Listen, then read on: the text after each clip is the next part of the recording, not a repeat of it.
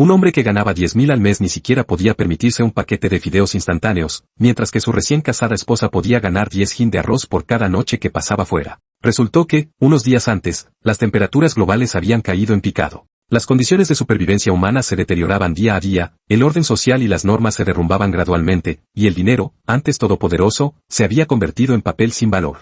Solo las mujeres guapas y la comida seguían siendo moneda de cambio. Sin embargo, yo poseía un suministro ilimitado de este preciado bien, todo porque, inesperadamente, había despertado el sistema de registro del Apocalipsis. Este sistema no solo proporcionaba grandes cantidades de comida, sino también diversas armas y suministros. Después de un día de duro trabajo, estaba empapado en sudor esperando el ascensor para volver a casa. De repente, una voz despectiva atravesó el aire detrás de mí. Me giré y vi a una mujer de impresionante belleza que se tapaba la nariz y me miraba con total repugnancia. Apestoso mensajero, aléjate de mí. Se llamaba Senbanyo y vivía al lado con su recién casado marido. Ella trabajaba en un banco, mientras que su marido, Wang Zheng, era ejecutivo de una empresa. Ambos se consideraban élites sociales y despreciaban desde lo más profundo de su corazón a la gente humilde como yo. En ese momento, una voz mecánica resonó en mi mente: enhorabuena, anfitrión, por vincular con éxito el sistema de registro del Apocalipsis. En 5 horas, el mundo se sumirá en un apocalipsis de frío extremo. Para garantizar las necesidades de supervivencia del anfitrión, este sistema proporcionará recompensas diarias por registrarse, todas ellas almacenadas en el espacio del sistema. Las opciones de recompensa de hoy son las siguientes: 1. Sustento ilimitado, que incluye todos los alimentos, bebidas alcohólicas y refrescos. 2. Botiquín de emergencia, que contiene todos los artículos médicos disponibles en el mercado. 3. Pistola Golden Desert Eagle, equipada con munición infinita. 4. Una lata de gel para el cabello que te hará lucir absolutamente espectacular una vez aplicada. Dado que las reglas de la supervivencia han cambiado, no me culpes por ser despiadado. ¿Qué miras? Un día de trabajo ya es lo suficientemente agotador como para tener que soportar el hedor de alguien como tú. ¡Qué mala suerte! Senbanyo no hizo ningún esfuerzo por ocultar su disgusto. En ese momento, llegó el ascensor. Entré con una sonrisa fría, mientras que Senbanyo tenía claramente la intención de esperar al siguiente. Sin embargo, antes de que se cerraran las puertas, comenté con indiferencia: si te entra hambre, acuérdate de venir a buscarme. Las puertas se cerraron. Senbanyo se detuvo y luego estalló de furia: ¿por quién me tomas? ¿Qué iría a verle solo para comer algo? Maldito mensajero, ¿qué has dicho? Sácame de aquí, rugió, golpeando la puerta del ascensor, pero yo ya me había ido. De vuelta a casa, me tumbé cómodamente en el sofá. Con solo pensarlo, 2 latas de cola helada aparecieron en mis manos. Me llevé una a la boca mientras jugaba con la otra boca abajo. Dado que se trataba del apocalipsis helado, tendría que encontrar ropa de abrigo pronto. ¡Pum! ¡Pum! ¡Pum! De repente, unos golpes urgentes y violentos resonaron en la puerta. Los gritos furiosos de Senbanyo provenían del exterior: maldito mensajero, explícate. ¿Qué querías decir con eso antes? No te escondas ahí dentro y te quedes callado. Sé que estás en casa. Fruncí el ceño lentamente. ¿No va a terminar nunca? ¿Qué pasa, Xiao Yue? ¿Por qué estás golpeando la puerta de Cao Xuan? Salió Wang Zheng a preguntar. Senbanyo repitió mis palabras anteriores. Todavía furiosa, ese repartidor intentó ligar conmigo. Me aseguraré de que no pueda seguir viviendo aquí. Al oír que habían ligado con su esposa, Wang Zheng también se enfureció. ¿Este chico está buscando problemas? Xiao Yue, no te preocupes, me aseguraré de que. Antes de que pudiera terminar, abrí la puerta y miré a la pareja con una mirada gélida. Wang Zheng se encontró con mi mirada y su ira se redujo a la mitad al instante. Él medía apenas 1,75 m, mientras que yo lo superaba en altura con mi 1,85 m. Si llegáramos a las manos, el resultado era obvio. Senbanyo, sin embargo, no conocía el miedo. Señalándome, escupió: maldito perdedor. Explícame lo que acabas de decir o hoy tendremos unas palabras. Poco a poco esbocé una sonrisa fría y avancé sin decir nada. Senbanyo retrocedió asustada y se volvió hacia su marido en busca de ayuda. Wang Zheng miró a su alrededor y, de repente, esbozó una sonrisa. Cao Xuan ha vuelto. Debe de estar agotado después de un día de trabajo. Bueno, descansa pronto. Dicho esto, arrastró apresuradamente a su desconcertada esposa al interior. De vuelta en casa, Senbanyo miró a su marido con ira. «Marido, ¿por qué has huido? ¿No has visto cómo estaba hace un momento? Se ha atrevido a ponerse agresivo con nosotros después de hacer algo malo. ¿Tienes miedo?» Wang Zheng negó con la cabeza apresuradamente. «Esposa, te equivocas. No era miedo, sino consideración por nuestra seguridad. Somos la flor innata de la sociedad, con una familia perfecta. Alguien como Cao Xuan, que está en lo más bajo de la sociedad, está destinado a sentir envidia. ¿Y si lo presionas demasiado y se vuelve loco, buscando venganza?» Senbanyo se estremeció ante esa idea, y una ola de pánico la invadió. «¿Qué hacemos entonces, querido? Dejémoslo así. Recuerda siempre el principio de que los afortunados deben ceder. Nosotros somos los afortunados. Cuando nos encontramos con personas así, lo mejor es dar un paso atrás si es posible». Senbanyo lo miró, con una expresión que mezclaba sorpresa y duda. «¿De verdad?» «Por supuesto», respondió Wang Zheng con sinceridad, aunque por dentro sintió una oleada de alivio. «Menos mal que no soy un matón callejero, porque si no, no tendría ninguna oportunidad.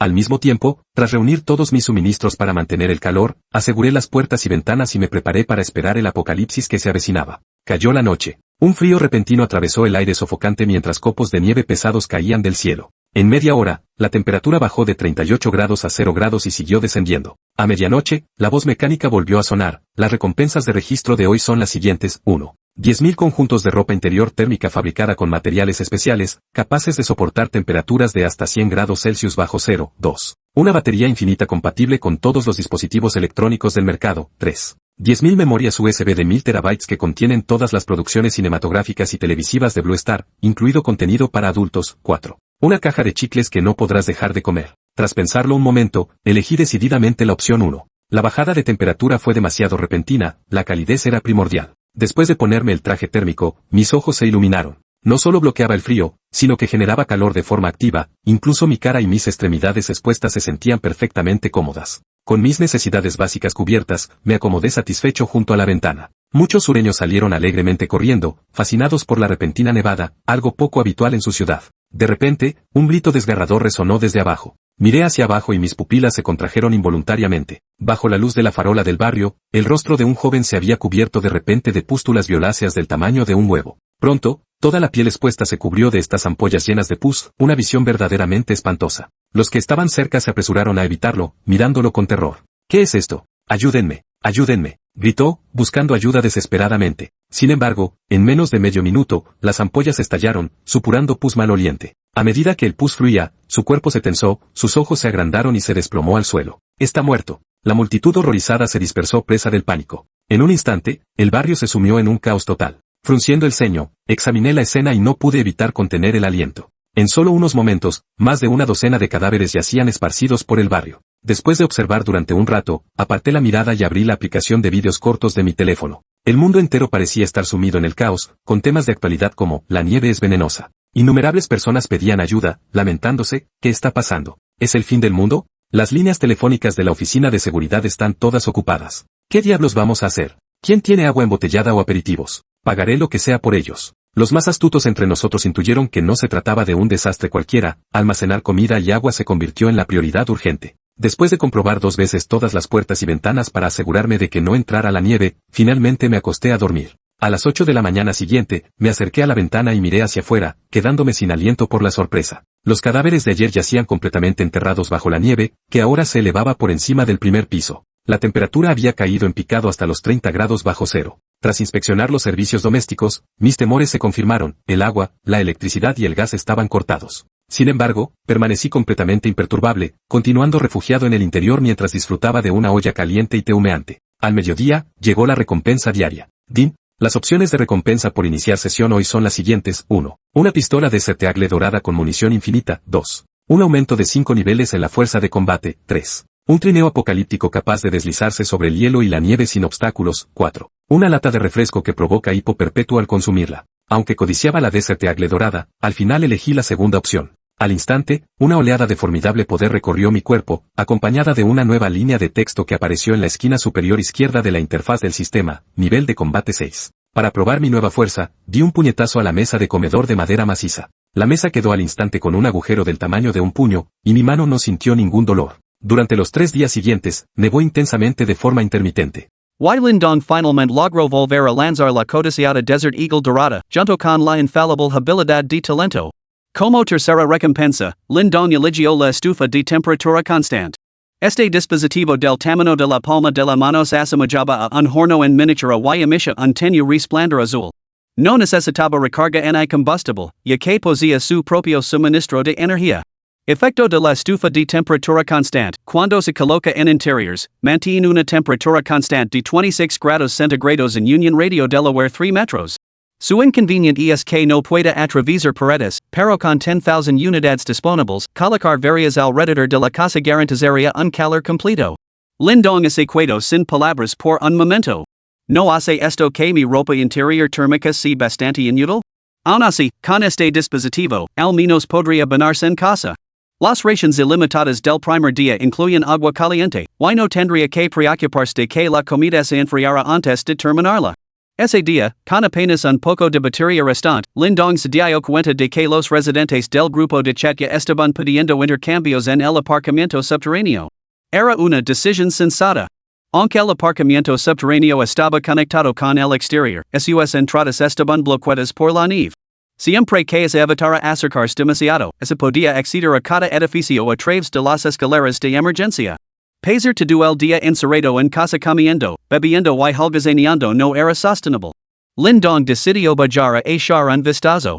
Abrigado con una gruesa chaqueta de plumas, dejando solo su rostro al descubierto, Lindong salió al exterior.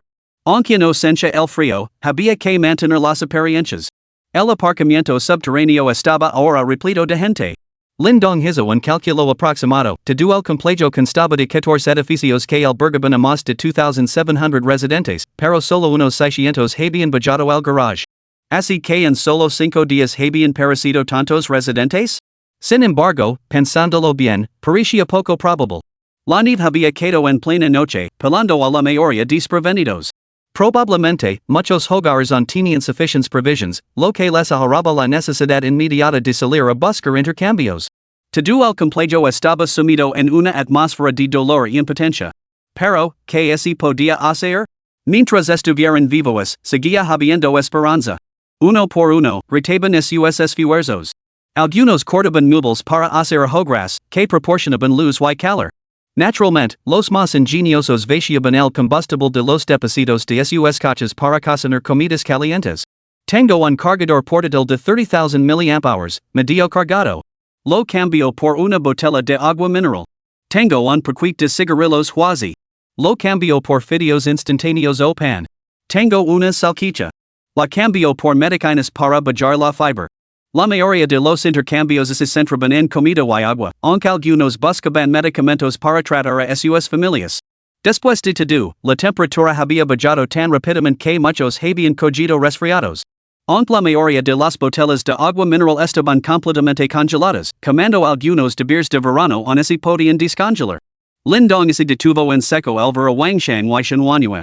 Ambos iban envueltos como bolas de arroz, solo se les veía las caras pálidas y agitadas.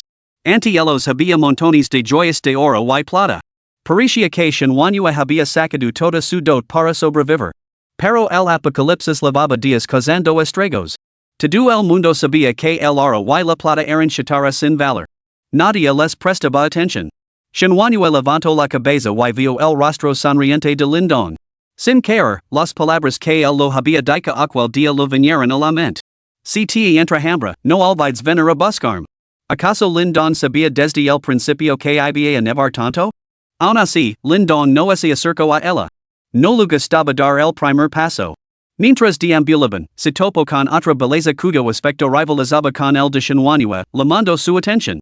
Aunque iba bien abrigada, sus rasgos eran exquisitamente refinados.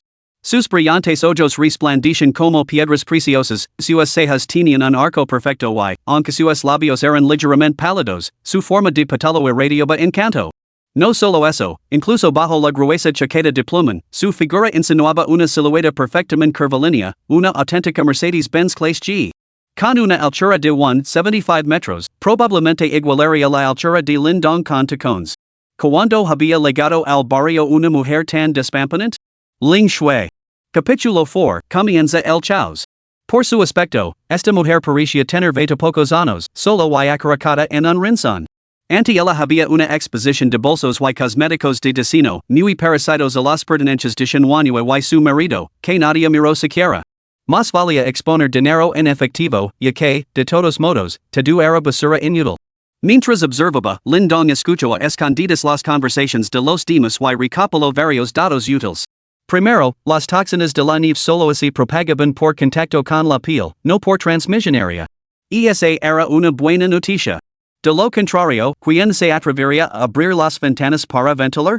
Te asfixiarías antes de morir de hambre. La segunda buena noticia era que algunos, impulsados por el hambre, habían llevado a cabo atrevidos experimentos. Descubrieron que cubriendo su piel con materiales impermeables, como lavar bolsas de plástico debajo de la ropa, y utilizando paraguas para protegerse de la nieve, podían caminar por zonas donde la nieve no era demasiado profunda. El único problema era que la nieve en las carreteras del barrio tenía ahora más de 3 metros de profundidad. Era imposible que alguien caminara por ella para buscar suministros.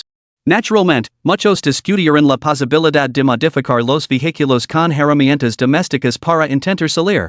Lin Dong descartó esta idea por considerarla una completa tontería. Con tanta nieve, incluso los excavadores tendrían dificultades para circular, por no hablar de los coches. Esto por sí solo revelaba el grado de escasez de recursos de la gente. La tercera noticia preocupaba a Lin Dong, los cadáveres congelados por la nieve. Sus pupilas se habían vuelto blancas y cada cuerpo estaba rígido por el frío en una postura extremadamente contorsionada, lo que resultaba totalmente inquietante. ¿Podrían todos estos cadáveres convertirse en zombies más adelante? No pudo evitar especular Lin Dong, y cuanto más lo pensaba, más plausible lo parecía. Una vez que el clima se calentara, estos cadáveres podrían muy bien volver a la vida después de descongelarse. Parecía que, siempre que surgen options para mejorar la propia fuerza, lo sensato era elegirlas sin dudar. Cuanto más fuerte se volviera, mayores serían sus posibilidades de sobrevivir. Guapo, por casualidad tienes pan o fideos instantáneos? Estos bolsos de destino me han costado decenas de miles cada uno. ¿Podría cambiarlos por algo comestible? Preguntó Ling Shui, Alvara un joven perdido en sus pensamientos, se acercó lentamente a él y no pudo resistirse a preguntarle. Lin Dong volvió a prestar atención y levantó ligeramente una ceja. La voz de esta mujer era nítida y melodiosa, con un toque de encanto, realmente agradable. Estas cosas no sirven para nada. ¿Qué tal algo más práctico? Lin Dong examinó sin reservas el bonito rostro de Ling Shui. Ling Shui se mordió el labio con fuerza. Sabía muy bien que, en esa situación, los bolsos de destino eran meras bagatelas. Envueltos como albóndigas y hambrientos, ¿quién tenía ganas de preocuparse por los bolsos? Era simplemente una cuestión de negarse a perder la esperanza. Viviendo sola, sin ningún hombre en quien apoyarse, en tiempos tan brutales, lo único que tenía valor era su propio cuerpo. Pero ella no estaba dispuesta a rendirse tan fácilmente. Guapo, ¿qué tal, esto? Ling Shui reflexionó brevemente antes de sacar una bolsa de plástico negra de su bolsillo. Completamente ajena a ello, su documento de identidad cayó al suelo. Lin Dong lo vio inmediatamente. La mujer se llamaba Ling Shui. Cogió la bolsa de plástico y se quedó estupefacto al instante. Dentro había todo tipo de medias. Medias hasta los muslos, medias hasta las rodillas, body stockings, ligueros, medias de rejilla, todas las variedades imaginables. Maldita sea. Mi llama guapo y me trata como a un mendigo asqueroso? Ling Shui bajó la voz, guapo, todo esto es mío, usado y sin lavar. 2. Vida la mierda, Lin Dong le lanzó la bolsa y sacó una barra de pan de su propio bolsillo. Vivo en el bloque 5, piso 301. Si quieres algo de comer, ven a mi casa. Los dos somos adultos, ya sabes a qué me refiero. Le lanzó una mirada, se guardó el pan en el bolsillo y se dio la vuelta para marcharse. Ling Shui se mordió los pálidos labios hasta casi sangrar. Antes del Apocalipsis, no habría prestado atención a un mendigo tan asqueroso. Sin embargo, ahora, en este nuevo mundo, ese desgraciado esperaba que él le hiciera compañía. Aunque estaba furiosa, ¿qué podía hacer? Él tenía comida. Lin Dong siguió vagando durante apenas 2 minutos cuando, de repente, 3 hombres corpulentos salieron corriendo por la salida de emergencia del edificio 7. El líder, un hombre con la cara llena de protuberancias carnosas, era claramente un personaje peligroso. Además, los 3 empuñaban cuchillos de cocina. Liang Meng hizo un gesto amplio con su gran mano, ráptamelo. Con eso, se abalanzó hacia el puesto más cercano, atendido por una anciana. Sobre el mostrador había un tarro de leche en polvo para ancianos, que Liang Meng arrebató con un rápido movimiento. ¿Por qué me robas mis cosas? Socorro. Un robo. La anciana se aferró desesperadamente al brazo de Liang Meng, tratando de recuperar su leche en polvo, su única esperanza de obtener comida. Maldita sea, te lo has buscado. Un destello frío brilló en los ojos de Liang Meng. Levantó el cuchillo y lo bajó con brutal fuerza. Salpicadura. La sangre brotó a chorros.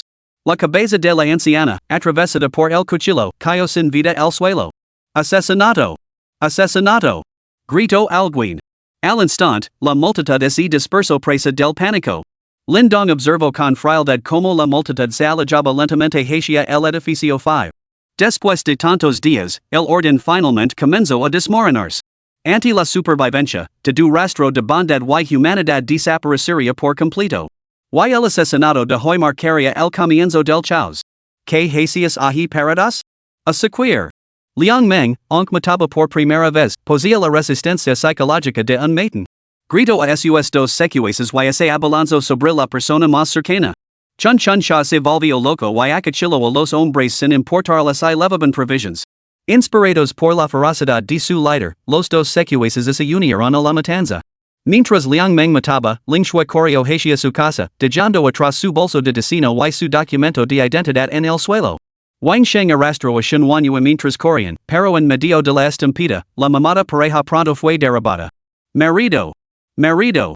Gritó Shen Wanyu aterrorizada, con las piernas demasiado débiles para mantenerse en pie. Esposa. Levantate. Gritó Wang Sheng mientras se esforzaba por levantarla, pero, hambriento, no pudo moverla.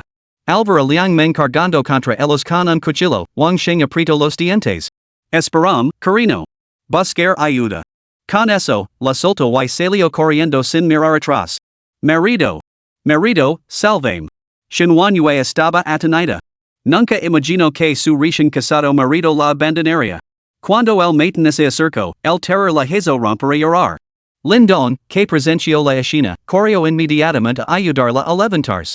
Era su presa, no podía dejar que muriera así. Ven conmigo. Al sentir los fuertes y capax brazos que la sostenían, Shen Wanyu finalmente vio que era Lindong quien la había salvado.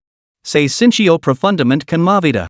La matanza de Liang Meng fue indiscriminada, acachiló a cualquiera que estuviera a su alcance hasta que el aparcamiento subterráneo quedó completamente vacío. Solo entonces los tres hermanos se detuvieron. Al observar los 7 u 8 cadáveres esparcidos por el suelo, junto con otros que se agarraban los brazos y las piernas amputados mientras comían, Liang Meng, con la cara cubierta de sangre, soltó una risa salvada antes de matarlos a todos uno por uno. Jaja, hermano mayor. Dolas neozelandeses. Esta táctica realmente funcionó. Los dos secuaces secuieron rápidamente el aparcamiento subterráneo y reunieron una considerable cantidad de comida. Su plan era sencillo, bajar para atacar a la gente y secuir los suministros. Seguramente los demás fueron aterrorizados, dejando sus puestos desatendidos, lo que supondría una ganancia inesperada para ellos. Liang Meng calculó que la comida que habían conseguido alimentaria a los tres hermanos durante 2 días. Pero las futuras incursiones serían más difíciles. La gente se atrincheraría en sus casas por miedo, obligándolos a derribar puertas para conseguir comida. Bien, volvemos. En ese momento, otro secuaz se acercó corriendo, sonriendo lascivamente, con una tarjeta de identificación en la mano. Chief, he encontrado algo bueno. Capítulo 5, trabaja para mí y tendrás 3 comidas al día. Liang Meng la cogió y sus ojos se iluminaron. Que mujer tan hermosa. Era una foto de carne oficial. Todas aquellas mujeres que dependían de los filtros de belleza y el maquillaje para salir de casa quedarían al descubierto con su verdadero aspecto en este tipo de fotos. Pero la mujer llamada Ling Shui que aparecía en este carne tenía un delicado rostro ovalado y unos ojos brillantes y cautivadores, una auténtica belleza. Lo único lamentable era que la dirección que figuraba en el carne no era la de Jiayuan Estate, probablemente solo era una inquilina ali. No tenía ni idea de en qué bloque o piso vivía. El chico que había encontrado el carne, Zheng Peng, parpadeó y sonrió. Chief, hace días que no toco a una mujer. ¿Esta belleza? Tengo que probarla. Liang Meng se rió entre dientes, no hay prisa. Primero vamos a comer algo y luego fabricaremos una herramienta para forzar puertas. Iremos piso por piso, tarde o temprano la encontraremos. Además, en esta urbanización hay muchas mujeres. Los tres podremos saciarnos. Con sonrisas maliciosas en sus rostros, el trío se dirigió a casa. Después de lavarse Shen Wanyu, Lindong bloqueó la salida de emergencia antes de regresar al edificio 5, piso 3. Solo al llegar a la puerta de su casa, Shen Wanyu finalmente se calmó. Inmediatamente se liberó del hogar de Lindong y se abalanzó sobre la puerta para golpearla. Wang Sheng, abra la puerta. Cobarde. Tuviste el descaro de abandonar a tu esposa y correr a casa solo. Abrila, te digo. Su voz era fuerte y frenética. Lindong se rió entre dientes mientras abría la puerta de su casa, apoyándose en el marco con los brazos cruzados, observando cómo se desarrollaba el espectáculo. Acaricado en el interior, temblando, Wang Sheng oyó la voz de su esposa y miró con cautela por la mirilla. Al ver solo a Lindong y a su esposa, finalmente reunió el valor para abrir la puerta. Xiao, Xiaoye, ¿estás bien? Rapido, entra. Esos hombres podrían volver. Wang Shang actuo como si no acabara de abandonar a su esposo y huir, tratando urgentemente de meterla dentro. Shen Wanyue estaba disgustada. Se soltó del brazo de su marido y la señaló, gritando, Wang Shang, ¿eres siquiera un hombre? ¿Qué hay de todas esas promesas que me hiciste antes de casarnos? ¿Qué? ¿Me abandonas en peligro y sales corriendo? Debía de estar ciega para casarme contigo. ¡Wah! Su voz se quebró en sollozos. Alvaro Lindon observando la escena desde cerca, el rostro de Wang Shang se ensombreció. Esbozó una sonrisa forzada.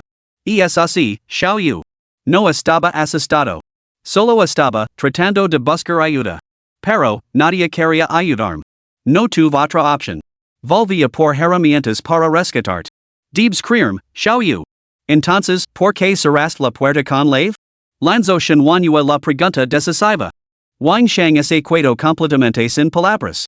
Shenhuanyue continuó con su lamento entre lágrimas, nos hemos comido y bebido todo lo que había en la casa. Hace un momento, incluso he perdido mi bracelete de oro.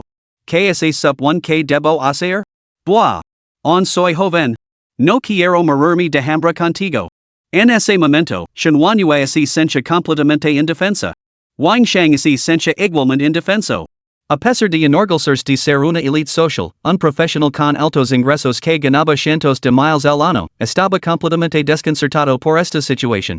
De repente, la mirada de Wang Shang se puso en Lindong, que se reía disimuladamente mientras observaba el espectáculo. Solo entonces se dio cuenta de que algo no cuadraba. El chico parecía estar perfectamente bien. Tenía el rostro sonrosado y no mostraba ningún signo de hambre. Lindong, ¿tienes algo de comida en casa? Preguntó Wang Shang con cautela. Lindong admitió con sinceridad, sí. De hecho, tengo mucha. Al resto, incluso Shenhuanyue dejó de llorar y sus ojos se iluminaron. Maravilloso. Lindong, ¿podrías compartir algo de comida con nosotros? Lindong esbozó una sonrisa deslumbrante. Bueno, eso es simplemente imposible. 2. Lindong sacó una lata de Coca-Cola de su bolsillo, la abrió, dio un gran trago y soltó un eructo de satisfacción. Eructo beber Coca-Cola helada en invierno es maravilloso, ¿no? A Wang Shang y su esposa casi se les salen los ojos de las órbitas. Sus bocas resecas no pudieron evitar humedecerse. Estaban babeando. Esta bebida era para tomarla o dejarla antes del apocalipsis y no te la puedes permitir después del apocalipsis. Y esto también demostraba indirectamente que la familia de Lindong tenía montones y montones de provisions. De lo contrario, ¿quién presumiría con Coca-Cola sin motivo alguno? Lindong, mira, somos vecinos, dijo Wang Shang con una sonrisa aduladora. Como dice el refrán, más vale un buen vecino que un pariente lejano. Si tuvieras la amabilidad de compartir un poco, una vez que pase este desastre, los arreglos necesarios para que te unas a mi empresa. ¿Qué te parece? Un salario mensual de 6,000, no, 8,000. Lindong resopló con desdén. Maldita sea. On sin tener en idea de la realidad, el tonto. Al ver que su Coca-Cola se había congelado después de solo un sorbo, Lindong la tiró resignado a su habitación y sacó otra lata de su bolsillo para seguir bebiendo. Los ojos de Wang Shang y su esposa se habían vuelto verdes de envidia, lo que les convenció en más de que Lindong poseía grandes reservas. Shenhuanyue se mordió el labio. Lindong, ¿qué te parece esto? Estamos dispuestos a pagar 100 por una botella de agua. Por cualquier cosa comestible, pagaremos 10 veces el precio. ¿Te parece aceptable? Lindong volvió a burlarse. Tú también eres un maldito idiota. Los Wang hervían en silencio. Entonces, ¿qué haría falta para que compartieras algo de comida con nosotros? Preguntó Wang Shang con impotencia. Lindong entrecerró los ojos y sonrió levemente, dirigiendo su mirada a Shenhuanyue. Este es el trato. Mi casa ha estado hecha un desastre estos últimos días. Me vendría bien una mujer para ordenarla. Podría contratar a tu cuñada como criada. Trabajaría desde las 8 de la mañana hasta las 8 de la noche, atendiendo todas mis necesidades. En cuanto al salario, le dar 3 comidas al día y podrá lavar su casa una barra de pan y una botella de agua mineral cada noche. ¿Qué te parece? Shenhuanyue se sonrojó y espidó. Lindong, has ido demasiado lejos. ¿Por qué debería limpiar tu casa? ¿Me tomas por tonta? Todos eran adultos, las insinuaciones no necesitaban palabras explícitas. Si se quedara a solas con Lindong en una habitación, no se provocaría él? Las tres comidas al día probablemente se convertirían en dos asuntos completamente distintos. Wang Sheng también estaba furioso, pero conservó el sentido común suficiente como para no recurrir a la violencia. Frunciendo el seno, dijo, Lindong, esto no puede ser. ¿Qué te parece esto? Mi mujer y yo te ayudaremos a ordenar. Nos aseguremos de que quede impecable. Lindong es un cogio de hombres. En mi casa no se admiten hombres. Si no te apetece, olvídalo. Con eso, cerró la puerta de un portazo. De todos modos, tengo comida y bebida, no hace frío y tengo todo el tiempo del mundo para divertirme. Wang Sheng y su esposa intercambiaron miradas, y entonces Shenhuanyu volvió a estallar. Wang Sheng, me abandonas para huir. No hemos terminado. Se marchó enfadada a casa, dejando a Wang Sheng luchando por apaciguar a su esposa. Al caer la tarde, Lindong se despertó y decidió preparar un festín de fondue. Calos de ternera, cordero, pasta de gambas, mallejas de pollo. Había de todo lo imaginable. Mientras tanto, en la habitación 302, la pareja que se había peleado había vuelto a quedarse en silencio. Al fin y al cabo, las discusiones eran agitadoras y, con todas las provisiones comestibles agitadas, seguir gritando no servía de nada. De repente, Shenhuanyu olfateó el aire. Qué raro. ¿Por qué huelo a olla caliente? ¿Es mi imaginación? Wang Sheng también olfateó, con el corazón acelerado. Realmente es olor a olla caliente. Los dos se miraron. Ya hambrientos, el aroma no hizo más que intensificar su hambre. Wang Sheng abrió la puerta en silencio y confirmó que el olor provenía del piso de Lindong. Su mente comenzó a dar vueltas inmediatamente. Carino, ¿qué tal se vas a trabajar para Lindong? Capítulo 6, Conquistar a la esposa del vecino, el código de la criada? Shenhuanyu abrió los ojos con incredulidad mientras miraba a su marido. Wang Sheng, ¿te das cuenta de lo que estás diciendo? Ese mismo día, su marido la había abandonado para salvarse a sí mismo durante el día, y ahora, por la noche, le pedía que trabajara para Lindong? Eso significaba acostarse con él, ¿no? Una ola indescriptible de decepción y frialdad la invadió, dejándola tan aturdida que ni siquiera podía sentir aire. Wang Sheng entendía perfectamente lo que implicaba enviar a su esposa a trabajar para Lindong, pero su hambre era abrumadora. En sus más de 20 años de vida, era la primera vez que experimentaba un hambre tan extrema que le quitaba incluso las ganas de discutir. Había puesto sus esperanzas en el truque de suministros ese día, pero ahora esa posibilidad se había desvanecido por completo. Su única oportunidad de sobrevivir era que su esposa le ganara una barra de pan con su trabajo. No te alters, Xiaoyu. Solo estás ordenando su casa. Si Lindong se atreve a hacer daño, pide ayuda a gritos. Acudir en cuanto te oiga. Shenhuanyu perdió toda ganas de discutir. El frío en su corazón era más intenso que el frío en su piel. ¿Era esto lo que se entendía por un duelo silencioso que superaba la muerte del corazón? Recordó el pasado, cuando su marido gozaba de una posición social respetable, era amable y cortés, y le prestaba mucha atención. Era el marido perfecto a los ojos de sus amigos y familiares. Sin embargo, cuando llegó la verdadera desgracia, vio la verdadera cara de Wang Sheng. Cobarde como un ratón, despiadado y sin principios, incluso habría cambiado a su esposa por una comida. Y aún así, se atrevía a ocultarse tras una máscara de falsedad. Al ver el estado de su esposa, Wang Sheng se apresuró a explicar, se oye, de verdad que no te estaba engañando. Debes creerme. ¿Recuerdas lo que te dije sobre el principio de la rendición de los afortunados? Nosotros somos los afortunados. Si cedemos un poco, tendremos. ¿Así que estás dispuesto a renunciar a tu propia esposa? Las lágrimas de Shenhuanyu volvieron a brotar. Este supuesto principio de la renuncia de los afortunados, ¿no era más que una excusa para la cobardía de Wang Sheng? Si hubiera tenido los medios, podría haber robado a Lindong sin más. ¿Por qué tenían que pesar hambre tanto él como su esposa? No, ¿por qué no me escuchas? Lo que quería decir era. Wang Sheng intentó explicarse mejor. Shenhuanyu se había levantado con dificultad, con los ojos fríos como el hielo fijos en él. Está bien. Ir con Lindong. Dica esto, se dirigió hacia la puerta. Wang Sheng extendió la mano para detener a su esposa, pero se detuvo en mitad del movimiento. Shenhuanyu, al darse cuenta de que su marido no la detenía, sintió que su última pizca de esperanza se desvanecía. Pum. Pum. Pum. Lindong salino la boca de carne con la mano izquierda mientras bebía cerveza helada con la derecha. Al que se abría la puerta, una leve inexplicable sonrisa se dibujó en sus labios antes de apresurarse a abrirla. Lindong, ser tu criada, afirmó Shinwanyu sin rodeos. El rico aroma de la olla caliente que flotaba hacia ella despertó algo en su interior, reviviendo un corazón que creía completamente muerto. Quiso seguir a Lindong no era tan mala idea. Al menos podría sobrevivir.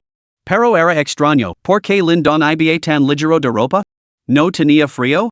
Lindong miró a Shinwanyu y luego a Wang Shang, que estaba detrás de ella, con el rostro crispado por el conflicto.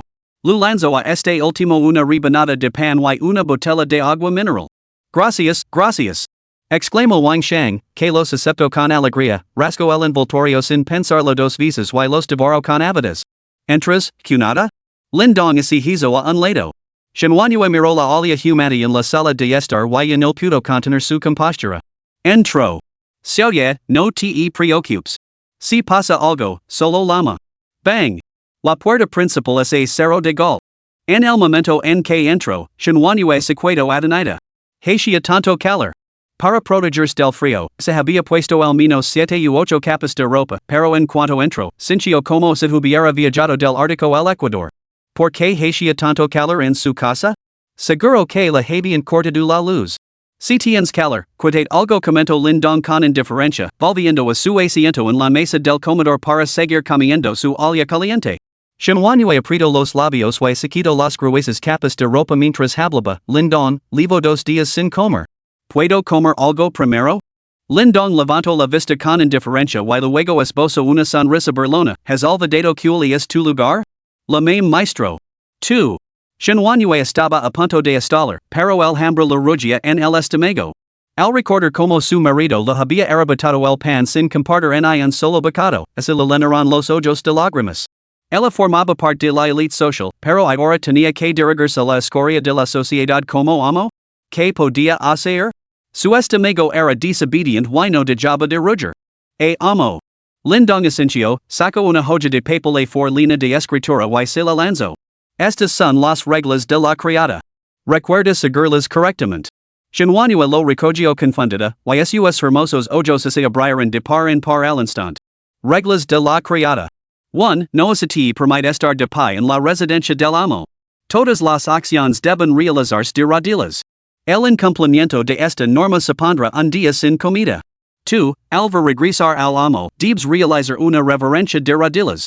El incumplimiento de esta norma supondrá un día sin comida. 3. Cuando el amo sea el único hombre presente, la criada deberá lavar el uniforme de criada especialmente designado. Infracción, un día sin comida. 10. La palabra del amo es autoridad absoluta. Cualquier acto de desobediencia será castigado con la muerte. Esto no es en absoluto un código de conducta para criadas. Es sacado directamente de esas películas japonesas para adultos, el código de una esclava. Shinwanyu inmediatamente rompió el papel for en pedazos y se volvió a poner la ropa con aire. Esto es indignante. Una humiliación tan descarada es inaceptable. Me voy. Con eso, se dio la vuelta para marcharse. Lindong la observó con frialdad, sacó su Desert Eagle dorado y lo apuntó con el cañón a la espalda. Ya no necesitaba a una criada desobediente. Sin embargo, cuando Shinwanyu llegó a la puerta para abrirla, su mano se congeló. El frío intenso fuera del alcance del horno de temperatura constante había vuelto con fuerza. Se había acostumbrado gradualmente al frío de 40°, pero después de experimentar finalmente el calor, el repentino regreso a las temperaturas bajo cero llenó su mente y su cuerpo de resistencia. Esta resistencia superó incluso su aversión al código de servienta de Lindong. Como dice el refrán en internet, podría haber soportado la oscuridad si nunca hubiera visto la luz. Lindong observó a Shinwanyu de pie, vacilante, en la puerta, con expresión distante, esperando con una mano en su pistola y la otra sosteniendo su olla caliente. 5 minutos más tarde, Shinwanyu cedió. No quería volver a esa casa helada. No quería volver a enfrentarse a ese marido cobarde y hipócrita. No quería seguir pasando hambre. Pum. Shinwanyu finalmente se convenció a sí misma, inclinando pesadamente su orgullosa cabeza. Maestro. Me equivoco. En ese momento, dijo a un lado de su orgullo y aceptó quedarse en la habitación 301 solo para seguir con vida. Incluso si eso significaba convertirse en un perro. Ya que te quedas, entonces cumple las reglas correctamente. Teniendo en cuenta que es tu primera infracción, te perdonar por esta vez. Lindong sonrió mientras enfundaba su arma y lo entregaba un conjunto de ropa. Estaba confeccionada a partir de ropa interior térmica producida por el sistema, cálida y presentable. Las lágrimas cayeron al suelo mientras Shinwanyu se resignaba a su destino. Capítulo 7, Servienta de Batalla? Traje de Servienta? Después de terminar su pan, Wang Shang no pudo resistirse a pegar la oreja a la puerta de Lindong para escuchar. Pero el aislamiento acústico era demasiado eficaz, no pudo oír nada durante un rato, obligado a soportar el tentador aroma de la olla caliente que se desprendía del interior. Una sola barra de pan no era suficiente para saciarlo. Al cabo de un rato, los gritos agudos de su esposa resonaron en el interior. La expresión de Wang Shang se torció al instante. Pensó en golpear la puerta, pero la idea del formidable físico de Lindong y la perspectiva de una futura escasez de pan hicieron que bajara la mano que había levantado. Lindong, no me obligues a buscar una oportunidad, o te matar. Wang Shang, con el rostro desencajado por la rabia, apretó los dientes y se dirigió con paso pasado a su casa. Una hora más tarde, Lindong había llenado la bañera con agua caliente y había dejado a Shinwanyu para que se bañara. De vuelta al sofá, encendió un cigarrillo y suspiró con satisfacción. Así sí que así vivía. Verdaderamente digna de un ático en el edificio 5, Shinwanyu le dio una palabra para describirla. Suave. Ni un gramo de grasa, una voz para morirse, absolutamente emocionante. Completamente incomparable con aquella ya ufe de antes, la que lo miraba con absoluto desprecio y lo había echado a patadas. Además, el nivel de fuerza obtenido gracias al sistema había mejorado considerablemente su destreza física. Una mejora verdaderamente integral. Cuando Shinwanyu salió del baño, Lindong ya se había retirado a su habitación. El salón estaba lleno de basura doméstica, mientras que la mesa del comedor solo tenía los restos de una comida de olla caliente. Al recordar su terrible experiencia, Shinwanyu sintió que las lágrimas volvían a brotar. Sin embargo, se arrastró hasta la mesa y se comió hasta la última migaja. Incluso bebió medio cuenco del caldo de la olla caliente, que le resultaba totalmente desagradable, y finalmente experimentó esa sensación de saciedad que había olvidado hacía mucho tiempo. Cuando terminó de comer, la mayor parte de su resistencia inicial se había evaporado. Siguiendo estrictamente el código de los servientes, comenzó a ordenar la casa. Una vez que todo quedó impecable, se acurrucó en el sofá y se quedó dormida. Lo había aceptado. La casa de Lindong tenía comida y calor, era prácticamente el paraíso en la tierra. En cuanto a la dignidad y la modestia, palidecían en comparación con un estómago lleno. La supervivencia era lo más importante. Lo único desconcertante era donde guardaba Lindong la comida. La cocina y la nevera estaban vacías, ¿podría estar en su dormitorio? Pero ella no se atrevía a entrar en su dormitorio. Además, ese lugar era demasiado cómodo. Una temperatura constante de 26 grados centígrados era como el paraíso en la tierra, ¿por qué arriesgarse? Hay que decir que Shinwanyu fue realmente afortunada. Después de regresar a su dormitorio, Lindong había instalado un sencillo dispositivo con cierre hermético, apuntando el canon del Golden Desert Eagle hacia la puerta. Cualquiera que irrumpiera en la habitación accionaria el gatillo, quien quiera que entrara, perecería. A medianoche, se distribuyeron las recompensas una vez más. Bip.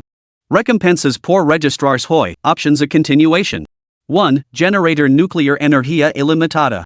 2. Función de servienta de combate activada. 3. Lanzacohetes RPG, equipado con 1000 cohetes.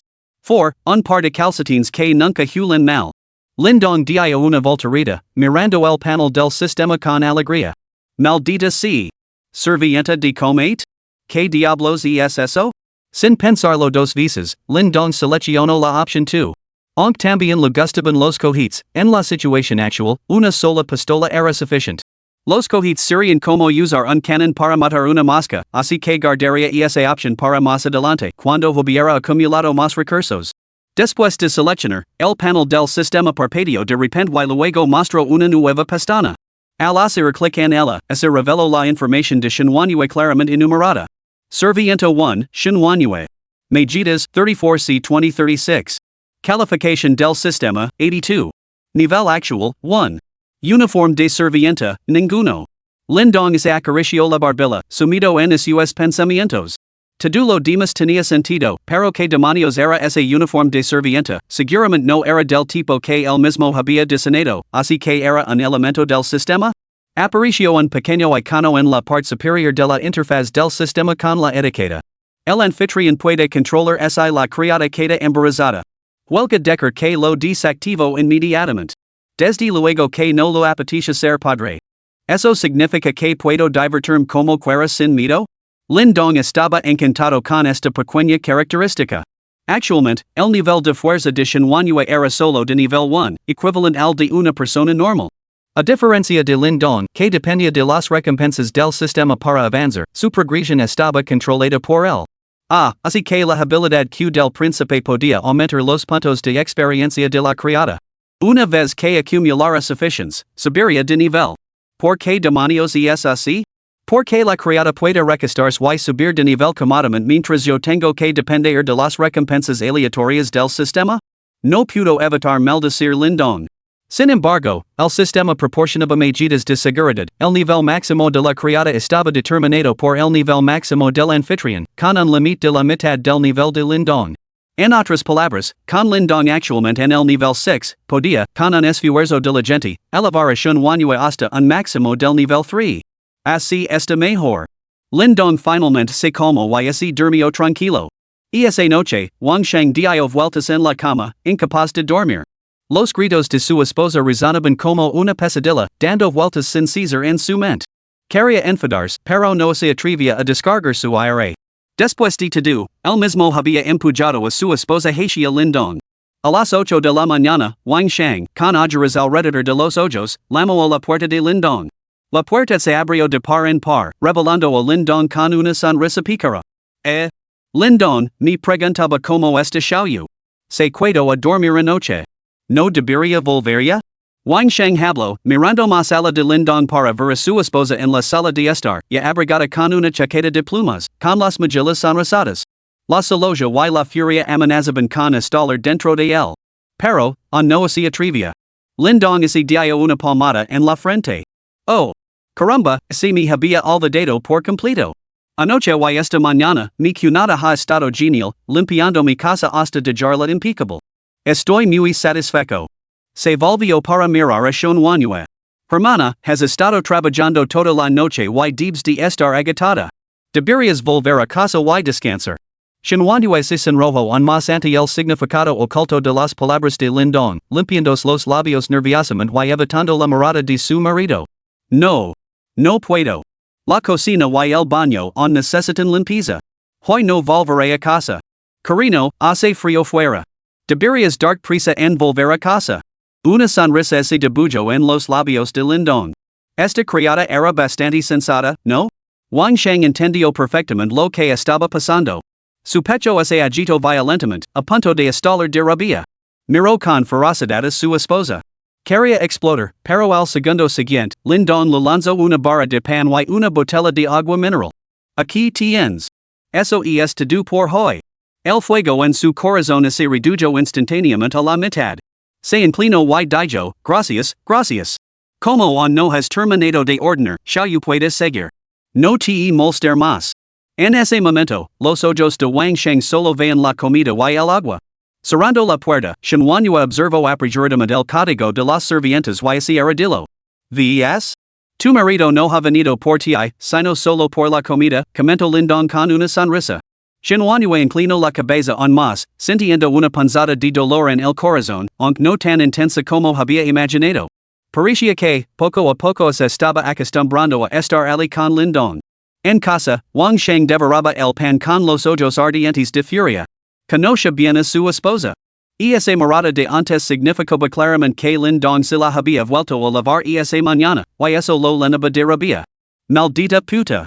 Una noche y te han domesticado? Apuesto a que lavabas todo este tiempo diciendo ir con Lin Dong. Maldita si, esto no puede seguir así. No puedo seguir a merced de Lin Dong. Tendré que encontrar la manera de hacerme con todos sus suministros. Con ese pensamiento, Wang Sheng salió de la casa. Capítulo 8, Chaos Total, Colapso de las Normas. La escalera de emergencia del edificio 5 estaba ahora abarrotada de supervivientes del edificio. Wang Sheng observaba con una sensación de desánimo. En todo el edificio quedaban menos de 100 almas vivas. El resto había perecido, congelado, hambriento o envenenado. Al llegar al último escalón, Wang Shang dirigió a la multitud, amigos, la situación es grave. Creo que debemos unirnos. De nuestro vecindario fue al aparcamiento subterráneo para una feria comercial, solo para ser robados por Liang Meng. Ahora nadie se atreve a bajar ali, lo que hace nuestros vidas aún más difíciles. Por lo tanto, mi propuesta es que las familias supervivientes formen una alianza. Compartamos recursos, unamos nuestros intereses y enfrentemos juntos esta crisis. Alguien frunció el seno. Basta de palabrería. Todos nos estamos muriendo de hambre. ¿Cómo vamos a compartir recursos exactamente? Wang Shang tenía preparada su respuesta. Creo que nuestra primera prioridad es que cada hogar contribuya con un hombre sano y fuerte para formar un equipo de seguridad. Empezando por el piso 101 de la planta baja, iremos puerta por puerta, forzando las puertas para reunir suministros. Cualquier hogar sin ocupantes vivos, nos levaremos todo lo que tengan. Si Liang Meng se atreve a matar, no podemos quedarnos sentados esperando la muerte. Al fin y al cabo, confiar únicamente en la puerta de seguridad del garage no los detendrá. Por lo tanto, este equipo de recolección de suministros debe operar de forma colectiva. Incluso si nos encontramos con Liang Meng, no hay por qué temer. Solo son 3 hombres contra nuestra docena. ¿Por qué deberíamos tenerles miedo? Ante estas palabras, la multitud asintió con la cabeza. Todos estaban conmocionados por el acto asesino de Liang Meng del día anterior, pero habían olvidado que él y sus hombres solo eran 3. Mientras permanecieron unidos, no había nada que temer. Otra voz preguntó, ¿cómo así repartirán los suministros recolectados? Todos los que así unánimes al escuadrón de escolta lo compartirán por igual. Una mujer intervino, pero, ¿y si una familia no tiene hombres sanos?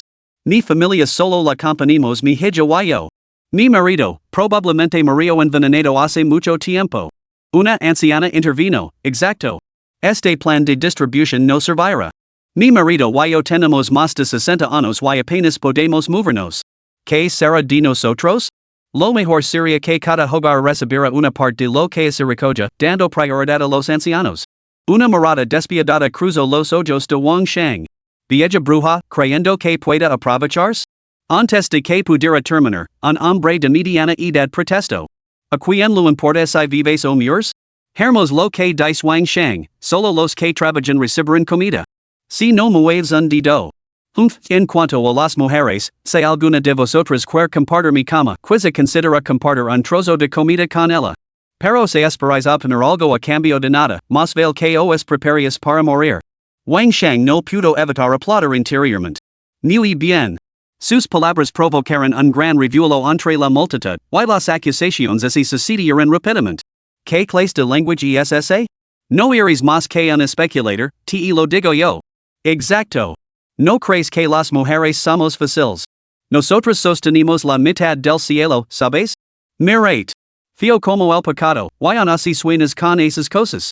El rostro del hombre de mediana edad se oscureció. De repente, agarró a la mujer de mediana edad que gritaba más fuerte por el pelo y le golpeó la cabeza contra la pared. Bam! Bam! La sangre salpicó por todas partes.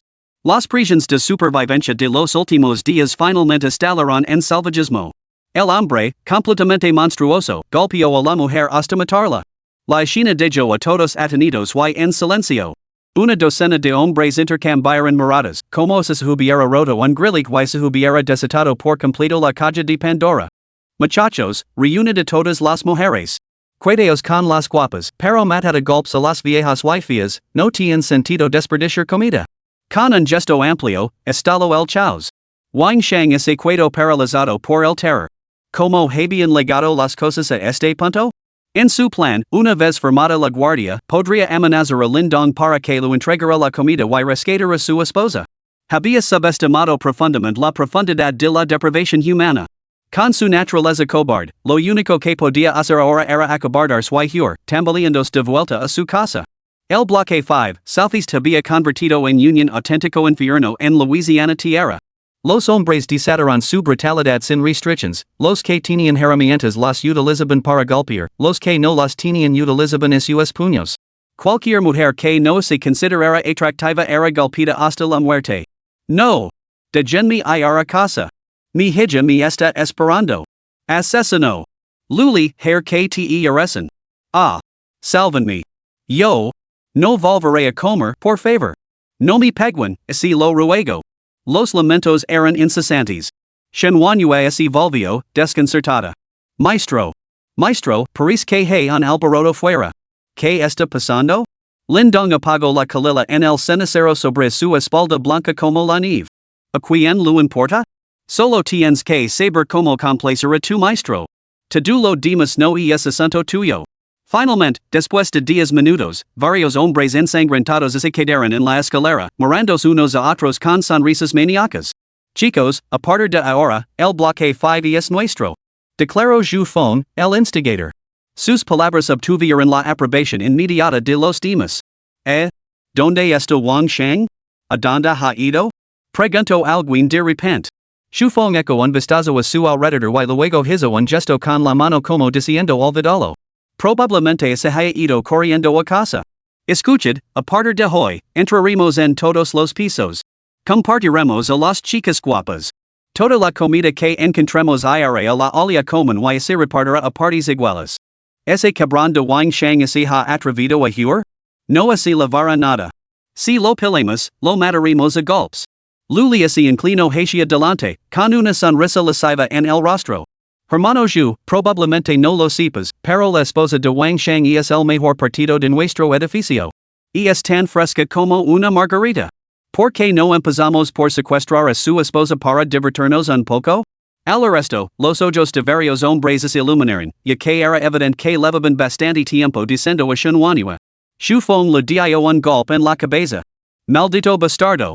Eso ya está congelado y tú estás pensando en jugar. ¿No temes convertir en una escultura de hielo? Primero, nos centramos en encontrar comida. Una vez que estemos linos, cortaremos todos los muebles para hacer harina y mantenernos calientes. Para entonces, hay una sola mujer de este edificio escapará de nuestras garras. Los demás se sintieron con la cabeza. Con el apocalipsis arrasando desde hacia días, todos los hombres estaban hambrientos. La purga del edificio 5 comenzó, aunque estaba lejos de ser un incidente aislado. Liang Meng había sentido un precedente para todos los hombres del complejo residencial Jiayuan. En otros edificios, los hombres ya se estaban uniendo, asaltando casas en busca de comida y secuestrando mujeres, sumiéndose en un caos total. Unidad 403, Bloque 3, Ling Shui vivía sola aquí. Como streamer de profesión, siempre había almacenado aperitivos, lo que le daba una ventaja a largo plazo sobre la mayoría. Pero ahora, el apocalipsis de Ling Shui se cernía sobre ella. El bloque 3 también había formado Union Escuadrón de Asalto Delaware más de 20 hombres, que forzaban las puertas una por una. El resultado era previsible. A través de la mirilla, Ling Shui vio como forzaban la puerta del piso 401. El hombre que estaba dentro, que blandía un cuchillo para defender a su mujer, fue golpeado hasta la muerte con palos. A continuación, prendieron fuego a los muebles y procedieron a agredir a la mujer allí mismo. Incluso a través de la puerta de seguridad insonorizada, Ling Shui podía oír los desgarradores gritos de la mujer, lo que la dejó temblando de miedo. ¿Qué debía hacer? Ling Shui se consideraba mucho más guapa que esa mujer. Si esos hombres la descubrían, su destino sería probablemente aún más espantoso. De repente, Ling Shui recordó al hombre con el que se había encontrado era en el aparcamiento subterráneo. Él lo había dicho que vivía en el bloque 5, piso 301. Tenía que encontrar la manera de pedir la ayuda.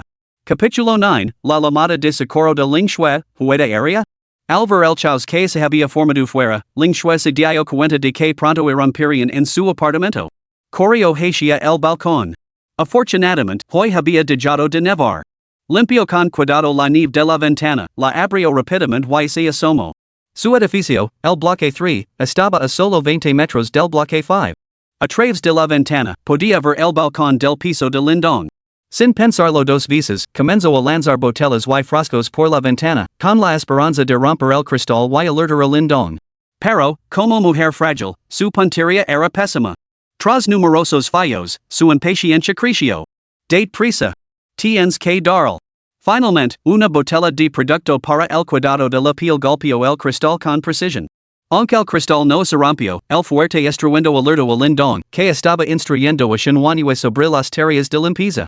Salio al balcón, Frenchio el seno y miro hacia afuera, donde veo a ling shue saludando frenéticamente con la mano.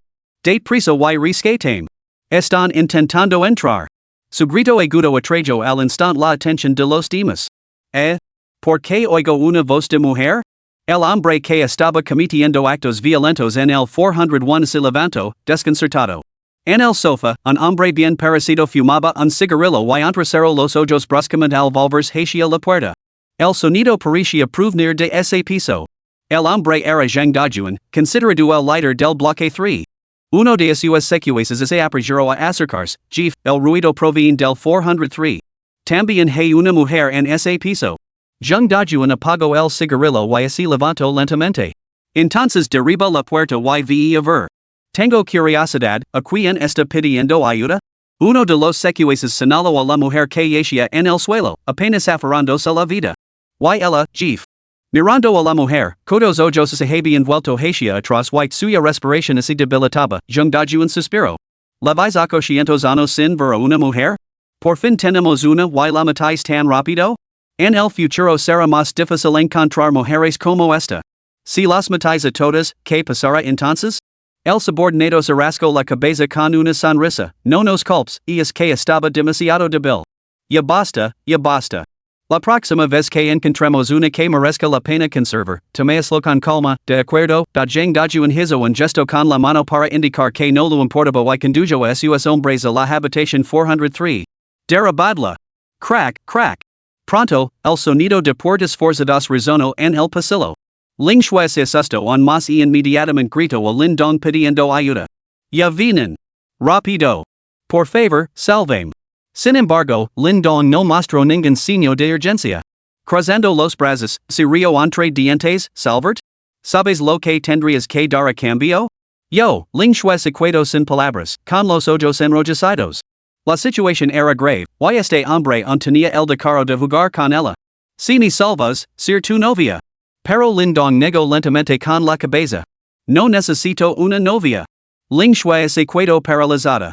Entonces, ¿qué demonios quería? Al momento siguiente, Shenhuanyue, vestida con un traje de servienta amejita, se arrastró hasta el balcón y se arrodilló obedientemente a los pies de Lin Dong. Esta escena dejó a Ling Shui completamente atonida. Maldita sea. Así era como jugaban? Ling Shui se quedó totalmente impactada al ver el estruendo revelador de Shenhuanyue. ¿Era ella algún tipo de superhero? ¿No sentía frío? Lin Dong sonrió, acarició el cabello de Shenhuanyue con la mano y luego se volvió hacia Ling Shui. Puedo salvarte. El precio es el mismo que el de ella. Chirrido, chirrido, chirrido. Pronto, la puerta se abrió a la fuerza. Zhang Dajuan y sus hombres irrumpieron en la habitación y vieron a Ling Shui aferrada al balcón, pidiendo ayuda. En el interior, descubrieron una serie de posters y fotografías de Ling Shui. Sus rasgos y su figura impecables dejaron a todos visiblemente excitados. Caramba, muchachos. Hemos encontrado un tesoro, y es absolutamente de primera categoría. Ya. ¿Cómo es que nunca antes me había fijado en una mujer tan guapa en nuestro edificio? Si no fuera por el Apocalipsis, nunca habría tenido una oportunidad con ella. Maldita sea. Y es una streamer. Mirad, tiene todo el equipo de retransmisión. Al oír las risas lascivas a sus espaldas, Ling Shui se asustó hasta las lágrimas. No os acerquéis más. Zhang Dajuan lideró la carga, con las manos en los bolsillos, mientras se acercaba al balcón. Carino, ven con nosotros tranquilamente. No te preocupes, me asegurar de que son indulgentes contigo. Ya. Las piernas de Ling Shui se debilitaron por el miedo. No creía ni una palabra de lo que decía este hombre. La mujer de la habitación 401 había gritado de forma tan lastimera antes. Debía de haber sido un dolor insoportable. Al volverse para mirar a Lin Dong, vio que Shenhuanyue se había arrastrado de vuelta al interior y que Lin Dong parecía dispuesto a cerrar la ventana y volver también a su habitación. Abrumada por la desesperación, Ling Shui finalmente gritó, lo hair. Sir vuestra puta. Segura este hombre significaba que tal vez solo él saldría con la suya. Si aquellos hombres del edificio tenían éxito, ¿quién sabía cuántos se turnarían? Moriría. Shenhuanyue oyó esto y frunció ligeramente los labios. ¿Quién era la pura? Ella era una criada. Pero en tiempos como estos, ser una pura no era muy diferente. Aquí estás pidiendo ayuda? Pregunto Zhang Dajuan con recelo, moviendos rapidamente hacia Ling Shui. Antes de que su gran mano pudiera alcanzar a Ling Shui, el terror se apoderó de el alvaro un joven en el edificio de un front subiéndose al alféizar de una ventana, tomando impulso. ¿Qué estaba haciendo? ¿Saltar al vacío?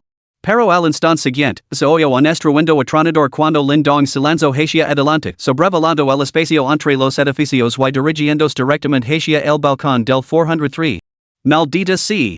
Jadio Zhang Dajuan, solo para recibir una boda del número 48 que le golpeó de lino en la cara sin pestañear. La fuerza salvaje lo lanzó por los aires, estrelándolo contra un grupo de personas. Joder. Jeef, ¿estás bien? Ay, casi me rompo la espalda. ¿Quién ha pateado al Jeef? Maldita sea. ¿Ha sido una patada voladora? Lin Dong aterrizó sano y salvo, sorprendido por dentro. ¿De verdad era tan poderoso con solo el nivel 6? Antes, de repente se había sentido capaz de saltar al otro lado, y lo había hecho. Puntos del sistema, amigo. Eso eran más de 20 metros. Una patada voladora en toda regla, El cerebro de Ling Shui casi se bloqueó mientras miraba atenida a Lin Dong aterrizar ante ella. ¿Cómo lo había conseguido? Zhang Dajuan se puso en pie con dificultad, mirando a Lin Dong con inquietud. Pero al recordar que su grupo estaba formado por más de 20 hombres, todos armados con cuchillos, recuperó algo de valor. Chicos, os apetis jugar a los héroes y rescatar a la damisela en apuros. ¿No tenías una idea de cuántos somos? Chicos, apuñaladlo hasta matarlo. A su orden, los hombres sacaron cuchillos de cocina, cuchillos de fruta y otras herramientas, listos para matar a Lin Dong. Legais justo a tiempo. Me preguntaba cuánto poder destructivo tengo ahora. Lin Dong sonrió salvajemente, relamiendos los labios. No se molestó en sacar su pistola en su lugar, lanzó un puñetazo violento al hombre más cercano. Smack! El golpe fue tan fuerte que le destrozó el cráneo al instante, como si fuera una sandía explotando. La carne y la sangre salpicaron varias caras, y algunos incluso tragaron trozos antes de poder reaccionar. La escena dejó a todos paralizados por el terror. Se detuvieron en seco, mirando a Lin Dong con absoluto horror. A Zhang Dajuan se le cayó la mandíbula. Maldita sea, este tipo es realmente un superhumano. ¿Qué tipo de fuerza destructiva es esta? Ling Shui sintió la sangre caliente en su rostro, sus ojos se voltearon y se desmayó. Lin Dong miró su puño con sorpresa, luego recogió el cuchillo de cocina del hombre y les sonrió con frialdad. Damas y caballeros, su mensajero ha llegado para llevarlos al oeste. Capítulo 10, rescatando a Ling Shui, no voy a quedarme con un perro inútil. Las palabras de Lin Dong sonaban ahora como el susurro de un demonio. Cord. Alguien gritó, y el grupo reunido apresuradamente se sumió instantáneamente en el caos, empujándos todos hacia la puerta. Zhang Dajuan fue el más rápido en huir. Pero con más de 20 personas apenadas en una única puerta estrecha, escapar resultó ser todo menos sencillo. El caos reinaba supremo. A Lin Dong no le importaba lo más mínimo el pandemonium. Blandiendo el cuchillo, comenzó una matanza. Cada golpe hacía volar miembros, brazos o piernas, y en cuestión de segundos, la casa de Ling Shui se había convertido en un auténtico infierno en la tierra. Solo la mitad logró escapar. Lin Dong salió del 403 y solo tiró el cuchillo de cocina de filo romo cuando el pasillo quedó completamente desierto. Ayuda, ayuda. Desde la puerta abierta del 401, una mujer que se aferraba a la vida lucaba por arrastrarse hacia la entrada, su desesperada petición de ayuda apenas audible. Lin Dong la miró. Era una mujer de aspecto por encima de la media, que parecía tener entre 30 y 40 años. Si no hubiera sido por el Apocalipsis, quizá on conservaría su encanto. Por desgracia, aquella tuba la había destrozado por completo. Lo que estaba experimentando ahora era probablemente el último destello de vida. Salva, a mi hija, suplicó la mujer, con los ojos brillando de esperanza mientras miraba a Lin Dong. No me interesa, respondió Lin Dong, dándose la vuelta para marcharse. La luz de sus ojos se apagó rápidamente. Levantó la cabeza y la golpeó con fuerza contra el suelo mientras la vida se le escapaba lentamente. Con su último esfuerzo, pronunció unas palabras que detuvieron a Lin Dong en seco. Jiangcheng. Universidad de Ciencia y Tecnología.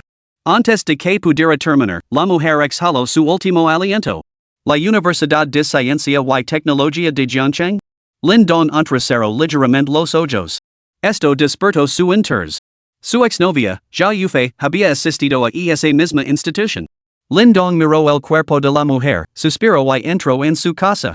Su marido yacía tendido en un charco de sangre, con los ojos muy abiertos y sin cerrar en la muerte. Pronto, Lindong encontró una fotografía de la familia de tres y sus ojos se iluminaron. La hija de la mujer era increíblemente hermosa y irradiaba vitalidad juvenil. Cuando sonría, lo aparecían unos adorables hoyuelos.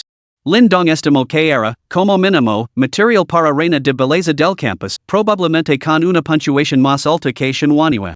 Sería una sirvienta adecuada. También se enteró del nombre de la chica, Chen Yunxi. 19 años, estudiante de segundo año en la Facultad de Estudios de Medios de Comunicación de la Universidad de Ciencia y Tecnología de Jiangcheng. Bien. En cuanto pueda salir, ir a la Universidad de Ciencia y Tecnología de Jiangcheng a buscarla. Solo espero que no haya muerto en ese arruinado. Y Zhao Yufei. Tampoco te atrevas a morir. Lindong guardó la fotografía de Chen Yunxi, regresó a la habitación 403 y sacudió a Lingshui para despertarla. Lingshui abrió los ojos aturdido y su mirada se posó en Lindong, cubierto de sangre, y en la casa, que parecía un infierno. Lindong le dio una bofetada. ¿A qué vienen esos gritos? Es muy ruidoso. Lingshui volvió a la realidad y miró a Lindong con terror, temblando violentamente. Volvemos. Lindong se levantó y se dirigió a la puerta. Lingshui miró los cadáveres que cubrían la habitación y sintió náuseas y debilidad en las rodillas. Pero Lindong ya había salido. Aterrorizada, salió a gatas. Aquel lugar era ahora completamente insoportable, tenía que seguirlo. Esta vez, Lindong no saltó del edificio para presumir. Bajó las escaleras correctamente, con la intención de regresar por el aparcamiento subterráneo. Al salir, Lingshui también vio el cadáver de la mujer del piso 401. Una punzada de tristeza lo atravesó el corazón. En el Apocalipsis, el destino de una mujer se reduce a dos opciones: convertirse en el jigit de un hombre poderoso o convertirse en el jigit de un grupo de hombres poderosos. Simplemente no había otra posibilidad. La llamada dignidad, la castidad, los principios, todo era completamente insignificante frente al poder bruto. Al pensar en ello, Lingshui se sintió afortunada de haber seguido a Lindong. De lo contrario, su final habría sido mucho más miserable que el de esta mujer. De repente, muchas cosas encajaron en su mente. Ahora que posía fuerza, se apresuró a alcanzar a Lindong. En el momento en que entraron en el aparcamiento subterráneo, unas voces llegaron a sus oídos. Maldita sea, estos tipos son bastante listos, ¿no? Organizan escuadrones para cada bloque. Nosotros, los chicos, no conseguimos secuir en uno solo, murmuró Liang Meng, frotándose el moretón de la cabeza, con el rostro lleno de frustración. Antes, había liderado a dos hermanos para asaltar otro edificio, solo para enfrentarse al contraataque de más de una docena de hombres. Apenas habían escapado. No había previsto que su propio saqueo asesino hiciera que todos los demás se sintieran amenazados, lo que había llevado a esta situación. Zhang Peng tenía el brazo dislocado. Apretando los dientes, preguntó: Chief, ¿qué hacemos ahora? ¿Cómo demonios voy a saberlo? Espidó Liang Meng. Estaba realmente perdido. Ahora, el edificio 7 también daba señales de unirse contra ellos, convirtiendo a los tres hermanos en el blanco de la ira de todos. Zhang Peng estaba a punto de decir algo más cuando de repente oyó unos pasos. Se giró bruscamente. ¿Quién anda ahí? Lindong, que los había visto, respondió con indiferencia: solo estamos de paso. Lingshui los reconoció y se escondió rápidamente detrás de Lindong, temerosa de ser vista. ¿De paso? Se quedó atenido Liang Meng. ¿Quién en todo el barrio no había oído hablar de la temible reputación de los tres? ¿Qué de caro, muchacho? Sin embargo, Zhang Peng se fijó en la mujer que estaba detrás de Lindong y se lo iluminaron los ojos. Chief, es la mujer de la foto del carn. Es ella. Liang Meng se animó al instante. ¿En serios? Bueno, eso es el destino para nosotros tres. Hoy nos han recazado en todas partes y ahora nos topemos con una belleza como esta. Nuestra suerte no está nada mal. Con eso, el trío se acercó. Lingshui estaba aterrorizada, tratando de ocultar su rostro bajo su sombrero. No te escondas, preciosa. Deja que tus hermanos te ven bien. Liang Meng sonrió lascivamente y extendió la mano para agarrar la cara. Parecía completamente ajeno a la presencia de Lindong. Smack. Lindong lo apartó la mano con expresión imposible. ¿Estás ciego? ¿No ves que hay un hombre aquí? Liang Meng grito y retiro la mano, solo entonces ese dio cuenta de la presencia de Lindong. Aunque Lindong era alto y parecía robusto, ¿qué demonios? Nosotros tres somos asesinos catitos. Zhang Peng se fijó en la sangre que manchaba la ropa de Lindong y frenció ligeramente el seno ante lo extraño de la situación, aunque no dijo nada. Si ellos podían matar, cualquiera podía hacerlo. Y es solo que esa sangre era demasiado. Muchachos, hoy estoy de buen humor y no me apetece matar a nadie. Entregadme la chica de buen grado y os perdonar la vida, dijo Liang Meng con una sonrisa burlona. Lindong suspiró. Tengo prisa. Vosotros insististeis en intervenir, así que no me culpies. Dica esto, su país disparo como un rayo. Crack. Crack. Crack. Tres crujidos sucesivos resonaron cuando Liang Meng y sus estos compañeros se arrodillaron agarrándose la entrepierna, con sudor frío corriéndoles por la cara mientras un dolor insoportable los invadía un segundo después. Ga. Tú, pequeño bastardo. No tienes honor en el combate. Maldita sea. Estoy agonizando. ¿Está destrozado? Los ojos de Ling Shui casi brillaban de alegría. Este hombre era realmente formidable. Lindong se volvió hacia ella, sacó de repente la Desert Eagle dorada de su bolsillo y se la entregó. Ocupé tu de ellos. Ling Shui se quedó paralizada. Poder que matara a miles de millones podría ser factible, pero a tres hombres vivos? Eso era poder lo imposible. Date prisa. Si quieres ser mi pura, necesitas la capacidad de matar. No tengo paros inútiles. Con eso, le puso la pistola en las manos a la fuerza. Capítulo 11, Supervivencia apocalíptica, domina el arte de matar. La Desert Eagle dorada le resultaba un poco pesada en la mano, y su fría superficie metálica le provocaba un escalofrío en los dedos. Ling Shui se dio cuenta al instante de que no era un juguete, era auténtica. Mantén el canon apuntando al objetivo. Coloca el dedo índice aquí, en el gatillo. Mantén la mano firme, lo indicó Lindong con paciencia. Ling Shui frenció el seno con renuencia, pero al encontrarse con la mirada penetrante de Lindong, no se atrevió a protestar. Liang Meng, al ver que Ling Shui lo apuntaba con la pistola, supuso que era un juguete y ese burlo con destin, zora asquerosa, ¿a quién intentas asustar? No me intimido fácilmente. Te recordaré. Si tienes las agallas, mátame. Si no, te desnudaré, te ataré en el aparcamiento subterráneo y dejaré que todos los tíos de la urbanización se salgan con la suya contigo. Ling Shui se quedó paralizada. El miedo en su corazón desapareció al instante, sustituido por una olida de furia. Lindong le susurró al oído, y esa escoria. Dispara. Ling Shui se mordió el labio con tanta fuerza que casi le sale sangre. Aunque estaba furiosa, la idea de quitar una vida todavía le repugnaba. Ya. Zora cobarde, dispara entonces. No te atreves, No te preocupes, yo también tengo un arma. Me asegurar de que puedas dispararla como es debido más tarde. Bang! De repente, provocada más allá de lo soportable, Ling Shui apretó el gatillo. El estruendo ensordecido resonó en el aparcamiento subterráneo, volando al instante la cabeza de Liang Meng. Zhang Peng y el otro secuaz se quedaron petrificados. Ignorando su dolor, se pusieron en pie a toda prisa, tratando de huir. Ling Shui miró fijamente el cadáver que tenía delante, con las manos temblando violentamente. Sus pensamientos se dirigieron inmediatamente a la mujer de la habitación 401, indefensa, torturada hasta la muerte por un grupo de hombres.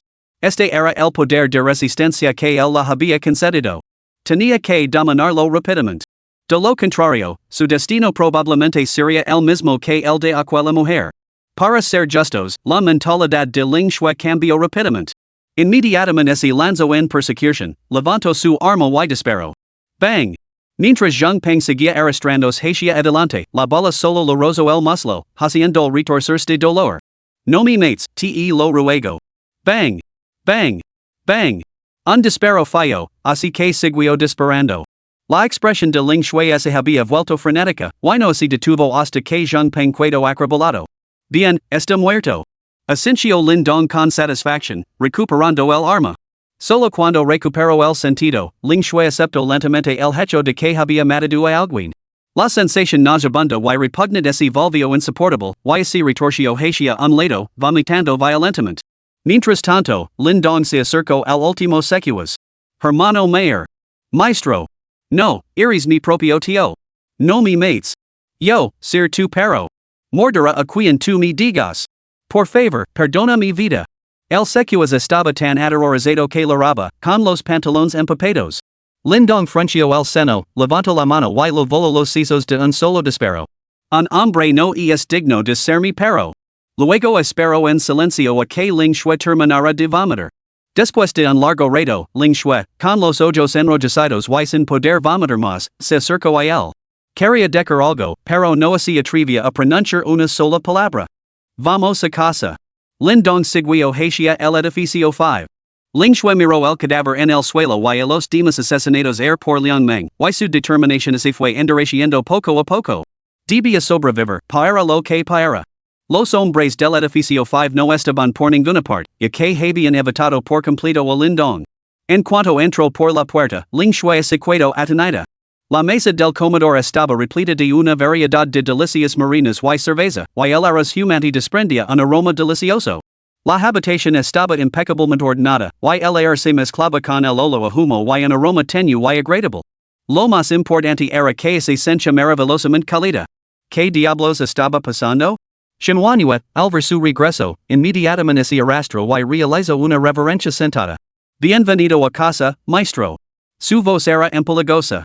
Solo entonces Ling Shui pudo ver claramente el rostro de Shenhuanue y quedó instantáneamente impresionada por su belleza.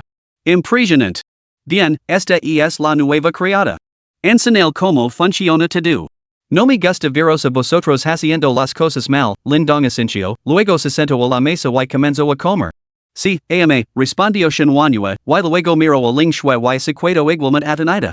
Una mujer tan hermosa, su figura y su porte superaban incluso a los suyos.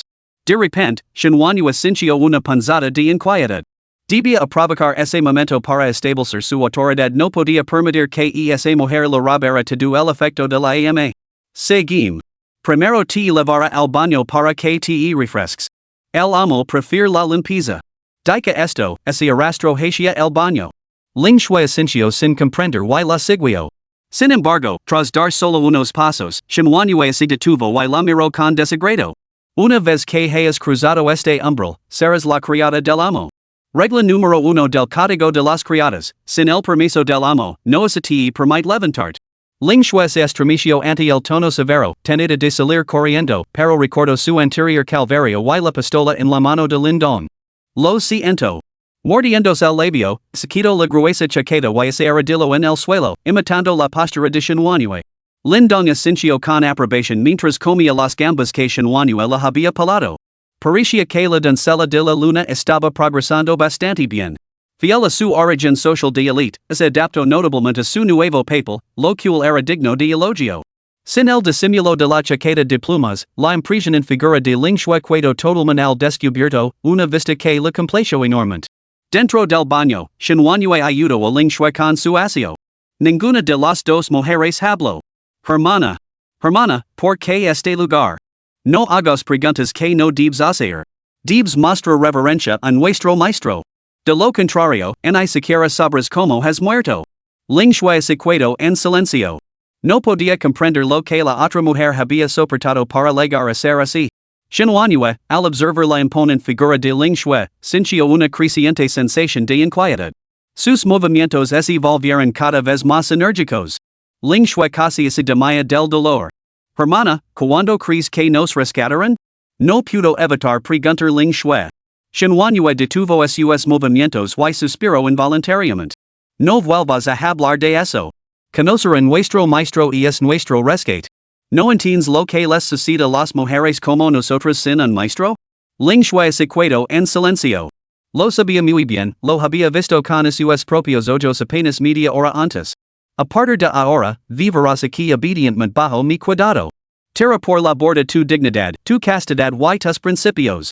La supervivencia es lo más importante. Shenhuanue le dio su última advertencia antes de lanzarse a recitar detalladamente el código de conducta de las sirvientas, dejando a Ling Shui sonrojada. Media hora más tarde, Ling Shui apareció con un uniforme de sirvienta hecho a medida, siguiendo a Shenhuanue. Señora, ya se ha bañado y está lista. Lindong acababa de terminar de comer. Cogió un oolong de la mesa y se lo lanzó. Bien hecho. Considera esto tu recompensa. Shenhuanue sonrió radiant. Gracias, amo. Ling Shui observaba con un toque de envidia. El Apocalipsis, por el amor de Dios, y aun así poder comerte un caliente. Era simplemente esplendido. Lindong se volvió hacia ella, y una lenta sonrisa se extendió por su rostro. Servienta 2, Ling Shui. Mejidas, 46G2238. Calification del sistema, 85. Nivel actual, 1. Traje de servienta, ninguno. Lindong estudió los datos del panel del sistema y no pudo evitar asentir con satisfacción. Parecía que no todas las streamers de Douyin dependían únicamente de filtros de belleza y trucos de alta tecnología, algunas poseían un talento genuino. Tomamos como ejemplo a Ling Shui, un talento completamente natural. Muy bien. Capítulo 12, sigu un poco más. La situación en el complejo residencial Jayuan se volvía cada vez más grave. Cada edificio tenía ahora su propio rey del bloque, que formaba organizaciones violentas similares a bandas que gobernaban todos los edificios. Las mujeres se habían convertido en nada más que sus juguetes. Día tras día, aquellas que no podían soportar la humiliación optaban por saltar desde las alturas, estrellándose contra el suelo cubierto de nieve y dejando atrás grandes cráteres con forma humana. Pero eso no era lo peor. La nieve profunda amortiguaba el impacto, impidiendo la muerte instantánea. La mayoría de las víctimas se hundían profundamente en los montones de nieve, muriendo asfixiadas o esperando en silencio el envenenamiento. Los constantes lamentos y gritos agredían los nervios sin descanso. En el edificio 5, Jufong convocó a una docena de hombres en su piso para repartir el botín. Nuestra cosecha de hoy ha sido bastante impresionante. Hemos abierto un total de 23 puertas y hemos conseguido 10 paquetes de fideos secos, 3 grandes contenedores de agua mineral, 2 cartons de cigarrillos, 14 paquetes de fideos instantáneos. Jufong estaba encantado. La mayor parte de estos suministros procedían de hogares cuyos habitantes habían perecido, dejando los recursos para otros. Solo con el botín de hoy podrían alimentarse abundantemente durante 2 días. Además de provisions, hemos conseguido más de 20 mujeres jóvenes. Esta noche, cada muchacho tendrá una, no os contengáis. Al resto, la docena de hombres que formaban el escuadrón de escolta se emocionarán. Con comida, bebida y mujeres con las que jugar libremente, esto no era el apocalipsis, era un maldito paraíso. Uno de los muchachos preguntó, Jeff, ¿cuándo vamos a secuestrar a la esposa de Wang Sheng para divertirnos un poco? Ninguna de las chicas que hemos capturado hoy es tan guapa como ella. Los demás se sumaron con entusiasmo. Tienes toda la razón, Jeff. Y es una auténtica belleza. Cuanto antes la cojamos, antes podremos disfrutarla. El mes pasado, en la boda de Wang Sheng, 6 a su mujer desde lejos y lo hizo unas cuantas fotos. Esa noche me pude varias veces solo con mirar esas fotos. Os he oído hablar maravillas de ella, pero nunca la he visto. ¿De verdad es tan guapa? ¿Por qué iba a mentir? Es mejor que cualquier estrella de la tele. Como dice el refrán, cuando el estómago está lleno, surge la lujuria. Antes, todos pasaban hambre, por lo que esos pensamientos eran escasos. Pero ahora, con el estómago lleno y ropa y muebles desecados sin fin para Lina, ¿cómo podían negar la verdad de que los hombres son criaturas de su parte inferior? Incluso Jufong se interesó. Muy bien. Dejad unos cuantos chicos vigilando a estas mujeres. El resto, vayad conmigo. Jufong recordó haber visto antes a una mujer excepcionalmente hermosa salir del ascensor en la tercera planta. Aquellas piernas enfundadas en medias negras eran absolutamente impresionantes. Su propia curiosidad se despertó. En la habitación 301, Lindong estaba cómodamente recostado en el sofá, saboreando su póster. Toma, maestro. Uvas para ti da Ling Shui esboza una sonrisa cautivadora mientras cogía una uva, la cunaba entre sus delicados labios rojos y se la ofrecía lentamente. Maldita sea. No es como si fuera tu primera vez hoy, ¿verdad? ¿Cómo es que eres tan hábil? Pensó Shenhuanyue enfurecida por dentro. Sin duda, era una streamer profesional. Con todas las técnicas de seducción a su disposición, Shenhuanyue se sintió inmediatamente eclipsada. Esto no puede ser. Si esto continúa, perder el favor. Después de pensarlo un momento, Shenhuanyue cogió el vino tinto de la mesa de centro. Maestro, beba este vino. Tomó un pequeño sorbo, dejándolo reposar en su boca antes de dejar que el exceso de vino cayera en cascada por su cuello blanco como la nieve. El impacto visual fue bastante llamativo. Pero cuando se disponía a devolver la botella a la mesa, un desquito momentáneo hizo que se lo resbalara de las manos. La botella se volcó. Oh, no. En ese momento critico, Shinwanua reacciono sin dudarlo, y su mano se movió como un rayo para atrapar la botella. Todo sucedió en un instante, pero Lindong se dio cuenta y esbozo una leve y enigmática sonrisa en la comisura de los labios. Ling Shui exclamó con admiración, hermana, que reflejos tan rápidos. Maldita sea, ¿por qué no la dejaste caer? Así el maestro no te habría tomado sin pecha. Era evidente que se había establecido una sutil rivalidad entre las dos mujeres. Shinwanue se quedó mirando fijamente su propia mano, asombrada por esos reflejos. Ni siquiera en su mejor forma física antes del apocalipsis había tenido tanta velocidad. Shinwanue recuperó rápidamente la compostura, devolvió la copa de vino a la mesa de centro y se levantó de su asiento con consumada elegancia. Maestro, su sirvienta ha cometido un error. Por favor, impongale su castigo. Sus palabras fueron seguidas por un rubor que se extendió por sus mejillas mientras levantaba la cabeza, con los ojos llenos de ansiosa expectación. Lindong se quedó completamente sin palabras. Era apropiado ese castigo, apenas había pasado un día y ciertos atributos habían explotado, ¿no? Parecía que el viejo adagio era cierto, para conquistar a un hombre, conquista su estómago, para conquistar a una mujer, conquista el suyo. Solo los métodos difieren. Parecía que era hora de abastecerse de velas y cosas por el estilo. Lindong dio un cadazo a Ling Shui, levantando la barbilla mientras se reía entre dientes. ¿Te has dado cuenta de tus propios cambios? Shinwanue volvió a la realidad y recordó sus propios cambios. Parecía que, desde la tarde, había sentido que su fuerza había aumentado considerablemente. No paraba de romper palillos y tazas de té accidentalmente, cosas que nunca le habían pasado antes. Podría ser. ¿Es este poder que me ha concedido mi maestro? Preguntó Shinwanue, completamente encantada. A decir verdad, seguía a Lindong, que poseía abundantes recursos y una fuerza formidable, en albergaba inquietudes persistentes. Al fin y al cabo, seguía siendo una mujer frágil sin Lindong, sería como un cordero lavado al matadero. Ahora lo poseía. Y todo ello probablemente se debía a su maestro. Lindong asintió. Mientras cumples con tus deberes como sirvienta, la fuerza vendrá por sí sola. Seguro así. Por supuesto, él había observado la rivalidad abierta y encubierta entre las dos mujeres. Si hubieran pasado más tiempo juntas, podría haberse convertido en una intriga palaciega en toda regla. Sin embargo, fingió ignorar el asunto. Que compitieran. La competencia genera mayor y, en última instancia, el sale ganando. Shinwanue acababa de alcanzar el nivel 2, pero ya poseía una fuerza y una velocidad que superaban las de un hombre adulto. Entonces, ¿dónde estaban sus propios límites? Shinwanue se inclinó emocionada, sí, maestro. Su mente se aceleró. Carecía del aspecto y la astucia de Ling Shui. Para asegurarse el favor de su maestro a largo plazo, tendría que encontrar otro camino. ¿Cómo, bajar el listón? Ling Shui estaba completamente desconcertada. Acababa de unirse y no había sentido el aumento de poder, simplemente encontraba a la pareja tan misteriosa como a unos charlatans. Pero eso no lo impidió poner moros. Maestro, yo también quiero poder. Lindong, impatient por sus insistencias, estaba a punto de conceder fuerza cuando de repente se detuvo y miró hacia la puerta con el seno ligeramente fruncido. Momentos después, las dos mujeres oyeron pasos apresurados fuera. Vistance, tenemos espectáculo. Lindong les dio una palmadita a ambas, murmurando.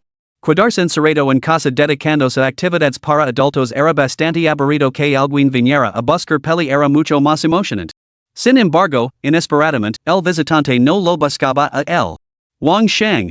Abra la maldita puerta. No te escondas ahí y no digas nada, sé que estás en casa. Xu Feng golpeó con fuerza la puerta de la habitación 302, con tono hostil. Solo al oír el alboroto, Shinwanue recordó que tenía marido. Su corazón se complicó al instante. ¿Estaba siendo demasiado fácil? ¿Cómo podía ella, que se enorgullece de formar parte de la élite social, convertirse voluntariamente en la amante de otro hombre mientras seguía casada? No pudo evitar levantar la mano y abofetarse a sí misma. Shinwanue, ya tienes un amante, y aún piensas en tu marido. Te mereces morir. Capítulo 13, traicionada por su marido una vez más, Shinwanue se derrumba. Este espectáculo dejó a Lindong completamente estupefacto, y no pudo evitar levantar el pulgar. Realmente digna de ser la moda elite social, ¿eh? Su adaptación a este nuevo papel es notablemente rápida. Solo hay que verla, está completamente inmersa en el papel, ¿no? 302, hambriento y aterrorizado, las piernas de Wang Sheng comenzaron a temblar violentamente al oír los golpes. Ustedes se han equivocado de persona. Yo no soy Wang Sheng. Xu Feng y los demás que estaban fuera se detuvieron y luego instalaron encarcajadas. Ya. Nunca me había dado cuenta de que Wang Sheng tenía tanto sentido del humor. Ay, me duele el costado de tanto reír. Ahí es un ejecutivo de una empresa, un hombre que gana cientos de miles al año. Esto es la llama ser realista. Lo sé, en términos literarios esto se llama, lamar el pan, y el vino, no. Xu Feng se rió durante un buen rato antes de volver a golpear la puerta, deja de esconderte, Wang Sheng. Abra. Tenemos que hablar. Si no la abras ahora, no nos culpes por ponernos violentos. Chicos, preparaos para derribarla. Al mencionar que iban a derribar la puerta, Wang Sheng se asustó aún más. Esa puerta de seguridad era su última línea de defensa. Si la derribaban, ¿no podría cualquiera entrar y acosarlo? No la derribéis. La abrió. Wang Sheng abrió la puerta apresuradamente. Xu Feng no pudo evitar burlarse con frialdad. ¿Un ejecutivo de empresa como este? ¿Asustado por unas cuantas amenazas vacías? ¿Qué desperdicio de una esposa tan hermosa? ¿Qué les trae por aquí, caballeros? Preguntó Wang Sheng con una sonrisa avergonzada. Xu Feng lo empujó a un lado mientras los demás entraban. Sus miradas se posaron en los envases de pan y las botellas de agua mineral esparcidos por el suelo, y en la foto de boda colgada en la pared, lo que les arrancó unas sonrisas maliciosas. Via, gerente Wang, vive usted a lo grande, ¿verdad? ¿Dónde está su esposa? Wang Sheng siguió con su actitud tímida, mi esposa, tuvo que volver a casa de sus padres antes de que empezara a nevar. Ahora no está aquí. Alguien se adelantó y le dio un golpe en la cabeza. Deja de tomarnos el pelo. Vaya tu esposa el otro día en la feria del aparcamiento subterráneo. Entreganosla ahora mismo o iremos directamente al dormitorio. Xu Feng se quedó mirando la foto de la boda, en la que Shenhuanhui estaba preciosa con su vestido blanco como la nieve, y sintió que su corazón se agitaba cada vez más. Supervisor Wang, somos gente civilizada. Preferimos hacer negocios de forma civilizada. ¿Qué le parece esto? Haga que su mujer nos entretenga y luego en nuestro equipo. Le pagaremos media barra de pan y media botella de agua mineral al día. ¿Qué me dais? Le gustaba la mano de obra barata de Wang Sheng, aunque no era precisamente robusto, seguía siendo un hombre. Wang Sheng hervía por dentro. Me exprimes más que en mi trabajo diario. Querías que entre en casas por vosotros, que me meta con mi mujer, y todo lo que obtengo es media barra de pan. Tenías que estar bromando. Al menos, cuando Lindong se acostaba con mi mujer, no me obligaba a hacer nada y me daba una barra de pan entera. Hermano, no es que no quiera, es que mi mujer no está en casa. La cara de Xu Feng mostraba impaciencia. ¿Me estás tomando el pelo? Los demás abrieron de una patada la puerta del dormitorio, pero después de registrar toda la casa, no encontraron rastro de Shenhuanhui. Xu Feng sacó un tubo de acero de medio metro de largo y se lo estrelló en la pierna a Wang Sheng. Con un crujido, la pierna de Wang Sheng se rompió. Cayó al suelo, gritando de dolor, agarrándose la pierna mientras las lágrimas le corrían por la cara. Habla. ¿Dónde has escondido a tu mujer? Si no me lo dices, te romper todos los huesos de las piernas. Apuntó con el tubo de acero a la tercera pierna. Wang Sheng estaba completamente aterrorizado. Sin pensarlo dos veces, señaló hacia la puerta, Hermano Mayer, no me mates. Mi esposa está en la 302, en casa de Lindong. Ah, sí. ¿Eres tú un mujeriego, no? ¿Entregas a tu mujer a otros para que juguen con ella primero? Xu Feng y los demás se quedaron completamente estupefactos. En ese momento, Shenhuanhui, que se había resignado a morir, abrió la puerta a la señal de Lindong y miró con frialdad a Wang Sheng. Al ver salir a su mujer, Wang Sheng gritó inmediatamente pidiendo ayuda. Xiao Yu, salvame. Xu Feng y los demás levantaron la vista y todos se quedaron paralizados al instante. Shenhuanhui levaba ahora una gruesa chaqueta de plumas que le ligaba hasta las pantorrillas, ocultando su voluptuosa figura. Sin embargo, su rostro estaba impecablemente pulido, adornado con un maquillaje delicado y sutil. Banada por la luz de las velas, era de una belleza impresionante. La parte expuesta de su suave pantorrilla estaba cubierta por medias de rejilla y tacones de aguja, mientras que un collar adornaba su cuello. Cualquier hombre que presentia esta escenas habría sentido tentado a actuar de inmediato. Antes de que su phone y los demás pudieran reaccionar por completo, Lingxue también apareció. Su atuendo desaparecia al de Manhwa, salvo por las medias de regila moradas y el garro con orejas de gato. La visión de ambas mujeres hizo que todos los hombres presentes tragaran saliva. Luego apareció Lindon, vestido con una sudadera con capucha negra, y las dos mujeres se colocaron instintivamente detrás de él. Al instante, el odio es desatado. Lo primero que pensó Zhu Feng fue, ¿cómo es posible que no se esté congelando? Pero el aspecto y la vestimenta de las chicas eran simplemente demasiado cautivadores, lo que rápidamente le distrayó de ese detalle. Al salir por la puerta, se enfrentó a Lindong con una fría sonrisa burlona. Tío, nunca te había visto por aquí. ¿A qué juegas?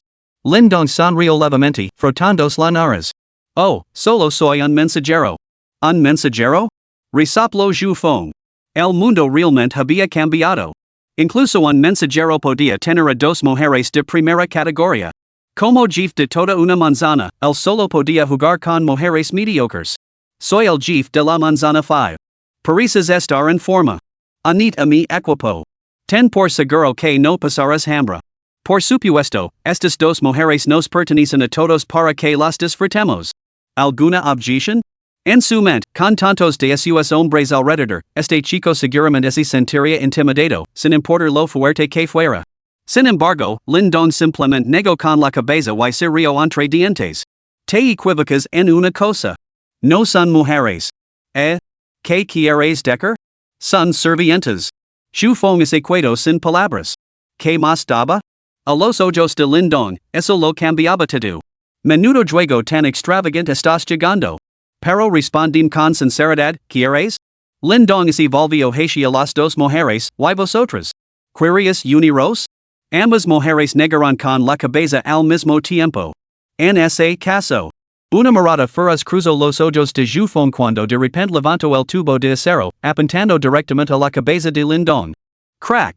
Sin embargo, una mano delgada y pálida se extendió y agarró el frío tubo de metal. Era Manhwa. Zhu Feng se quedó paralizado, confundido. Pero Manhwa soltó una risa fría y repentina. Con un violento movimiento de su brazo, lo arrancó el tubo de las manos y lo balanceó hacia atrás con todas sus fuerzas. El golpe le partió el cráneo a Zhu Feng. Sus ojos se pusieron en blanco y se desplomó en el suelo. La escena dejó a todos estupefactos. Nadie esperaba que una mujer tan delicada y frágil fuera capaz de partir el cráneo a su líder. Al fin y al cabo, Zhu Feng era un trabajador de la construcción, no un peso ligero. Manhwa miró fijamente la sangre que se congelaba rápidamente en el tubo. Era la primera vez que mataba a alguien. Sin embargo, rápidamente levantó el tubo y se abalanzó sobre los demás. Si no hubiera sido por su maestro, la cobardía de Wang Shang la habría dejado a merced de esa tuba, torturada hasta la muerte. Si ella no quería morir, entonces ellos morirían. Maldita sea. ¿Acaso tenemos miedo de una mujer? Vamos, muchachos, atrapámosla. Manhwa pronto se vio rodeada, pero su excepcional destreza física hizo que la lucha se mantuviera igualada. Lingxue observaba emocionada, encendiendo un cigarrillo para Lindong mientras le decía con voz melosa. Maestro, yo también quiero matar a alguien. Capítulo 14, El pequeño plan de la criada. Lindong asintió y lo entregó la Desert Eagle dorada. Recuerda no disparar a nadie por error. Al coger el arma, Lingxue sintió como se hubiera comprendido la verdad misma. La levantó y disparó. Bang! Un hombre que se disponía a atacar por sorpresa a Manhwa por la espalda se derrumbó al instante. Esta escena volvió a dejar a todos atenidos. Una pistola. Todos eran ciudadanos respetuosos con la ley, atrapados en la era del acero frío. Lavar un arma era hacer trampa, simple y llanamente. Cord. Los hombres se aterrorizaron al instante y se apresuraron a salir por la puerta. Sin embargo, Lingxue demostró lo que significaba ser una barrera de una sola mujer, bloqueó la puerta y disparó sin descanso. Todos los hombres que se acercaban eran abatidos, y los disparos resonaban continuamente. Todo el complejo residencial de Jiayuan oyó los disparos y todos se pusieron tensos. No me he equivocado. Son disparos, sin duda, de una pistola cargada con balas magnum del calibre 357. ¿Qué demonios? ¿Qué oídos tienes? ¿Puedes distinguirlo? ¿Bromeas? Soy un profesional del PUBG. Calate. Escucha, de que bloque viena? Del sur, pero no puedo precisar el edificio exacto. Maldita sea. ¿Quién es este loco que juega con armas? Esto es un problema. 2 minutos después, los disparos cesaron. En el 302, todos excepto Wang Sheng estaban muertos, ya fuera por disparos o por golpes propinados por Manhwa, que había doblado tubos de acero en su furia. Las dos mujeres intercambiaron miradas, con emoción y locura brillando en sus ojos. Una tenía un arma, la otra fuerza bruta. Podrían. Pero una mirada a Lindon, que fumaba tranquilamente su cigarrillo y irradiaba un aura lo suficientemente poderosa como para aplastarles, acaló al instante todos esos pensamientos. Snowmaid, sub conmigo a inspeccionar los suministros que han reunido. Moonmaid, este lugar es tuyo. Lindong tiró la calila, se guardó la pistola que Lingxue había entregado y se volvió con indiferencia para subir las escaleras. Lingxue lo siguió con la cabeza gacha. En la habitación 302, la pareja se miró fijamente. Wang Sheng estaba completamente aterrorizado. En solo un día, su esposa, que antes le costaba abrir una botella, casi le arranca la cabeza a alguien. El contraste era asombroso. Xiao Yu, tú. Al ver por fin a su esposa, las palabras se lo atragantaron en la garganta. Manhwa, con la cara manchada de la sangre de otra persona, lo miró fríamente, apretando con fuerza el tubo de acero. Wang Sheng, éramos marido y mujer. Como mi marido, me empujaste repetidamente al mundo exterior. ¿Eres siquiera un hombre? Ante la acusación de su esposa, Wang Sheng no tenía ninguna explicación. Solo podía solozar incontrolablemente. Se oye, mi equivoque. Mi equivoque de verdad. Se oye, mientras Lindong no está aquí, ¿podrías pasarme algo de comer a escondidas? Me muero de hambre. Confía en mí, una vez que esté lino y tenga fuerzas en mi cuerpo, no temerá a nadie. Te proteger adecuadamente a partir de ahora y nunca dejaré que nadie. Manhwa no pudo soportar escuchar más. ¿De verdad esperaba que ella lo ayudara a robar a su maestro? Levantó el tubo de acero doblado y lo golpeó con todas sus fuerzas. Pum. El impacto le partió el cráneo a su marido. Un golpe no fue suficiente. Manhwa siguió golpeando, y el sonido de los golpes resonaba sin cesar. Solo cuando la cabeza de Wang Sheng quedó completamente aplastada, Manhwa, jadeando, soltó el tubo. Miró fijamente la foto de boda destrozada y manchada de sangre y lloró desconsoladamente. Después de llorar durante un rato, Manhwa se limpió la sangre de la cara con los ojos enrojecidos. Una tardía olida de náuseas la invadió y vomitó en el acto. En el silencioso pasillo, solo resonaba el sonido de sus pasos. Lingxue observó con inquietud la espalda de Lindong mientras se alejaba, con el miedo carcomiendo el corazón. Antes, tanto ella como Manhwa habían tramado sus propios planes. Se preguntaba si su maestro se había dado cuenta. Si era así, estaría en problemas. En realidad, Lindong se había dado cuenta perfectamente. La intención asesina en los ojos de ambas mujeres era imposible de ocultar. Sin embargo, decidió ignorarla, incluso albergando una pizca de expectación. Más vale que me entretengáis, o la vida en este apocalipsis se volverá insoportablemente aburrida. Desde que lo habían dejado, su corazón se había vuelto tan frío como un cuchillo para pescado que lavaba una década de servicio en Art Mart. Para él, estas dos delicias no eran más que juguetes para divertirse. Al llegar al piso 17, encontró a gente charlando. Maldita sea, ese disparo sonó como si viniera de nuestro edificio. ¿Qué están haciendo el viejo Yu y los muchachos? ¿Cómo voy a saberlo? Espero que no haya pasado nada malo. Maldita sea, me estoy asustando. ¿Deberíamos mantener las puertas cerradas? Cerrarlas y morir. Tenemos un fuego dentro. ¿Quieres asfixiarnos? En ese momento, Lindong llegó a la puerta.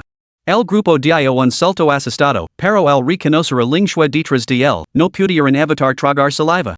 Aunque la cara de salsa de tomate de esa mujer de primera categoría parecía bastante aterradora. ¿Es esa la nueva moda de este año? ¿De qué bloque sois? ¿Qué os trae por aquí? Lindong veo varias cajas de suministros apaladas cerca y se volvió hacia Lingxue. Levítelo todo. No dejes que se eche perder. Las expresiones de los hombres se agregaron inmediatamente.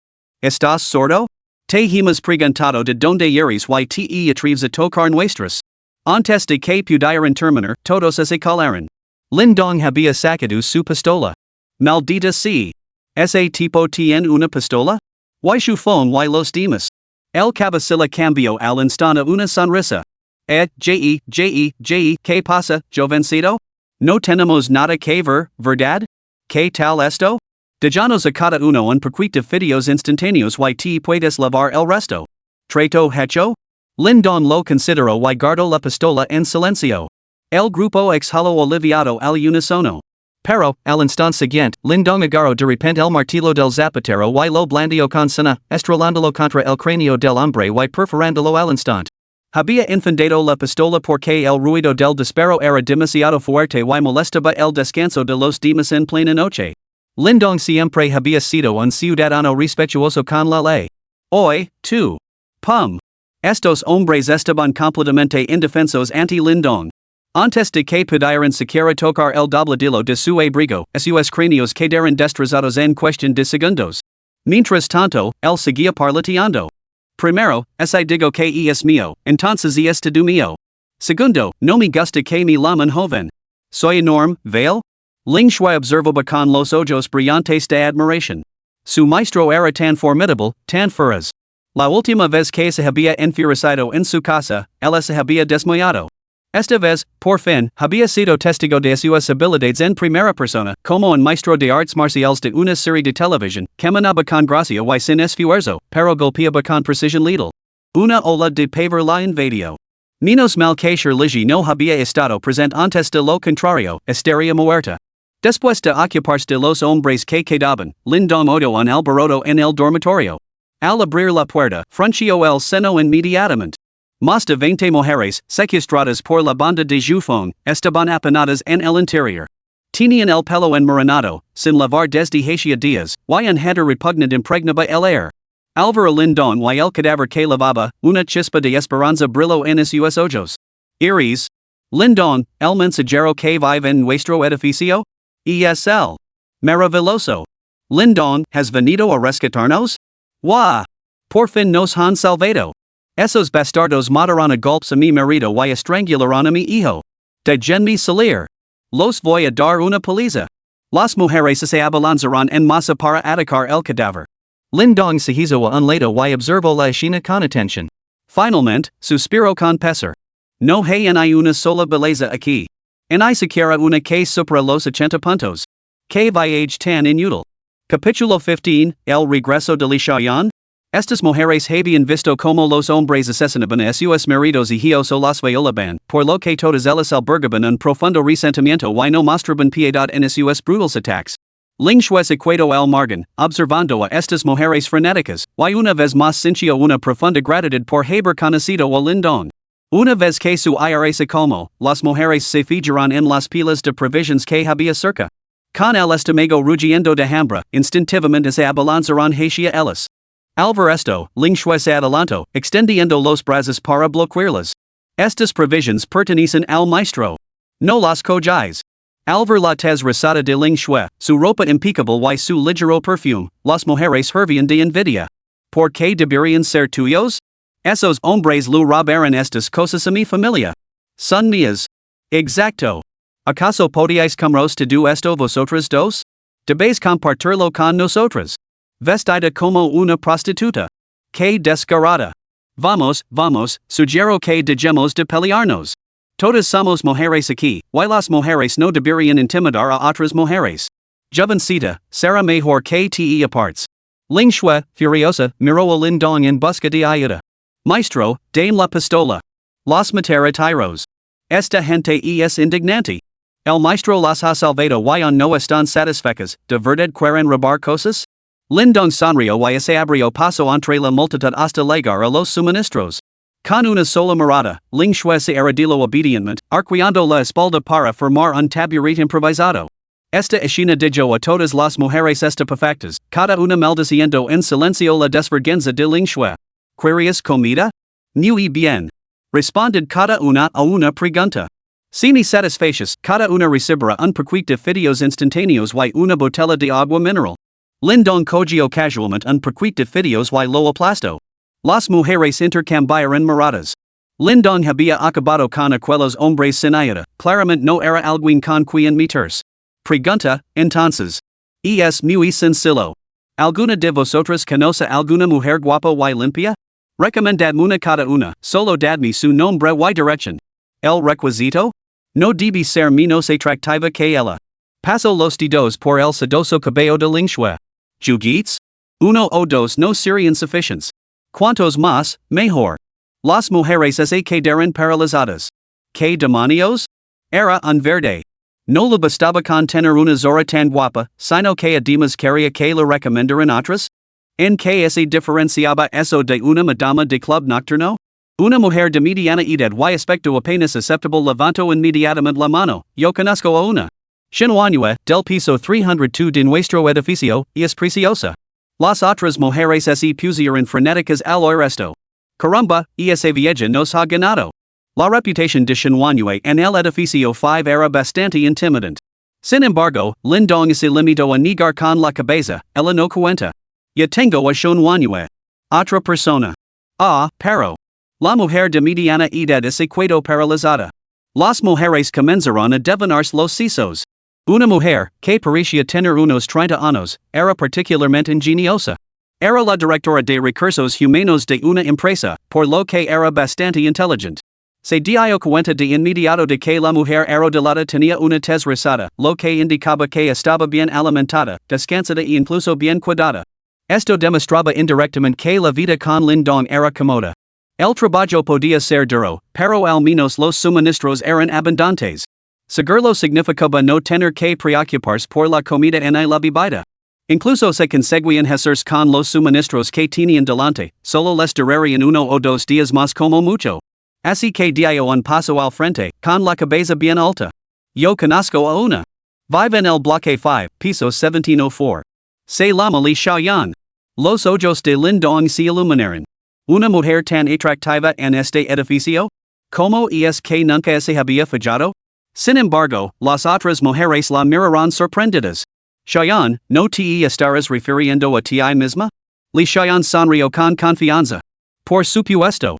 Ni refiero a mí misma. Los ojos iluminados de Lindong se volvieron fríos de nuevo. Maldita sea, ¿estás llegando conmigo? Esta mujer tenía el pecho pleno y la cara redonda, apenas alcanzaba los 60 puntos, nada más.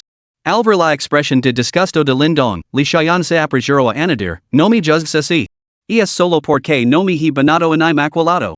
Dame la oportunidad de arreglarme y ser tan deslumbrante como esa zora barata en la que estás sentado. Lingua hervía por dentro, tú eres la zora barata. Lindong la despidió con un gesto. Eres demasiado fea. No cuenta. Yo sí que cuento. Li Xiaoyan seguía segura de sí misma. Escucha, antes solo eras un mensajero. Entiendo que no hubieras probado las cosas buenas de la vida, así que no te culpo por haber enamorado de esa zora. Pero yo, Li Xiaoyan, no me parezco en nada a su cara operada. Quédate conmigo y te prometo que te servir como es debido. ¿Me estás ligando? Lindong sintió ganas de reír. ¿Acaso no se notaba que Lingxue tenía la cara operada? ¿A qué te dedicabas antes? Era directora de recursos humanos en una empresa. No me extraña. Parece que nunca has trabajado de verdad en tu vida. Lindong sonrió de repente sin motivo aparente, como si se le hubiera ocurrido algo. Está bien. Te daré una oportunidad. Empieza como mi empleada doméstica en prácticas. Si lo haces bien, quizá te asciendan a tiempo completo. ¿En prácticas? Li Xiaoyan estaba naturalmente insatisfecha, pero tras pensarlo un momento, aceptó. Al fin y al cabo, era una oportunidad. Si se le daba la oportunidad, estaba segura de que podría seducir completamente a Lindong y luego echar a esa vulgar y seductora mujer de su lado. De esa manera, podría monopolizar sus recursos. Así era como había conseguido su puesto de supervisora. Al ver esto, las otras mujeres comenzaron a ofrecerse en masa. Sin embargo, una tras otra, estas mujeres feas de 50, 40 y incluso 30 puntos que pestañeaban de Jaban a Lindong completamente sin palabras. ¿En serios, señora? Tienen edad suficiente para ser mi madre, ahorrinos el alboroto. Conozco a una, Xiao Qingyu. Y es de Jiangchang, dijo una mujer, devanando los sesos para encontrar un nombre. Los ojos de Lindong se oscurecieron. Incluso sin seguir a las celebridades, conoce el nombre de Xiao Qingyu, una triple amenaza en el cine, la televisión y la música, el orgullo de Jiangchang, la diosa de los sueños de innumerables hombres. ¿La conoces? ¿Sabes dónde vive? No lo sé. Bang. Levanto la mano y la disparo en la cabeza. Su cráneo explotó al instante, lo que hizo que las otras mujeres se tiraran al suelo, paralizadas por el miedo. Lo repetir. Necesito su dirección, no un nombre cualquiera para enganarme, dijo Lindong con frialdad. El repentino asesinato de Lindong finalmente frenó el exceso de confianza de las mujeres. Recordaron que este hombre era un asesino despiadado que podía eliminar a sus rivals sin dudarlo. Con esta advertencia, los demás comenzaron a pensar detenidamente, sin atreverse a mentir. Sin embargo, incluso después de media hora, menos de la mitad habían proporcionado nombres y direcciones válidos, ninguno de este barrio. Lindong les dio fideos instantáneos y agua mineral, tal y como había prometido. Bueno, estoy cansado. Vámonos a casa, dijo Lindong bostezando, y ordeno a Ling Shui y Li Xiaoyan que cargaran los suministros restantes y se marcaran, abandonando a las otras mujeres a morir de hambre donde estaban. No le importaba su supervivencia. Cuando llegaron al tercer piso, Shenhuanyu había terminado de vomitar y había recogido los cadáveres, incluido el de su marido. Maestro, usted. Shenhuanyu se quedó paralizada. Entendía que su maestro trajera a otra mujer, pero ¿por qué una tan horrible? Capítulo 16, Acasada en el trabajo? Alvara Shenhuanyu, Li Xiaoyan no pudo evitar resoplar con frialdad, levantando su altiva barbilla. Ya verás. Cuando esta vieja termine de maquillarse, os eclipsará a todas. Esta es la nueva criada en prácticas. Vosotros dos, ocupaos de hielo y enseñar cómo funciona todo, dijo Lindong antes de retirar solo al dormitorio. Busco un mapa de Jiangcheng, marco las ubicaciones de las bellezas que había descubierto antes, trazo una ruta y se dispuso a elaborar una guía de viaje. ¿Ves? El hermano Don es realmente el compañero de viaje perfecto. En cuanto Li Xiaoyan entró, no pudo evitar compartir la misma sorpresa. ¿Qué calor hace aquí dentro? Vamos, primero te damos un baño. El maestro prefiere la limpieza. Ling Shui alivo a regañadientes al cuarto de baño, completamente desconcertada por el motivo por el que el maestro había acogido a una mujer tan vieja y fea. Recién banada y renovada, Li Xiaoyan comenzó a servirse los cosméticos de Shenhuanyu para maquillarse. Al verla sentada cómodamente en los silimacualandos, Shenhuanyu frunció el seno. ¿No te lo acabó de decar? Sin el permiso del maestro, debes arrodillar en la casa. Li Xiaoyan miró la puerta cerrada del dormitorio y resopló con frialdad. ¿Qué hay que temer? Ni siquiera está aquí. Shenhuanyu y Ling Shui intercambiaron miradas. Esta recién legada no solo era fea, sino que además era una alborotadora. Cada vez les costaba más entender el razonamiento de su amo. Una hora más tarde, vestida con ropa limpia y maculada con maquillaje pasado, Li Xiaoyan se erguía alta y orgullosa, mirando a Shenhuanyu y Ling Shui como se fueran basura sin valor. Zoras miserable, esperada quedar deslumbradas por mi belleza. Al llegar a la puerta del dormitorio, Li Xiaoyan llamó antes de arrodillarse inmediatamente. Amo. Vuestra humilde servienta espera vuestra benevolencia. Ambas mujeres se giraron al mismo tiempo, sintiendo náuseas. Lindong abrió la puerta y se encontró con la mirada ferviente de Li Xiaoyan. ¿Eso es todo? Hay que reconocer que el maquillaje de Li Xiaoyan era bastante impresionante, verdaderamente la magia de los cosméticos asiáticos. Su rostro redondo se había esculpido en forma de corazón, sus pequeños ojos se habían transformado en unos grandes y almendrados, su piel ligeramente áspera parecía suave y delicada y, de alguna manera, se había materializado un escote donde antes no había ninguno. Pero, eso era todo. Lindong perdió el interés tras una sola mirada. Bien, dormirás en la sala de estar con ellas. Recuerdas seguir las reglas. Con eso, cerró la puerta de un portazo, casi golpeando la nariz de Li Xiaoyan. Shenhuanyu y Ling Shui no pudieron evitar reírse. Zora. ¿Te lo has ganado, no? Puedes cuestionar la inteligencia del maestro, pero nunca su gusto. Li Xiaoyan miró fijamente la puerta que tenía delante, completamente atonida. ¿Qué derecho tiene? Soy la flor elegida de la empresa, la mejor de todas. Todas las recepcionistas jóvenes y guapas tienen que dejar la hermana en esta preciosa hoy cuando me ven incluso el jefe escabul conmigo a habitations de hotel cuando su mujer no está. ¿Qué derecho tiene este maldito repartidor a tratarme con tanto desprecio? Furiosa, Li Xiaoyan quería ir corriendo, llamar a la puerta y sacar a Lindong para discutir con él como es debido. Pero, recordando su mal genio y el hecho de que él tenía la llave del apartamento, sacabardo. Basta ya de tonterías, lo reprendió Ling Shui con suavidad. Limpia bien el lugar. Agradece que el amo te haya dejado cuidarte. Dica esto, sacaruco junto a shinwanua a los pies del sofá y se quedo dormida. Vosotros. Li shayan miro con ira la habitación llena de restos de comida, furiosa. Ella era la que intimidaba a los demás en el trabajo, y hoy la estaban intimidando a ella. Era completamente absurdo. Pero que podía hacer? Obedientemente, recogió y se tumbó en otro rincón del sofá. A medianoche, se distribuyeron las recompensas una vez más, una de las cuales era un aumento de +5 en el nivel de comate. Sin dudarlo, por supuesto que eligió hacerse más fuerte. Ahora, en el nivel 11, Lindon hizo el pino con un solo dedo en su cama. Joder, ahora soy terriblemente poderoso. Con una sensación de satisfacción, Lindon se quedó dormido. Todo el apartamento 301 quedó en completo silencio. Sin embargo, los demás residentes de la comunidad Jayuan no podían conciliar el sueño. El repentino disparo había conmocionado a los habitantes de los áticos de todos los edificios. Edificio 2, esto no puede ser. Debemos encontrar al tirador. De lo contrario, con el asacando en las sombras, vuestras posiciones están lejos de ser seguras. Edificio 6, enviada algunas personas mañana por la mañana. Hay el aparcamiento subterráneo de cada edificio y avisados. Tenemos que convocar una reunión. Debemos localizar al tirador. Básicamente, todos los edificios llegaron a un consenso, no se podía permitir que el tirador permaneciera allí. Además, había que recuperar el arma. En un piso del edificio 14, una mujer vestida con un sujetador deportivo realizaba una postura de yoga katia, apoyándose en las manos. Esta secuencia exigía una fuerza y un equilibrio excepcionales. Su físico era exquisito, con líneas elegantes templadas por una belleza poderosa. Sus largas piernas se estiraban tensa y sus firmes nalgas esculpían una cava seductora.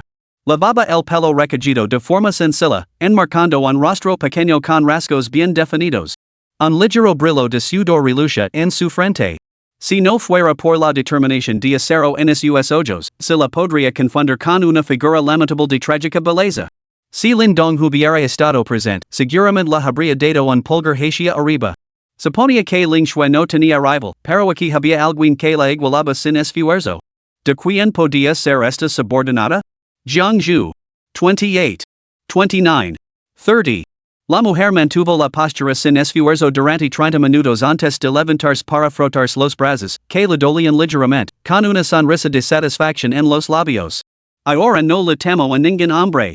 Jiangju estaba completamente satisfecha con su estado actual. Había sido instructora de yoga, y una muy buena. Especializada en la corrección de la postura de las mujeres, mantenía una estricta autodisciplina y poseía un físico perfectamente esculpido. El primer día del Apocalipsis, mientras caminaba a casa desde el trabajo, rozó accidentalmente un copo de nieve venenoso. Al descubrir que los copos de nieve tóxicos provocaban que a las personas les salieran furúnculos llenos de pus y, finalmente, murieran, Jiangju fue aterrorizada a su casa. Estaba aterrorizada, temía tanto a la muerte como a morir de una manera espantosa. Sin embargo, al regresar a casa, Jiangju no desarrolló furúnculos como los demás. En cambio, desarrolló una fiebre alta, con una temperatura que superaba los 40 grados centígrados. En un delirio febril, Jiangju sobrevivió milagrosamente y, al cabo de 3 días, la fiebre remitió. Sin embargo, su cuerpo había sufrido cambios. Descubrió que ya no temía el frío y que su fuerza había aumentado notablemente. Mientras que antes apenas podía aguantar unos minutos de este ejercicio antes de jadir, ahora lo mantenía sin esfuerzo durante 30 minutos, lo que demostraba que su constitución había mejorado enormemente. 2 días antes, habían instalado disturbios en el bloque 14. Con su aspecto dulce y su figura perfecta, Jiangju se convirtió naturalmente en el objetivo principal de todos los hombres. Sin embargo, no mostró ningún temor y, con una barra de hierro en una mano, sometió a todos los hombres del edificio. En consecuencia, el bloque 14 fue el que menos víctimas sufrió en toda la urbanización, y ella se convirtió en la reina indiscutible del edificio. Toc, toc, toc. El sonido de los golpes llegó a sus oídos. Jiangju frunció el seno. ¿Quién podría estar buscándola a estas horas? Se puso la chaqueta de plumas para ocultar su impresionante figura antes de abrir la puerta. Afuera había un joven, uno de sus admiradores. Hermana Jiang, los representantes de otros edificios acaban de enviar un mensaje. Dicen que debemos reunirnos mañana temprano en la planta baja para discutir el tema del pistolero. Jiangju frunció ligeramente el seno. Ella también estaba preocupada por los disparos. Al fin y al cabo, aunque se había vuelto considerablemente más fuerte, seguía sin poder resistir las balas. Muy bien. Capítulo 17, La advertencia del maestro, la reunión de los señores de la torre. Tras aceptar, Jiang Zhua se dispuso a cerrar la puerta, pero el joven se apresuró a bloquearla. ¿Buscas la muerte? La expresión de Jiang Zhua se ensombreció. Ya había vencido a todos los hombres de la torre, y aún así alguien se atrevía a coquetear con ella. El joven retiró apresuradamente la mano. Naturalmente, sintió un poco de miedo. Soltó una risa incómoda. Hermana Jiang, esa no era mi intención. Es solo que, mi gato de volteritas hacia atrás. Ni preguntaba si le gustaría pasar a visitarme. De verdad. Nada más, solo una visita. Una belleza tan poco común, incluso con formidables habilidades de come, seguía atrayendo admiradores, y este joven era uno de ellos. Conquistar a Jiang Zhua elevaría su estatus. ¿Estás enfermo? Jiang Zhua lanzó una mirada de absoluto disgusto y cerró la puerta de un portazo. A las 2 de la madrugada, todo el barrio estaba en silencio. Li Xiaoyan, sin embargo, estaba completamente despierta. Daba vueltas en la cama, incapaz de comprender por qué Lin Dong se negaba a acostarse con ella. ¿Podría ser que no estuviera a la altura? Pero las otras dos mujeres parecían completamente satisfechas con solo una mirada, ¿no podía ser eso? Después de pensarlo mucho, nunca se le ocurrió que pudiera ser culpa suya. No, debo asegurarme de que Lin Dong echa esas dos mujeres inmediatamente. Pensó Li Xiaoyan. Al amparo de la oscuridad, se levantó en silencio y se dirigió de puntillas hacia el dormitorio. Sus movimientos eran tan ligeros que las dos mujeres no se dieron cuenta, pero Lin Dong de repente oyó el ruido y no pudo evitar soltar una risa fría. La mujer estaba, sin duda, buscando la muerte. Li Xiaoyan extendió la mano y giró suavemente el pomo de la puerta del dormitorio, abriéndola un poco. Antes de que pudiera asomar la cabeza, al segundo siguiente se oyó un disparo. Bang! El fusible que Lin Dong había colocado cuidadosamente antes se activó al abrirse la puerta. Apretó el gatillo y la bala salió instantáneamente del cañón. Li Xiaoyan no tenía ni idea de que Lin Dong fuera tan meticuloso. Recibió un disparo en la cabeza y la sangre salpicó toda la habitación. Sus ojos se abrieron con incredulidad mientras su cuerpo se desplomaba pesadamente. ¿Qué está pasando? El repentino disparo despertó sobresaltadas a las dos mujeres. Se pusieron en pie rápidamente y encendieron sus linternas. Al ver el cuerpo de Li Xiaoyan, ambas mujeres se quedaron paralizadas al mismo tiempo, rompiendo a sudar frío. ¿Qué demonios? Nada. Dices del cadáver de esta idiota. Limpia la casa a fondo antes del amanecer. Una voz fría resonó en la habitación completamente a oscuras. Sí, maestro. Las dos mujeres se pusieron manos a la obra. Levantaron el cuerpo de Li Xiaoyan y lo arrojaron por la ventana. Luego, trajeron agua caliente y comenzaron a fregar el suelo. Después de un largo rato, Ling Shui murmuró en voz baja, intentaba colarse en el dormitorio del maestro para que la matara. Una ola de pavor la invadió. Más temprano ese día, cuando Shenhuanhua había mencionado que el maestro les había prohibido acompañarlo a la cama, había considerado colarse mientras él dormía. No sabía que el maestro lo había anticipado. Afortunadamente, esa noche había estado demasiado agotada como para siquiera considerarlo. Shenhuanhua sintió con severidad, sumida en sus pensamientos. Mientras iba a cambiar el agua de la bañera, murmuró su sospecha. Sospecho que Lin Dong nos está advirtiendo. ¿Qué quieres decir? Anoche, los dos albergamos malas intenciones hacia Lin Dong al mismo tiempo. Él debió de percibirlo, pero no mostró ninguna reacción, lo que demuestra que no le importa que le traicionemos. Sin embargo, acogió a esa miserable mujer. Debió de calcular que Li Xiaoyan rompería las reglas de ahí su muerte. El mensaje de Lin Dong era claro, usar a Li Xiaoyan como advertencia. Podíais traicionarnos, podíais romper las reglas, pero estad preparados para ser eliminados. Por lo tanto, si actuamos contra Lin Dong, debemos eliminarlo por completo. De lo contrario, no nos dará ninguna oportunidad de suplicar clemencia. O morimos nosotros. Ling Shui se quedó sin palabras ante la deducción de Shenhuanhua. Que traición tan cruel. Solo se podía decir que era una auténtica élite social. Shenhuanhua había identificado con precisión las intenciones de Lin Dong. Eso era precisamente lo que quería decir. Lin Dong esperaba con impaciencia que las servientes lo traicionaran, pero les había advertido de antemano, si querías traicionarme, estad completamente preparadas, o enfrentaros a la muerte. Si vais a hacerlo, que valga la pena. Mientras otros luchaban contra la naturaleza en el apocalipsis, Lindong sencha que su propia fuerza solo se haría más fuerte. Luchar contra los elementos tenía poco atractivo, luchar contra otros era mucho más emocionante. Hay que decir que esta advertencia tuvo un profundo efecto. Los últimos vestigios de intrigas en el corazón de Manhwa se extinguieron por completo. Ling Shui negó apresuradamente con la cabeza. Nunca traicionaría a mi amo. Soy su serviente más leal. Ah, sí. Manhwa la miró, sonrió y no dijo nada más, continuando con la limpieza de las manchas de sangre. Las dos mujeres trabajaron sin descanso hasta las 4 de la madrugada. Abrieron las ventanas para ventilar la habitación, rocharon perfume y revisaron meticulosamente de una vez más para asegurarse de que no quedaran rastros de sangre en su olor antes de finalmente acostarse a dormir. A las 8 de la mañana, Lindong se levantó y disfrutó de un espléndido desayuno servido por las dos mujeres. Aprovechó la oportunidad para subir a Ling Shui al nivel 2. Una vez completado el nivel, Lindong encendió un cigarrillo y miró por la ventana con perplejidad. Qué raro. ¿Por qué hay tanto silencio hoy? Los 2 días anteriores, el vecindario había estalado en gritos y golpes al amanecer, pero hoy se sentía inusualmente tranquilo. Manhwa miró a Ling Shui, que se había quedado dormida después de subir de nivel, con los ojos llenos de envidia. Le dio un cadazo a Lindong en la pierna del pantalón. Maestro, esta mañana 6 residentes de otros edificios bajando juntos las escaleras. Deben estar reuniéndose en el aparcamiento subterráneo para discutir algo. Ah, sí. Lindong asintió, se levantó y dio un cadazo a Ling Shui. Despierta, date prisa. Vamos a unirnos a la diversión. Todavía quiero dormir.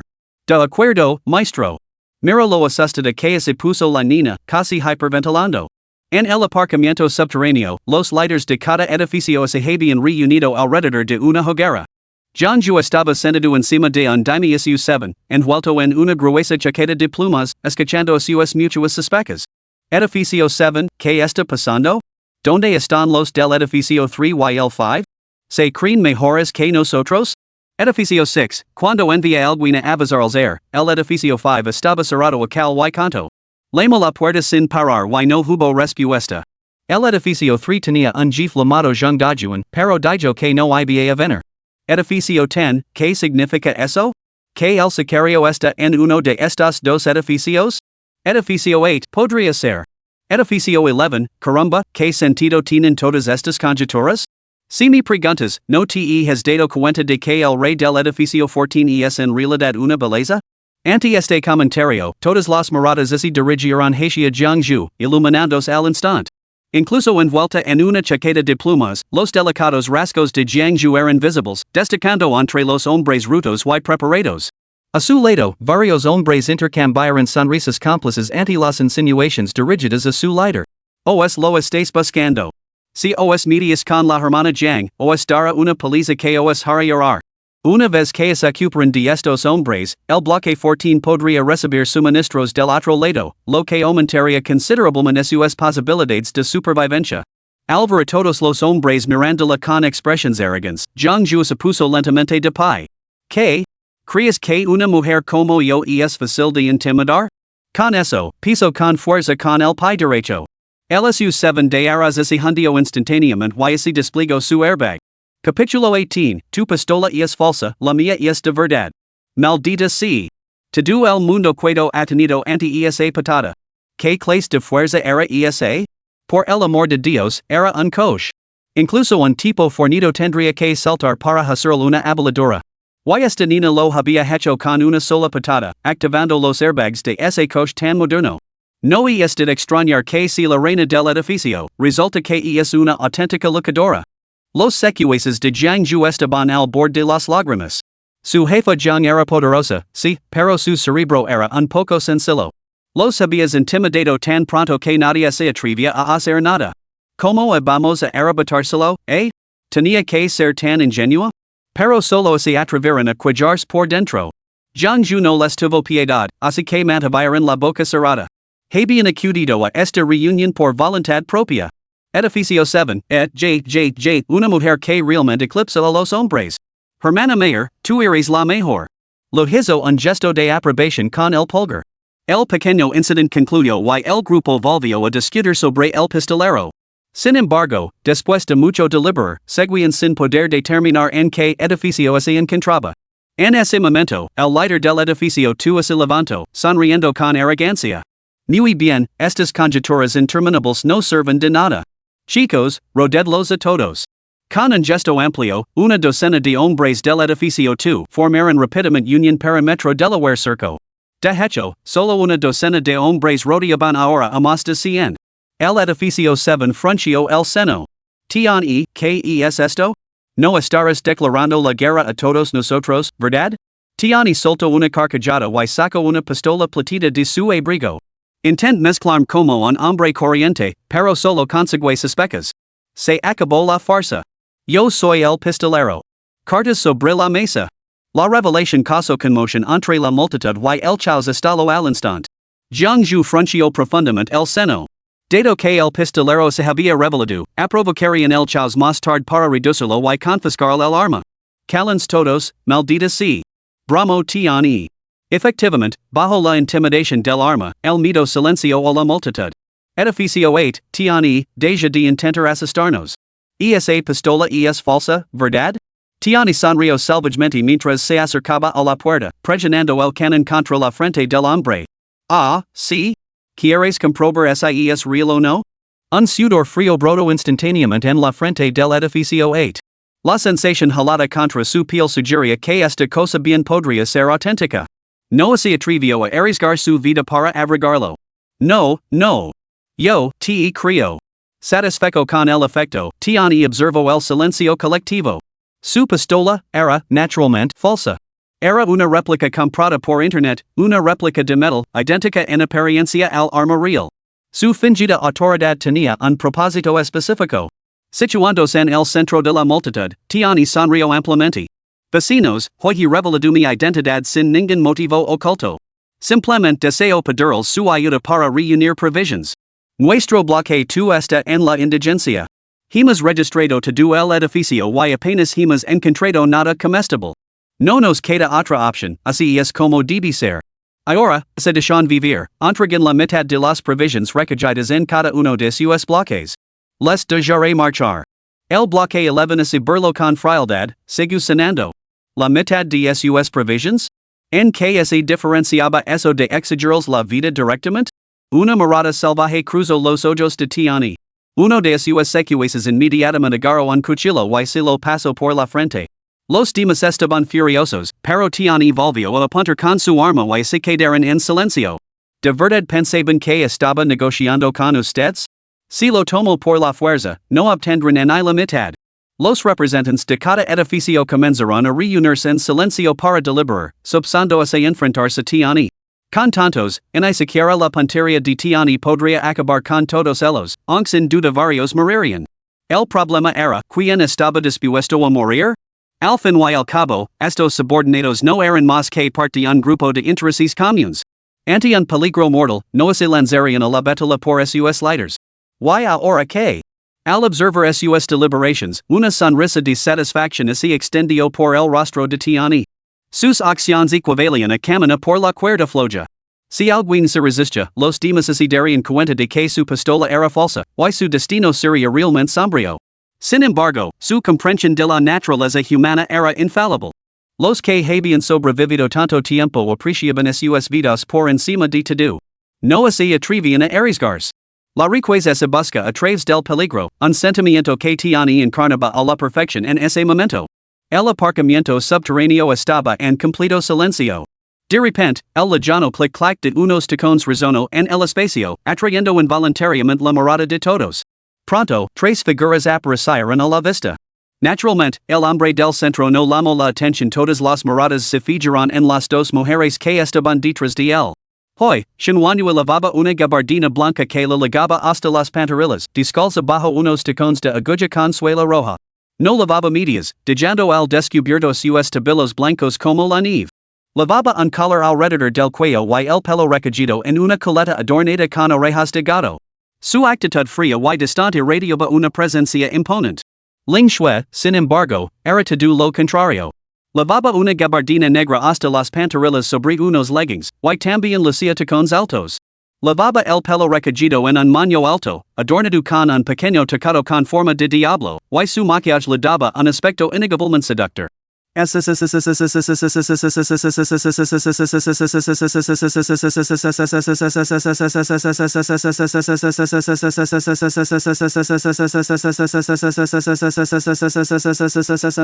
Las pupilas de Jiangju se contrajeron.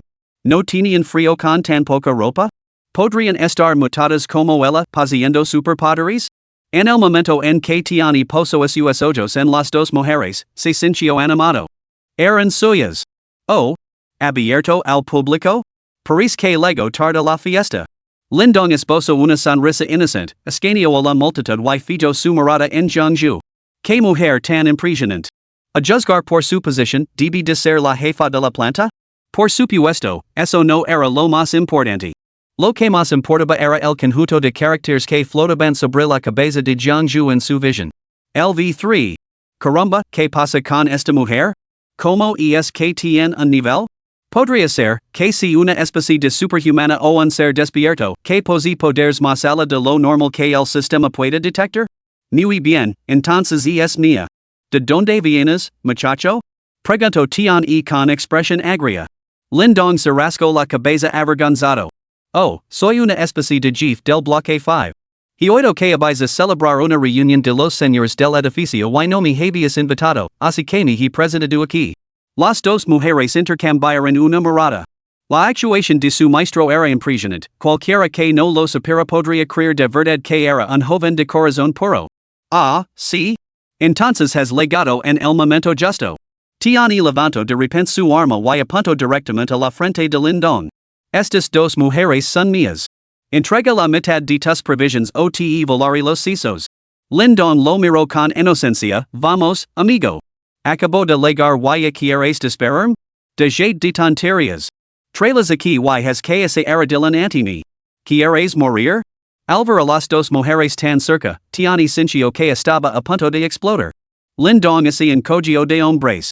No es que no quiera dártelas. Es solo que tu pistola es falsa. Dica esto, sacó instantáneamente la Desert Eagle dorada y la metió el canon directamente en la boca a Tiani.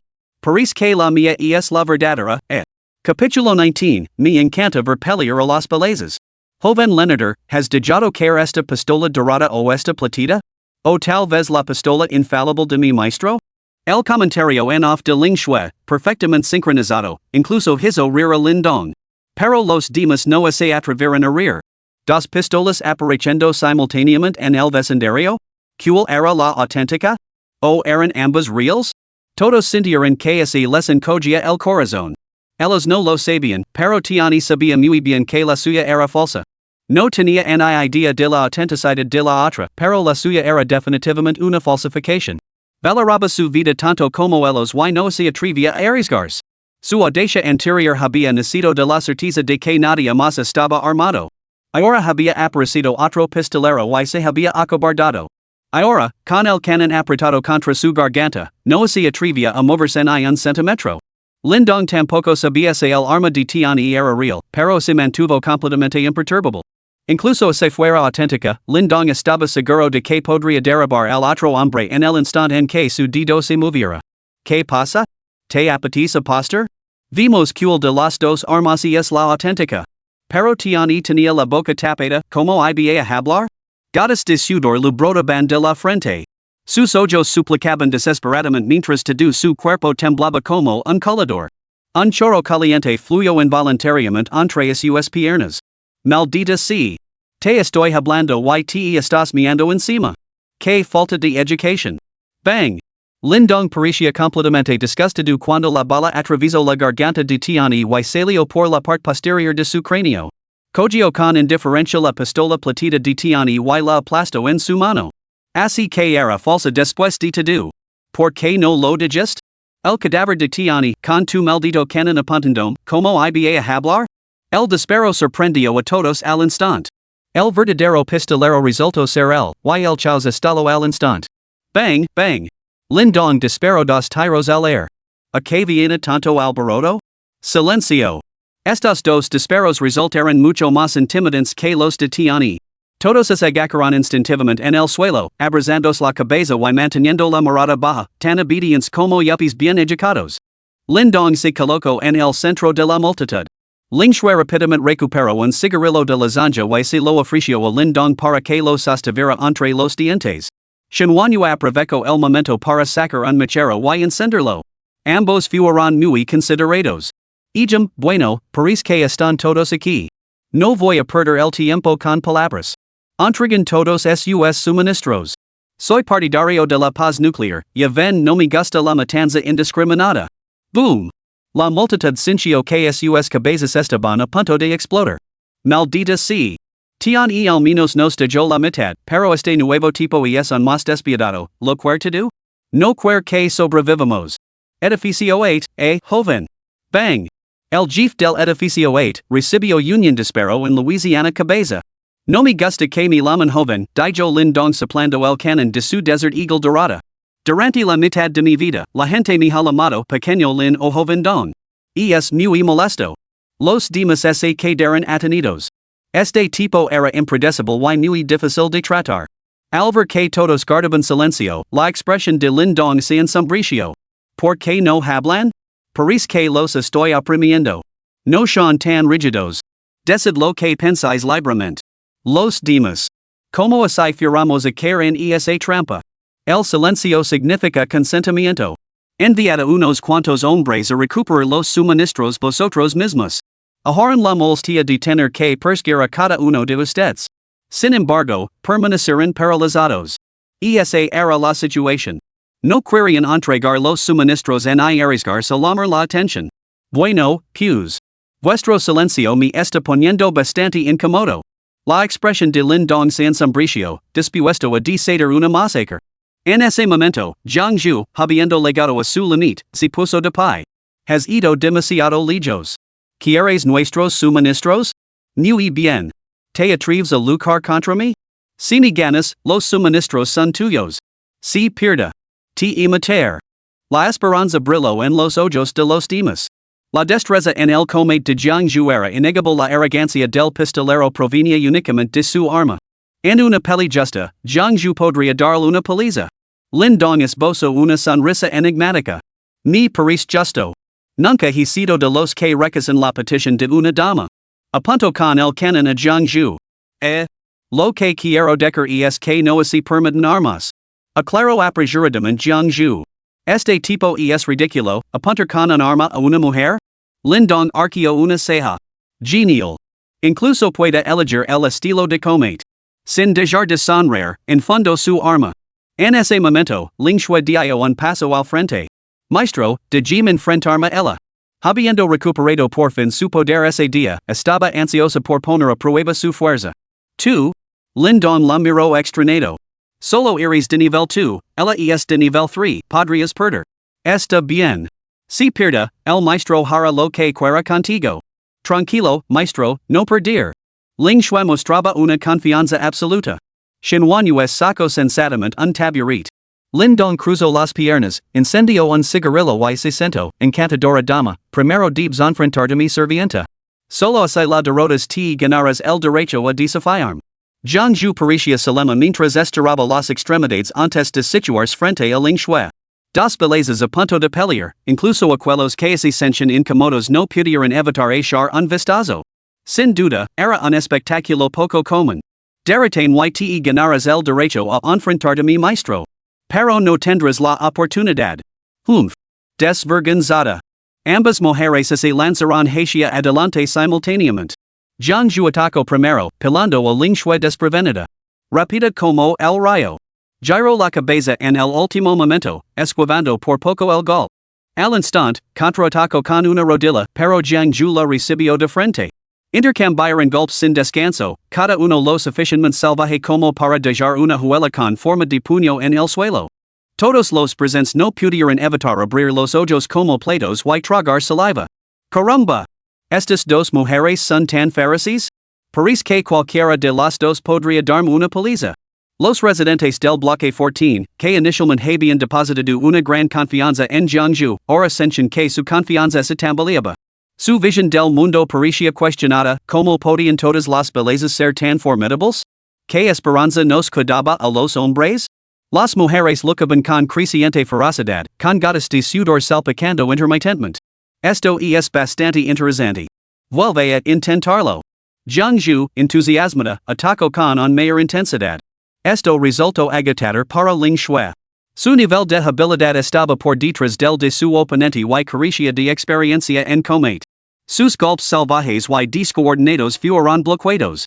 Además, el peso del Mercedes clase G dificultaba sus movimientos y estaba al borde del agotamiento. No puedo hacer el ridículo delante de mi maestro. Ling Shui apretó los dientes y aguantó, pero al final no pudo resistir a la instructora de yoga. Jiangzhu le dio una patada en la pantorrilla, perdió el equilibrio y cayó al suelo. Al instante, una leve que lo rompía los huesos la inmovilizó por completo. Soltame. Ling Shui captó la mirada burlona de Lin Dong y se aterrorizó. Pero la fuerza de Jiangzhu superaba con crex la suya y, con las articulaciones bloqueadas, por mucho que lucara no podía liberarse. Ya basta. Tú ganas. Te has ganado el derecho a enfrentar a mí, Lin Dong admitió la derrota en nombre de Ling Shui. Solo entonces Jiangzhu dio un paso atrás, jadeando para recuperar el aliento. Este hombre seguramente sería más fuerte que esta mujer tendría que ser cautelosa. Maestro, lo siento. Ling Shui se arrodilló inmediatamente a los pies de Lin Dong, con expresión lastimera. Había entrado en la peli rebosante de confianza, solo para acabar inmovilizada por los golpes. ¡Qué humiliación tan absoluta! Lin Dong se levantó impasible, con tono gélido. Nos ocuparemos de tu castigo como es debido cuando volvemos. Capítulo 20, un pescado frío y helado lo abafidió la cara sin miramientos. El esbelto cuerpo de Ling Shui temblaba violentamente. Shenhuanyue la observaba, con una expresión igualmente amarga. Ling Shui era más o menos su igual, pero también había caído. Este resultado había superado realmente sus expectativas. Jiangzhu, al ver a Lin Dong dar un paso adelante, respiró hondo. Justo cuando se disponía a hablar, vio el tubo de acero a sus pies y lo recogió rápidamente. Soy una mujer. Usar un arma no debería ser un problema, ¿verdad? Lin Dong se rió entre dientes. ¿Cómo quieres? Entonces yo también debería poder usar un arma, ¿no? Tranquila, no usar una pistola. Jiangzhu se enfureció. Este tipo era un más irritante, no sabía que debía dejar pasar primero a una dama. Lin Dong miró a su alrededor y, de repente, metió su gran mano en el cuello de la chaqueta de Shenhuanyue. Ante su mirada atenida, sacó un pescado congelado. Sí, un pescado congelado. Y probablemente era un jurel. Golpeó el pescado congelado con el dedo y asintió con satisfacción. Siempre había querido probar el pescado congelado después de verlo en las series de televisión, y ahora por fin podía comprobar su reputación. La expresión de Jiangzhu se volvió extraña. ¿Tu apellido es Gao? Lin Dong negó con la cabeza. No, mi apellido es Lin. Jiangzhu se quedó sin palabras, luego su rostro se volvió serio mientras agarraba con fuerza el tubo de acero. ¿Empezamos? Jiangzhu asintió. Al instante siguiente, Lin Dong desapareció ante sus ojos. ¿Dónde se ha metido? Una abrumadora ola de terror la invadió. De repente, sintió una palmada en su trasero respingón. Qué agradable al tacto. Parece que haces ejercicio con regularidad, dijo Lin Dong desde detrás de ella. Jiangzhu. ¿Cuándo se ha puesto detrás de mí? Sin pensarlo dos veces, balanceó el tubo de acero hacia atrás, solo para golpear el aire. Lin Dong había reaparecido detrás de ella una vez más. Nivel 11 contra nivel 3, la diferencia era abismal. Ni siquiera podía vislumbrar la sombra de Lin Dong. Además, Lin Dong no sabía nada de perdonar a una dama. Levantó el pescado congelado y lo golpeó con fuerza contra el brazo izquierdo de Jiangzhu. Crack! Arg! Gritó Jiangzhu con agonía, con las venas hinchadas y el sudor frío corriendo por la cara. Los demás observaban con la respiración entrecortada. Su brazo estaba completamente destrozado, con el hueso sobresaliendo hacia afuera. ¡Qué hombre sigma! Realmente no mostraba piedad con las mujeres. Lo siento, calcul mal la fuerza. ¿Estás bien? Preguntó Lin Dong, algo avergonzado. Vete al infierno. Rugió Jiangzhu, balanceando el tubo de acero con su brazo derecho. Pero Lin Dong fue más rápido. Otro crujido resonó cuando su brazo derecho también se fracturó. Al mismo tiempo, la cola del pescado congelado se rompió. Paris que esta especie no es lo suficientemente resistant. La próxima vez, quizás carpa o carpa platita? Reflexionó Lindon, acariciándose la barbilla. Jiang Zhu gritaba de dolor. Con ambos brazos fracturados, esto era más de lo que cualquier persona normal podía soportar. Se retorcia en el suelo, retorciéndose de dolor. El maestro es formidable. Dijo Ling Shui con un pequeño cumplido, solo para recibir a cambio la nuca de Lindon. Los demás observaban el lamentable estado de Jiang Zhu, con el rostro verdoso. Maldita sea, este hombre es Superman? ¿Qué clase de juego es este? Con tu fuerza y esa pistola, ¿por qué no vas a robar a otra persona? ¿Por qué te molestas con nosotros? Lindon abandonó la cola de pez y se sentó directamente sobre la sien de Jiang Zhu, aplastando a sus delicados rasgos. Jiang Zhu hervía de ira, vergüenza y agonía, sus poderosas piernas se agitaban violentamente, pero era incapaz de liberarse. Maldito hombre, ¿cómo te atreves a humillarme así? Damas y caballeros, ella ha perdido. Aun así, tendrán que entregar todos sus suministros. Tenias media hora. Si no están aquí, yo mismo llamaré a todas las puertas. Y traigo las mujeres que había secuestrado para inspeccionarlas. Y entregad todos vuestros cuchillos prohibidos para guardarlos. Soy una persona nerviosa, no puedo dormir con vosotros armados. Todos.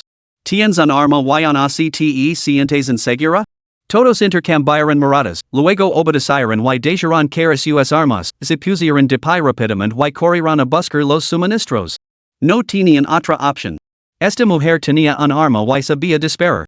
Con la nieve bloqueando las carreteras, ni siquiera podían huir. El joven que estaba enamorado de Jiang Zhu observó su rostro contorsionado con una expresión complicada, apretó los dientes y salió corriendo. Nada importa más que la propia vida. Al ver que todos huían, Ling Shui sonrió y se acercó sigilosamente. Maestro, eres formidable. Maestro, eres poderoso. Shunwanyu suspiró. Pequeña mocosa, intentando salir del apuro con tus encantos? No va a funcionar. Efectivamente, Lindon la miró con frialdad, vuelve y atate el baño. No comerás en todo el día. Mañana te liberar. Ling Shui se quedó paralizada. ¿Qué clase de castigo era ese? Shunwanyu palideció. ¿Atada en el baño? Ling Shui regresó trotando, con su expresión inocente. Lindon le dio una palmada en la espalda a Jiang Zhu. Deja de mover. Cuando te leva casa, podrás mover todo lo que quieras. Jiang Zhu estaba furiosa. ¿Por qué se movía? Solo quería levantarse, por el amor de Dios.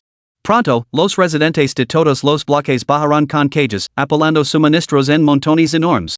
Al ver la abundancia, Lindon se sintió bastante satisfecho. Todos habían sido bastante obedientes. Por supuesto, algunos sin duda habían escondido suministros, pero no se molestó en investigar. Después de todo, era un ciudadano de buen corazón, ¿cómo podía negar a los demás la oportunidad de sobrevivir?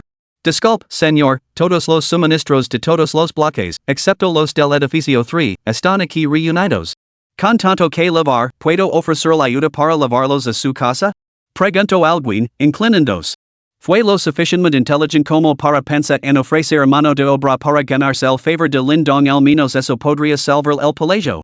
Con él a la cabeza, varios hombres se apresuraron a acercarse, golpeándose el pecho y ofreciendo su ayuda. No hace falta. Mi criada puede encargar sola, rechazó Lindon con una sonrisa, señalando a Shunwanyu. A continuación, comenzó a rebuscar entre los suministros, separando todos los cigarrillos, linternas, baterías externas y artículos similares. No era mucho, bastaba con una sola caja. Los espectadores se quedaron atenidos. ¿Qué demonios era eso? ¿Solo esas cosas? ¿Por qué no lo dijiste antes? Si hubieras dicho que solo necesitabas esto, podríamos haber traído solo los cigarrillos y esta. ¿Era realmente necesario asustarnos tanto? Pensé que querías comida. En ese momento, filas y filas de mujeres fueron conducidas escaleras abajo. Al ver las montañas de comida apeladas, todas tragaron saliva. Hermano Mayer, todas las mujeres de nuestros edificios están aquí. ¿Te gustaría echar un vistazo? Lindon se acarició la barbilla mientras las examinaba una por una, y rápidamente se sintió decepcionado. Todas estaban desalinadas y descuidadas, sin ofrecer ni una pizca de emoción. Suspiró. Parece que tendremos que salir de aquí más pronto que tarde. Venid a comer, todas. ¿Qué aspecto tan demacrado y pálido tenías? Les dijo Lindon de repente. Las mujeres así miraron desconcertadas. Manhwa ese quedo paralizada. ¿Había cambiado el maestro? ¿Estaba siendo realmente amable? ¿De verdad podemos comer? Preguntó alguien timidamente. Lindong asintió. Una vez obtenido el permiso, estas mujeres hambrientas se abalanzaron como lobos voraces, rasgaron los envases y devoraron el contenido a grandes bocados. La mayoría no había comido adecuadamente en mucho tiempo si no fuera porque sus cuerpos aún tenían algún valor, probablemente habrían perecido hacía mucho tiempo. Los hombres se pusieron nerviosos. Esa era nuestra comida. Aunque se la hubiéramos quitado a estas mujeres. Al ver que las mujeres casi habían terminado, Lindong sonrió. ¿Ya están linas? Las mujeres asintieron al unísono. Ya que han comido hasta sacios, vengan aquí. Ahora esto les pertenece. Lindong señaló los cuchillos prohibidos esparcidos por el suelo. Las mujeres obedecieron rápidamente, cada una cogió un arma y miró fijamente a Lindong. ¿Por qué me miran? Ajusten cuentas, vengan sus agravios. Lindong señaló a los hombres. Los hombres. Peligro. En 3 segundos, los ojos de una mujer se encendieron en rojo. Li Zhan. Mataste mi marido y me humiliaste. Lucharé contigo hasta la muerte. Con una liderando la carga, las otras mujeres se abalanzaron hacia adelante. Algunas habían perdido a sus maridos, otras a sus hijos, otras simplemente habían soportado abusos. Sin embargo, sin excepción, todas albergaban un odio profundo y ardiente hacia estos hombres. Antes indefensas, ahora bien alimentadas, hidratadas y armadas, esta era su oportunidad perfecta para vengarse. El aparcamiento subterráneo se sumió en el caos, y el aire salino del sonido metálico de las espadas. Mientras tanto, Lindong sonrió lentamente, cargando con Jiangju al hombro mientras silbaba a Manhwa. Capítulo 21, ¿Qué significa quien bien te hará llorar? Jiangju no pudo evitar intervenir, enviarlas a buscar venganza solo acelerara su muerte. De hecho, aunque estas mujeres estuvieran bien alimentadas y armadas, seguían sin tener ninguna ventaja frente a hombres fuertes y sanos. Manhwa se rió burlonamente. ¿Y qué? ¿Debería pedirle a mi maestro que haga justicia por ellas? ¿Que las vengue? Que el maestro les conceda esta oportunidad ya es una bendición tremenda. En lugar de morir humilladas, al menos ahora han luchado, ¿no? Jiangju se quedó sin palabras. De vuelta a casa, Ling Shui se había atado obedientemente las manos. Pum. Lindong tiró bruscamente a Jiangju al suelo, serviente lavala a lavarse y enseñó las reglas. Manhwa obedeció y lo entregó el uniforme de serviente hecho a medida. Sí, maestro. En el baño, Ling Shui se arrodilló a un lado y observó como Manhwa ayudaba a Jiangju a lavarse. Ay, ten cuidado, ese ni va a romper el brazo. Bueno, tú debes de ser bastante capaz. ¿Por qué no te defendiste? Los tres podríamos haber planeado algo y haber acabado con él. ¿Qué clase de ropa es esta? ¿Es para seres humanos? Aunque muera hoy, aunque salt del edificio, nunca me pondrá algo así. ¿Qué? ¿Qué son estas reglas? Prefiero morir antes que hacer esto. ¿Queda algo de dignidad humana? Manhwa casi se echó a reír. ¿Derechos humanos? ¿De verdad quería eso? 2 horas más tarde, Lindong fumaba un cigarrillo mientras abría la interfaz del sistema. Serviente 3, Jiangju.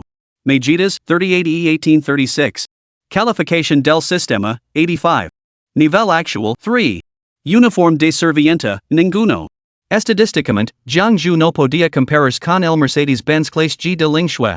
Sin embargo, años de entrenamiento físico habían esculpido su relación cintura cadera a la perfección, haciendo que su figura fuera visualmente más llamativa que la de Ling Shui. Ding! Se han detectado lesions graves en la criada Jiangju. ¿Iniciar curación con un solo clic? Oh, ¿el sistema tenía esa función? Bastante convenient. Pero Lindong no se apresuró a curarla. Jiangju era claramente una luchadora, incluso en ese estado, sus ojos muy abiertos miraban inquietos a su alrededor, a diferencia de las dos mujeres anteriores. Deja que siga fuera de comer un poco más. Jiangju sentía verdadera curiosidad, demasiado preocupada como para notar siquiera el dolor inicial. ¿Por qué hacía tanto calor aquí?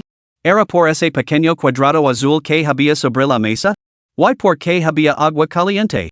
Este lugar solo tiene unos 80 metros cuadrados, donde se almacena toda la comida?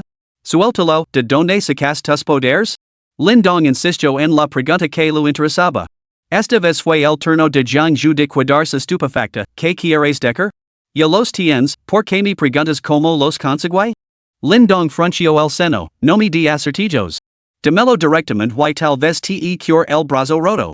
Oh, pues gracias, wow.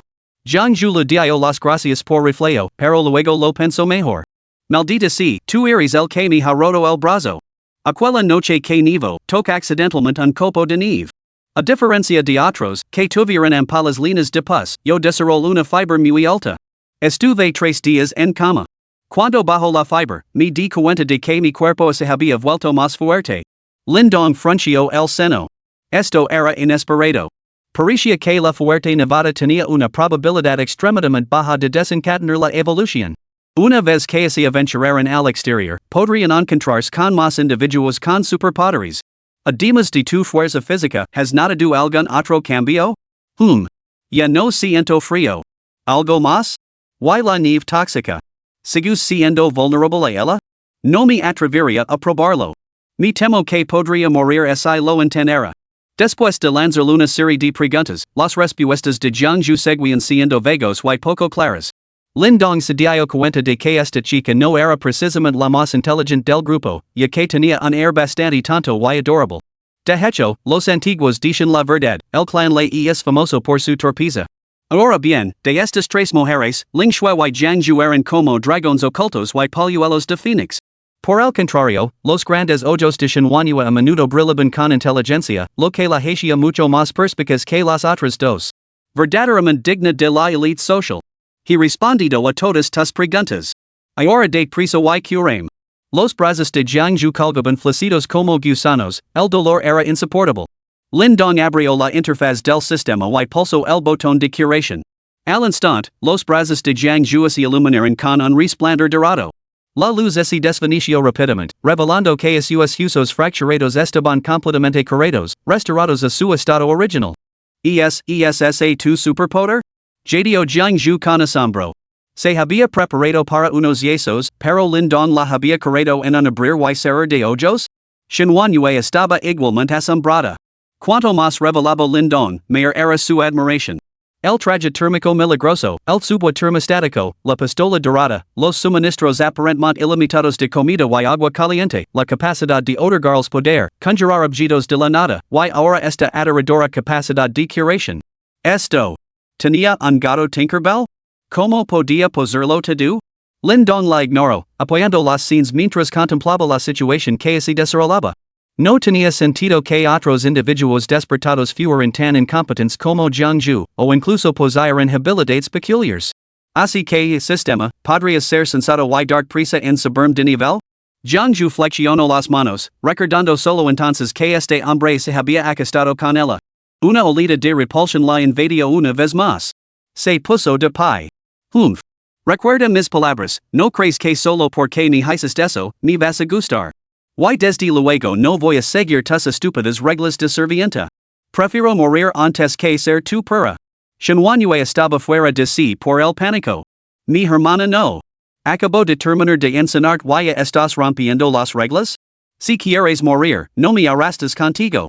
Lindong levantó la cabeza, entrecerrando ligeramente los ojos mientras una sonrisa peligrosa se extendía por su rostro. ¿Ya te has decadido? No hay que pensarlo. Yo, Jiangju, me niego rotundamente a permitir que un hombre me pisotee. Smack. Antes de que pudiera terminar, la mano veloz como un rayo de Lindong lo agarró el cuello y le levantó sin esfuerzo en el aire. Su poderoso agartino al instante su cuello blanco como la nieve de color carmesí. El rostro de Jiangju se sonrojó, su corazón latía sin control, como si fuera a saltar de su pecho. Sus piernas se agitaban violentamente.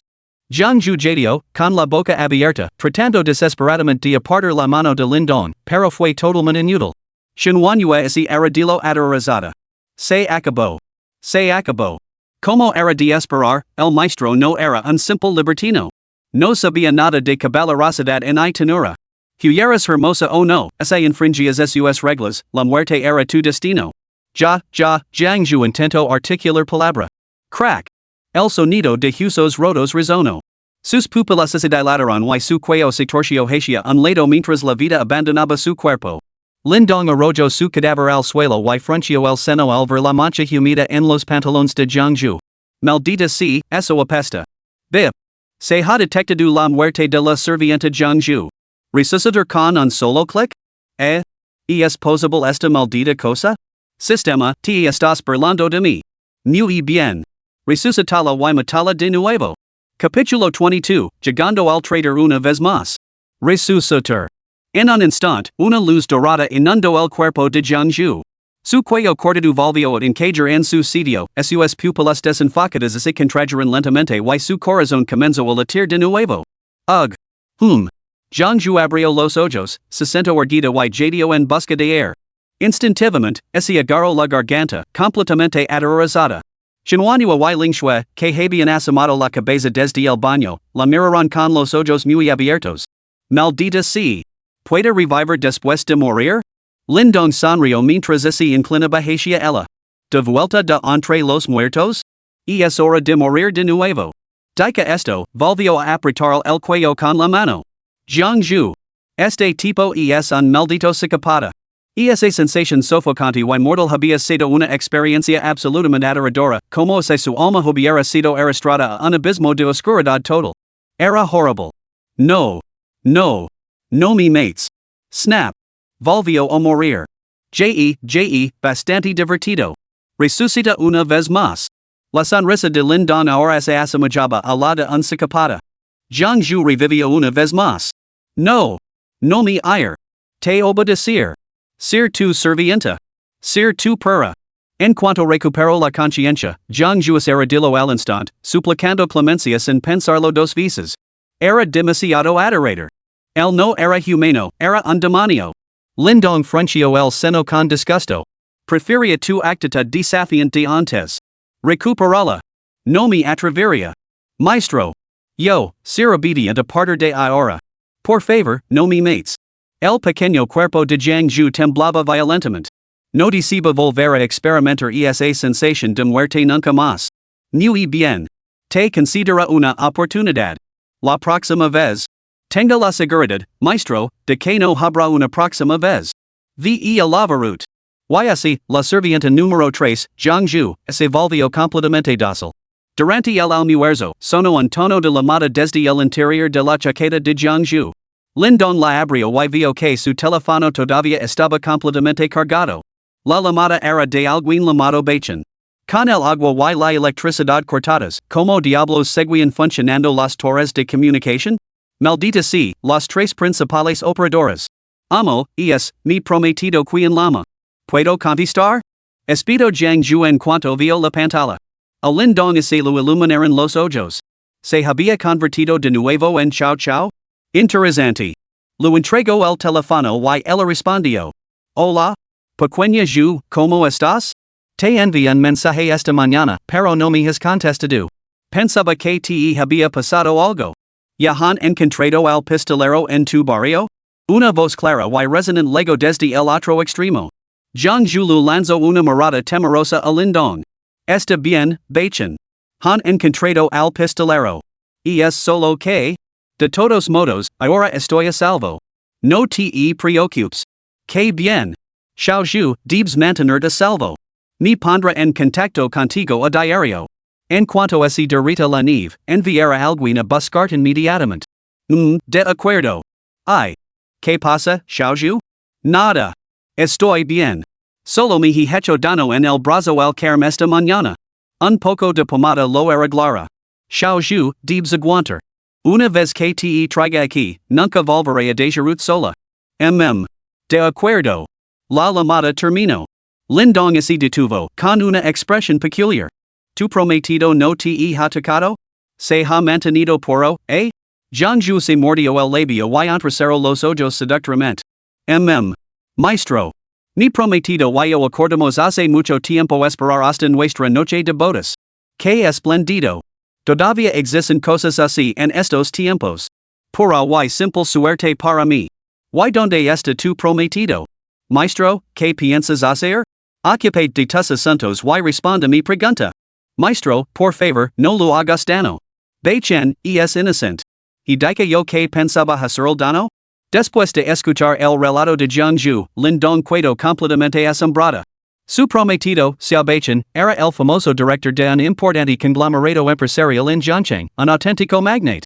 Lindong había intentado una vez entregar un paquete al grupo Xia, pero la seguridad de la puerta se lo impidió. Sin embargo, eso no había impedido su admiración por ese emblemático lugar de Jiangcheng, al que solo se permite la entrada a la élite. ¿Quién hubiera pensado que un oscuro instructor de yoga podría conseguir un partido tan bueno? Era como un drama idol sin sentido que se desarrollaba en la vida real. Por lo que de entender tu prometido, ¿tiene autoridad para enviar a gente a buscarte? ¿Acaso Toxinite no tiene influencia sobre él? Lindong identificó un desquito crítico. Jiangzhu bajo la cabeza y balbució, la familia de Bei Chen, el clan Sao de Jiangcheng, es increíblemente influyente. Menciono que se habían preparado exhaustivamente de antemano, almacenando grandes cantidades de suministros y armándose en previsión del apocalipsis. Lindong dejó de pedalar bruscamente y entrecerró los ojos. Así que, además de él, la familia Sao también se había preparado para el apocalipsis? ¿Acaso la familia Sao había detectado de alguna manera la nieve envenenada con antelación? ¿O era esta nieve envenenada obra del hombre, con la familia Sao entre los responsables? Bien. Ahora esto se estaba poniendo interesante. La próxima vez que leem tu prometido, recuerda subir el volumen, le susurró Lindong el oído. Jiangzhu palideció al instante. Para celebrar la llegada de la nueva criada, el almuerzo fue excepcionalmente lujoso, un menú con kang, ya que hoy era jueves. Ling Shui, atraída por el aroma, no pudo resistirse a asomar la cabeza, con una mirada totalmente lastimera. Amo, tengo hambre. A las criadas anteriores, naturalmente, no les gustaban esos platos tan calóricos, pero ¿qué podían hacer? Como dice el refrán. Antes del apocalipsis, no te importaba nada después del apocalipsis, no te lo puedes permitir. Las humeantes hamburguesas supreme, las patas de pollo fritas doradas y los palos asados enteros chisperotians y coreando aceite. ¡Qué delicia! Alvara Ling Shui, Lindong hervía por dentro. La tanta chica apenas había ganado un poco de poder antes de dejarse llevar. Sin ninguna experiencia en comer, se atrevía a sacar pecho y presumir en su nombre. Era totalmente humilante. Parecía que ninguna de estas tres servientes tenía experiencia en comer. Si se encontraban con otros despertados, probablemente no serían rivals para ellos. Aunque pudiera ayudarles a subir de nivel, no se podía esperar que se encargara de todo personalmente, ¿verdad? Por lo tanto, el entrenamiento en comer era esencial. Después de reflexionar, Lindong sacó dos cuchillos de cocina de la despensa y los lanzó ante Manhwa y Jiangzhu. Después de comer, bajad al aparcamiento subterráneo para entrenar como es debido. Movid las manos y los pies. No quiero volver a ver situaciones tan embarazosas como el incidente de la criada de la nieve. Las dos mujeres parecían completamente desconcertadas. Caramba, señor, empezar con cuchillos de cocina? ¿No es eso un poco exagerado? Al ver que ninguna se atrevía a tocar las joyas, Lindong se rió entre dientes, ¿de qué tienen miedo? Incluso si se lesionan o mueren, puedo traerles de vuelta. Acordar. Las dos mujeres. El maestro habla con tanta razón que me quedo sin palabras. Jiangzhu no pudo evitar levantar la vista, maestro, ¿por qué no entrena con nosotros? No lo necesito. Dijo Lindong dándose una palmada en el pecho. Joder, ¿por qué iba a entrenar? No necesito ni una pizca de técnica, basta con la superioridad numérica. Capítulo 23, ¿qué es más aterrador, la muerte o Lindong? Maldita sea, comí en KFC, no en McDonald's. ¿Por qué mi estómago reacciona tan rápido? Lindong sintió náuseas de repente y corrió al baño. Después de hacer sus necesidades, agarró los cuchillos de cocina y llevó a las dos chicas al aparcamiento subterráneo. Al principio, se contuvieron un poco, cortando durante mucho tiempo sin sudar en una gota. Si alguien mura cuchilladas, se quedara atado en el baño durante un día. Al ver que se entretenían, Lindong les dio un ultimátum. Jiangzhu, Shenhuanyue. En un instante, las expresiones de las mujeres se transformaron. Ferocidad, intención asesina y un miedo demasiado profundo como para ocultarlo. Preferían ser cortadas en 8 pedazos antes que enfrentarse ser atadas. Ya. En el aparcamiento subterráneo, las chispas volaban mientras los cuchillos de las mujeres cortaban la carne, y la sangre y las vísceras salpicaban por todas partes, una escena lo suficientemente aterradora como para matar. Jiangzhu, al estar un nivel por encima, mantuvo la ventaja sobre Shenhuanyue. En cuestión de segundos, le cortó la oreja izquierda y los dedos. Sin embargo, Shinwanua luchó con una ferocidad desesperada, aparentemente llena al dolor. Luchando con un abandono temerario, lo arrancó un trozo de carne su oponente. Hoja contra hoja, el acero se fue desafilando por los implacables scalps. 2 minutos más tarde, Shinwanua se derrumbó, agarrándose la garganta en señal de derrota, su nivel resultó insuficiente. A Jiangju no le fue mucho mejor, con una herida abierta que sangraba profusamente en el abdomen. Resurrección. Curet. Al instante siguiente, aparecieron dos destellos de luz dorada y ambas mujeres recuperaron toda su salud. Primera ronda, Moon Maid pierd. Ahora comienza la segunda ronda. Se aplica el mismo castigo. Ya. La pareja reanudó su frenético combate. Hey que decker que, aunque brutal, este método resultó ser muy eficaz. Su combate se volvió cada vez más salvaje, luchando como perros rabiosos con un abandono temerario a medida que acumulaban rápidamente experiencia en la batalla. Lucharon hasta el anochecer, cuando Lindong finalmente declaró concluido el entrenamiento. En el transcurso de mediodía, Shinwanua hizo progresos notables. Incluso liberó su poder interior durante el combate, subiendo el nivel 3. De no ganar en un solo combate al principio, poco a poco empezó a conseguir victorias ocasionales, hasta llegar a un punto en el que las victorias y las derrotas se reparten a partes iguales. Fue un viaje increíblemente inspirador, casi conmovedor. El resultado? Durante este mediodía, Shinwanua pereció 173 veces, mientras que Jiangju encontró su fin 92 veces. Este ciclo implacable había desensibilizado a la fuerza a ambas mujeres ante la muerte. ¿Qué había que temer en la muerte? Nada comparado con el terror de su maestro. Si no fuera por la capacidad de Lindong de resucitarlas infinitamente, ambas mujeres podrían haber contemplado la posibilidad de acabar con todo. Era una tortura absoluta. A medianoche, llegó la recompensa diaria de Lindong. Ding. Options de recompensa por registrarse hoy. 1. Armas blancas ilimitadas. 2. Botiquín de emergencia médica contiene todos los artículos médicos imaginables disponibles en el mercado. 3. Talento de inmunidad a todos los venenos. Fortune huevo de doble yema con sabor delicioso garantizado, independientemente de cómo se cocine. La opción 4 se ignora habitualmente. Elijo la 3. Tras confirmar su elección, Lindong sintió una levolida de calor recorrer su cuerpo, y luego nada más.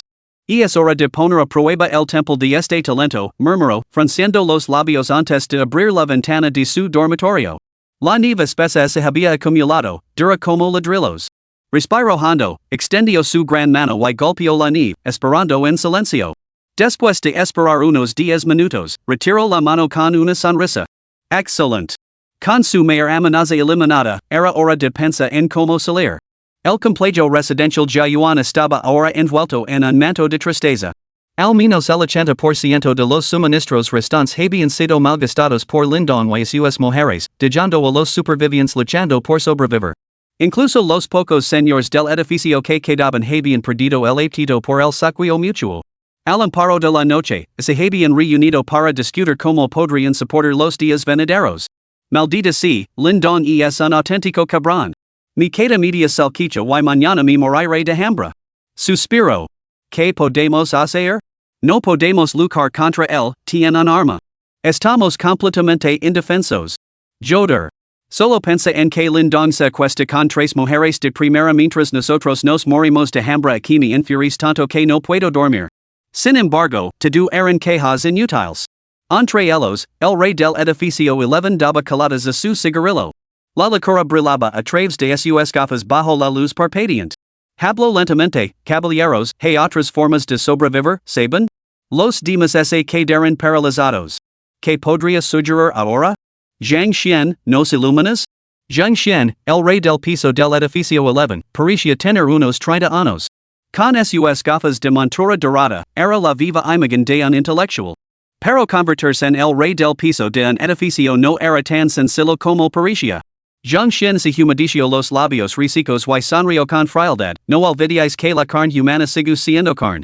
El aire se congeló a su alrededor. Nadie había previsto que Zhang Xian propondría una idea tan depravada. En este apocalipsis en el que las reglas se habían derrumbado, podían matar indiscriminadamente, actuar sin ley, pero ninguno había contemplado el canibalismo. No se trataba de moralidad, sino de instinto primario. Cruzar ese umbral les despejaría de su humanidad. ¿Qué? Todos los que estáis aquí sentados tenéis sangre en las manos. ¿Acaso os de miedo esto? Si burlo Zhang Xian. ¿O no estáis lo suficientemente hambrientos? Esto es el Apocalipsis, ¿qué importa la ética humana? Nada importa más que seguir con vida. Sin embargo, los demás permanecieron en silencio. Esto era simplemente demasiado para digerir. Muy bien, entonces tendremos que luchar hasta la muerte. Dijo Zhang Xian, revolviéndose el cabello revuelto. Caballeros, si Lindong no nos deja vivir, ¿qué nos queda por temer? ¿De verdad vamos a esperar aquí y morir de hambre? Alguien respondió con voz entrecortada, es fácil para ti decirlo. Dada la destreza en el combate que ha demostrado ese bastardo de Lindong, luchar hasta la muerte probablemente significaría una muerte segura para nosotros. Zhang Xian miró por la ventana y luego se rió con frialdad. Entonces dime, ¿es Lindong es tan formidable porque permanece encerrado en el recinto? El hombre respondió por reflejo, es por la nieve tóxica que hay fuera. No puede. Entonces ese dio cuenta y sus ojos se iluminaron. Las gafas de Zhang Xian reflejaron un destello agudo. Parece que no eres tan tonto. La mayor diferencia entre los humanos y las bestias es nuestra capacidad para manejar herramientas y provocar las fuerzas externas. Un ataque frontal es inútil. Mi propuesta, enviar a unos cuantos hombres, debidamente protegidos, para que, en secreto, recojan un poco de nieve y se la entreguen a Lindong. Una vez que esa nieve caiga sobre él, estará prácticamente muerto. Los demás se emocionarán de inmediato y así dirán una palmada en la frente al darse cuenta. Tiene sentido. Hemos estado tan preocupados por temer la nieve envenenada que hemos olvidado que podría ser nuestra arma. Hagámoslo. Enviar a unos hombres a paliar nieve inmediatamente. Tendremos que tener cuidado al esparcir la nieve, no mates a los seres queridos que hay en su casa. Si así atreve quemar nuestras provisions, esas mujeres lo pagarán. No hagas ruido. A las 3 de la madrugada es cuando la gente duerme más profundamente, ese es el momento de actuar. Zhang Xian se levantó, estiró las extremidades y se acercó a la ventana para contemplar el cielo completamente negro. De repente, una sola estrella atravesó la oscuridad. Capítulo 24, Hora de la peli de bolas de nieve. A las 3 de la madrugada, Zhang Xian condujo sigilosamente una docena de hombres al tercer piso del edificio 5. Casi un centenar más se habían ocultado en la escalera de emergencia. Estaba claro lo mucho que se despreciaba a Lindong, prácticamente todos los jóvenes sanos del barrio habían acudido. Empezó a forzar la puerta. Dio la señal Zhang Xian. Al instante, dos hombres corpulentos armados con palancas de construcción se pusieron manos a la obra con la entrada. Chirrido crujido. El fuerte ruido despertó a Shenhuanue y Jianzhu, que dormían a los pies del sofá. Ling Shui, apoyada contra la pared del baño, abrió los ojos aturdida. La puerta del dormitorio se abrió de golpe y Lindong salió con el rostro pálido. Había oído el alboroto en cuanto llegaron al tercer piso. Maestro. ¿Qué pasa? Las mujeres se vistieron apresuradamente. Lindong les hizo un gesto para que se calaran. Liberadas snowmaid. Preparaos para luchar. Joder, ¿cómo os atravesa entrar hacia estas horas de la noche? Os lo hermos pagar. Crack. Bajo el violento ataque de la palanca, la puerta principal finalmente cedió bajo la presión y una docena de figuras entraron en tropel. Cogedlo. Sin decir una palabra, varios hombres sacaron inmediatamente bolsas de plástico negras de detrás de sus espaldas y las lanzaron a Lindong. Maestro, déjamelo a mí, dada apenas se había liberado, Ling Shui aprovechó la oportunidad para demostrar su valía. Agarró la botella de Seven Wolves que tenía cerca y la estrelló contra las bolsas con unos cuantos golpes secos, rasgándolas al instante. Pero al segundo siguiente, gritó. Los copos de nieve se esparcieron por todas partes. En la estrecha habitación, no había ningún lugar donde esquivarlos. Las tres mujeres y Lindong recibieron la ráfaga en la cara. Jajajaja, os hemos pelado. Jajajaja, Lindong, estás acabado. No son dos mujeres, sino tres. Maldita sea. ¿Cómo has podido lanzarla así? Esas mujeres también han recibido nieve, están prácticamente muertas. Solo entonces Ling Shui se dio cuenta de que había cometido otro error. Miró a Lindong con lágrimas en los ojos. Maestro, yo, lo siento. Lindong se sacudió la nieve de la cabeza y la miró con el rostro tenso y el seno fruncido. Tu castigo es todo tuyo. Shenhuanue y Jiangzhu intercambiaron miradas de satisfacción. Entre las dos, habían estado confinadas en el baño durante casi un año, y ahora Ling Shui estaba asumiendo toda la culpa. Era realmente un alma caritativa. Gimió Ling Shui, sintiéndose completamente destacada. Zhang Xian emergió de entre la multitud, tocándose las gafas con el dedo corazón mientras sonría con frialdad. Lindong, no te lo esperabas, ¿verdad? Has cometido innumerables atrocidades, negando a dejar vivir al resto del vecindario. Ahora es tu turno de saborear verdaderamente el sabor de la muerte. Lindong lo miró fijamente y, de repente, se echó a reír cada vez más fuerte. ¿De qué te ríes? Pensó Zhang Xian con el corazón encogido. ¿Por qué estaba Lindong tan tranquilo? ¿Y estas mujeres también estaban inesperadamente serenas? Me río de tu estupidez. Lindong asintió sutilmente. Las tres mujeres desplegaron hábilmente las silas, sacaron cigarrillos y los encendieron con un movimiento fluido, dejando a sus captors completamente atenidos. Maldita sea. Suave como la seda. ¿Qué pensarás en usar nieve envenenada contra mí? Demuestra que lo pensaste bien. Pero, ¿no se te ocurrió comprobar cuánto tiempo tarda el veneno en hacer efecto? Desde el contacto con la nieve envenenada hasta la muerte, se tarda 5 minutos. ¿Entrarías así sin más, sin miedo a que os eliminara a todos en 5 minutos? Todos se quedaron paralizados, y en sudor frío les recorrió la espalda al instante. Incluso los ojos de Zhang Xian se oscurecieron de repente. Él tampoco lo sabía, o más bien, todos estaban tan aterrorizados por la nieve envenenada que nadie se había molestado en analizar sus síntomas. Lindong recogió nieve del suelo y la enroló en una pequeña bola, y continuó con una sonrisa. Segundo, os de jura que esta nieve no está envenenada, ¿me creeríais? Todos. ¿Qué? ¿Era eso siquiera posible? Innumerables palabrotas pasaron por sus mentes. Si la nieve no era venenosa, ¿a qué demonios tenían miedo? En el peor de los casos, tendrían que esforzarse peleando nieve para encontrar provisions. ¿Por qué sufrir aquí casi de inanición? Pero, ¿ese podía confiar en Lindong? La mano de Lindong se disparó como un rayo y la bola de nieve golpeó a Zhang Xian directamente en la cabeza. Zaz. Zhang Xian finalmente perdió la compostura, sacudiéndose frenéticamente la nieve de la cara, con los ojos muy abiertos por el terror. Lindong se levantó y se colocó delante de él. ¿Por qué tanto pánico? ¿Te apetece apostar a que esta nieve no te envenenará? Zhang Xian temblaba, con la mente llena de dudas. ¿Era venenosa la nieve? Maldita sea. ¿Cómo habían legado las cosas a este punto? ¿Era la nieve realmente inofensiva o Lindong estaba fanfarroneando? ¿Por qué no tenía miedo en absoluto? ¿Por qué podía mantener la compostura? ¿Podría ser realmente no tóxica? A decir verdad, esas mentes ingeniosas se agitaban con innumerables pensamientos en situaciones como esa. Estaba aterrorizado. Los que habían sobrevivido tanto tiempo apreciaban sus vidas por encima de todo. Yo, lo siento. Smack. Lindong levantó la mano y le dio una bofetada. No supliques. Solo tienes que apostar conmigo si te envenenarás o no. Zhang Xian estaba al borde de las lágrimas. Yo, apuesto a que no me envenenar. Ya lo veremos. Lindong se levantó con una sonrisa fría y aplaudió. Servientes, hagamos una peli de bolas de nieve. Sí, maestro. Las tres chicas no mostraron ninguna preocupación por el veneno, su fe ciega en su maestro era suficiente.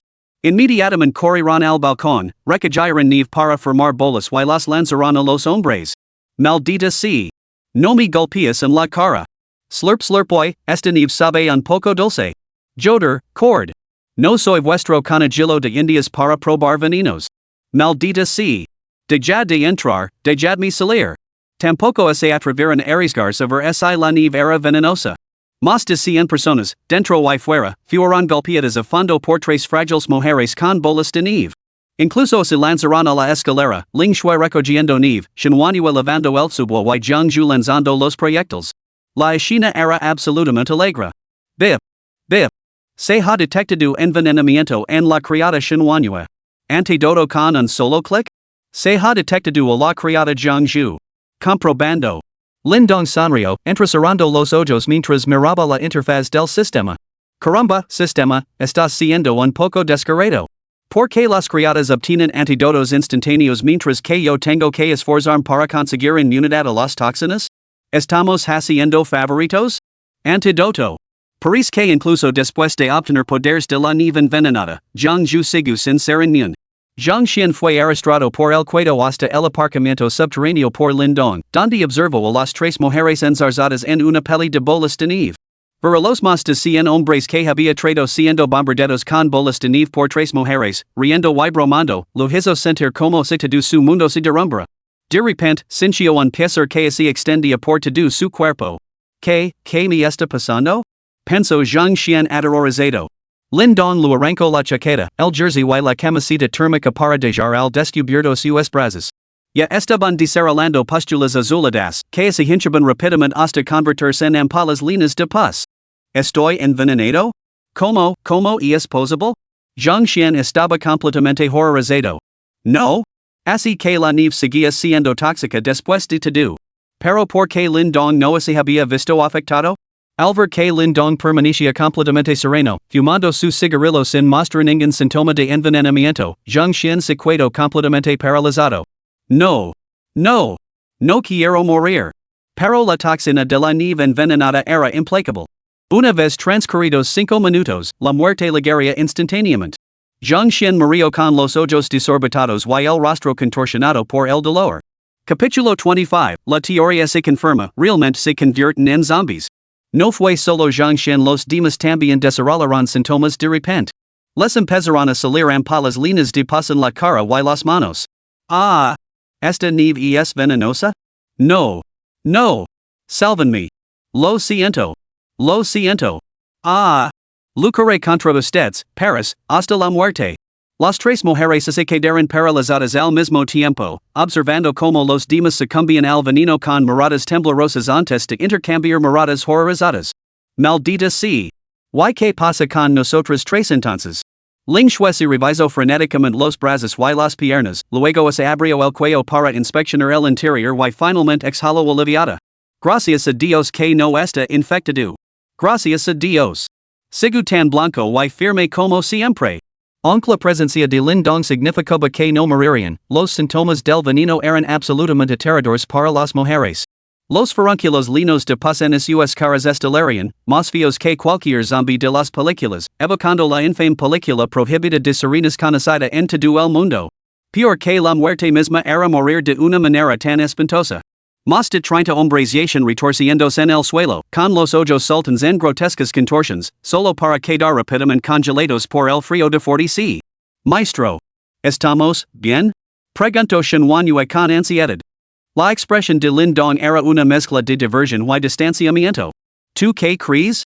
Al ver a Lindong tan sereno, Shenhuanyue finalmente exhaló. Los ojos de Jiang Zhu brillaron con un destello creía que había ganado inmunidad contra la nieve venenosa. Olvid mencionar que solo puedo ayudaros a contrarrestar el veneno, no consideros inmunidad. Si decís poner a prueba vuestra propia resistencia, me entregaría bastante. Lindong pareció entour algo y esbozó una amplia sonrisa. Las tres mujeres se arrodillaron al mismo tiempo. Maestro, no lo intentaremos. ¿Cómo así fuera posible? La desintoxicación y la resistencia eran cosas totalmente diferentes. Si probaban el veneno a espaldas de Lindong, él no las salvaría. Lindong aplaudió. Muy bien, empezad ahora. Escondios detrás de mí mientras realizo un experimento. Las tres mujeres se escondieron obedientemente. Lindong sacó un horno termostático.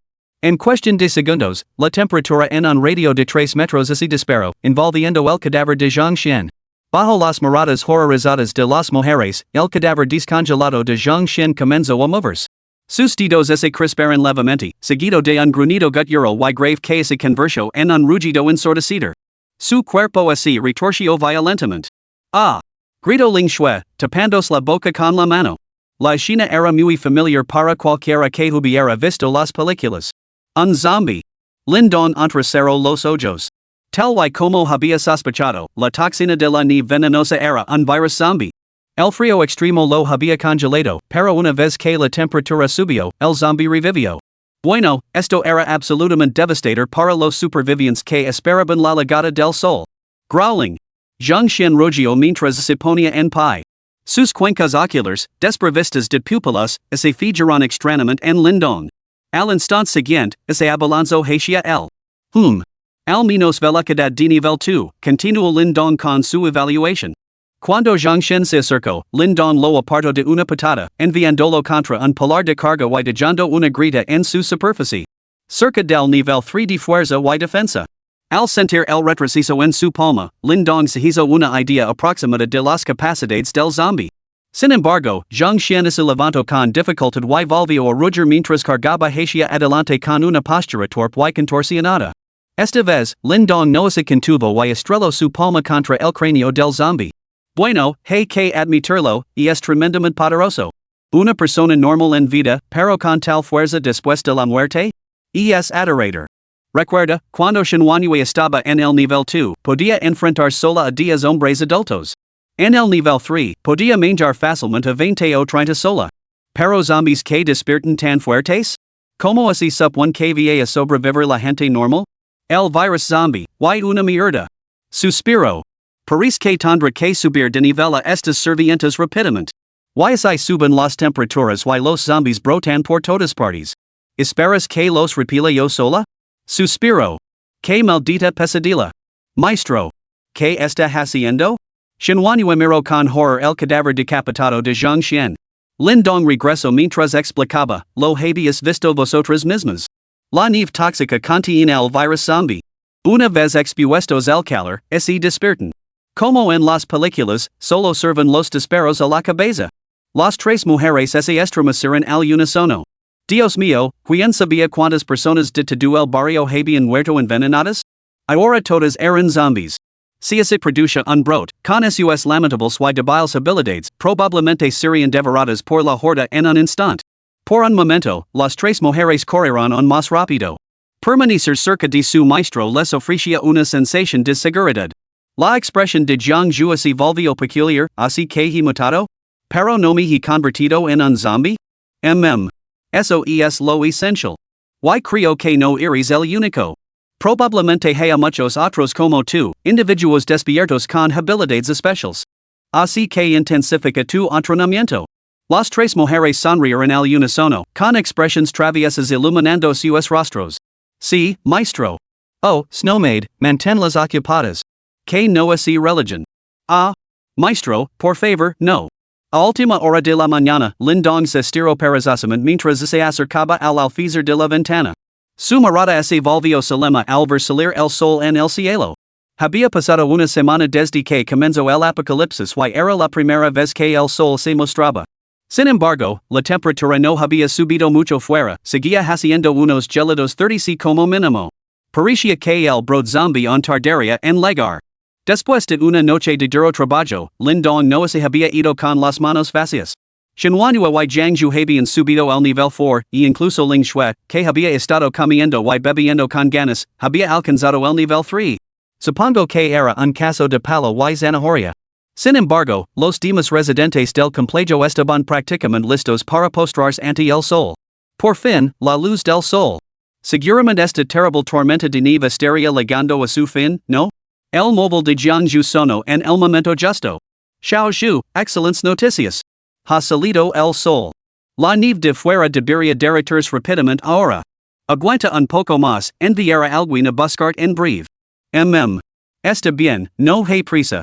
Xiao Zhu, ¿sigues durmiendo? Suenas muy cansado. Tengo mucho sueño. Anoche alguien se volvió loco. Como inquilino principal del edificio, me llevo mucho tiempo someterlo. ¿Qué? ¿Estás bien? ¿Te hizo daño? ¿Conseguiste inmovilizarlo? No. No pude. Y es demasiado poderoso. Pero estoy bien, no te preocupes. Me alegro. Xiao Zhu, te echo mucho de menos. ¿Hacemos una videollamada? Al mencionar la videollamada, Jiangzhu se sentó muy erguida. Ay, Dios mío. Si Sabachan la viera hacia ahora, se volvería loco. Pero todavía quiero dormir. ¿Qué tal la próxima vez? Se produjo un largo silencio al otro lado del teléfono, que terminó con un profundo suspiro. Está bien, Xiao Zhu, descansa un poco. Haremos la videollamada cuando estés lista. Solo recuerda, te quiero mucho. Yo, también te quiero. Eso es todo. Adiós. Después de colgar, Jiangzhu se quedó mirando fijamente su teléfono. La culpa por engañar a su prometido la despertó por completo. Incluso decir te quiero lo había resultado dolorosamente incómodo. Cuando había cambiado? Solo había pasado un día desde que Lindon la había secuestrado. ¿Podría ser que realmente fuera ese tipo de mujer fácil? Capítulo 26, Liga la autocaravana y llama la exnovia. En el lado opuesto de Jiangcheng, a más de 50 kilómetros del complejo residencial Jiayuan, destacaba una extensa finca. Fuera de sus muros había montones de nieve de 2 pisos de altura, pero dentro del recinto no quedaba en un solo copo. Los servientes, enfundados en gruesas chaquetas de plumas, se afanaban en sus terrias, los pecs de colores nadaban en los estanques de la finca y las flores florecían con fuerza a lo largo de los muros. Parecía totalmente llena a la apocalíptica tormenta de nieve. Era la finca de la familia Xia. En el lado este de la finca, un joven con traje y gafas de montura dorada estaba sentado en una habitación. Con una mirada de desolación, colgó el teléfono y se quedó mirando fijamente la pared donde colgaba una fotografía de él y Jiangju. Este hombre era Xia Beichen, uno de los 10 jóvenes más destacados de Jiangcheng, director ejecutivo del grupo Xia y un novio de oro cuyas múltiples identidades se habían hecho realidad. Justo cuando Xia Beichen estaba a punto de marcharse, la puerta se abrió de golpe y entró una figura alta. Xia Qingyu. La mujer parecía salida de un cuadro, vestida con ropa de estar por casa de buen gusto. Su piel era blanca como la nieve, sus grandes ojos acuosos brillantes y claros, pero con un brillo agudo y frío.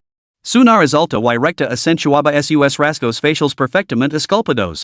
Su largo cabello que encascada sobre sus hombros y medía aproximadamente 167 centímetros.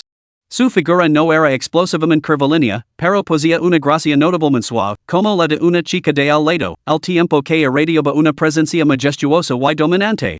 Una mujer cuyos dulces rasgos contrastaban con un air de absoluto destino, dos estilos opuestos que, de alguna manera, armonizaban a la perfección.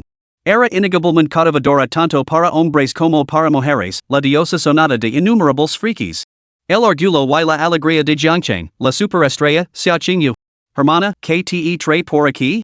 El magnate Xia Beichen guardó apresuradamente su teléfono, con expresión incómoda, como así lo temía. Incluso cuando se dirigía a su propio hermano, Xia Qingyu seguía siendo fría.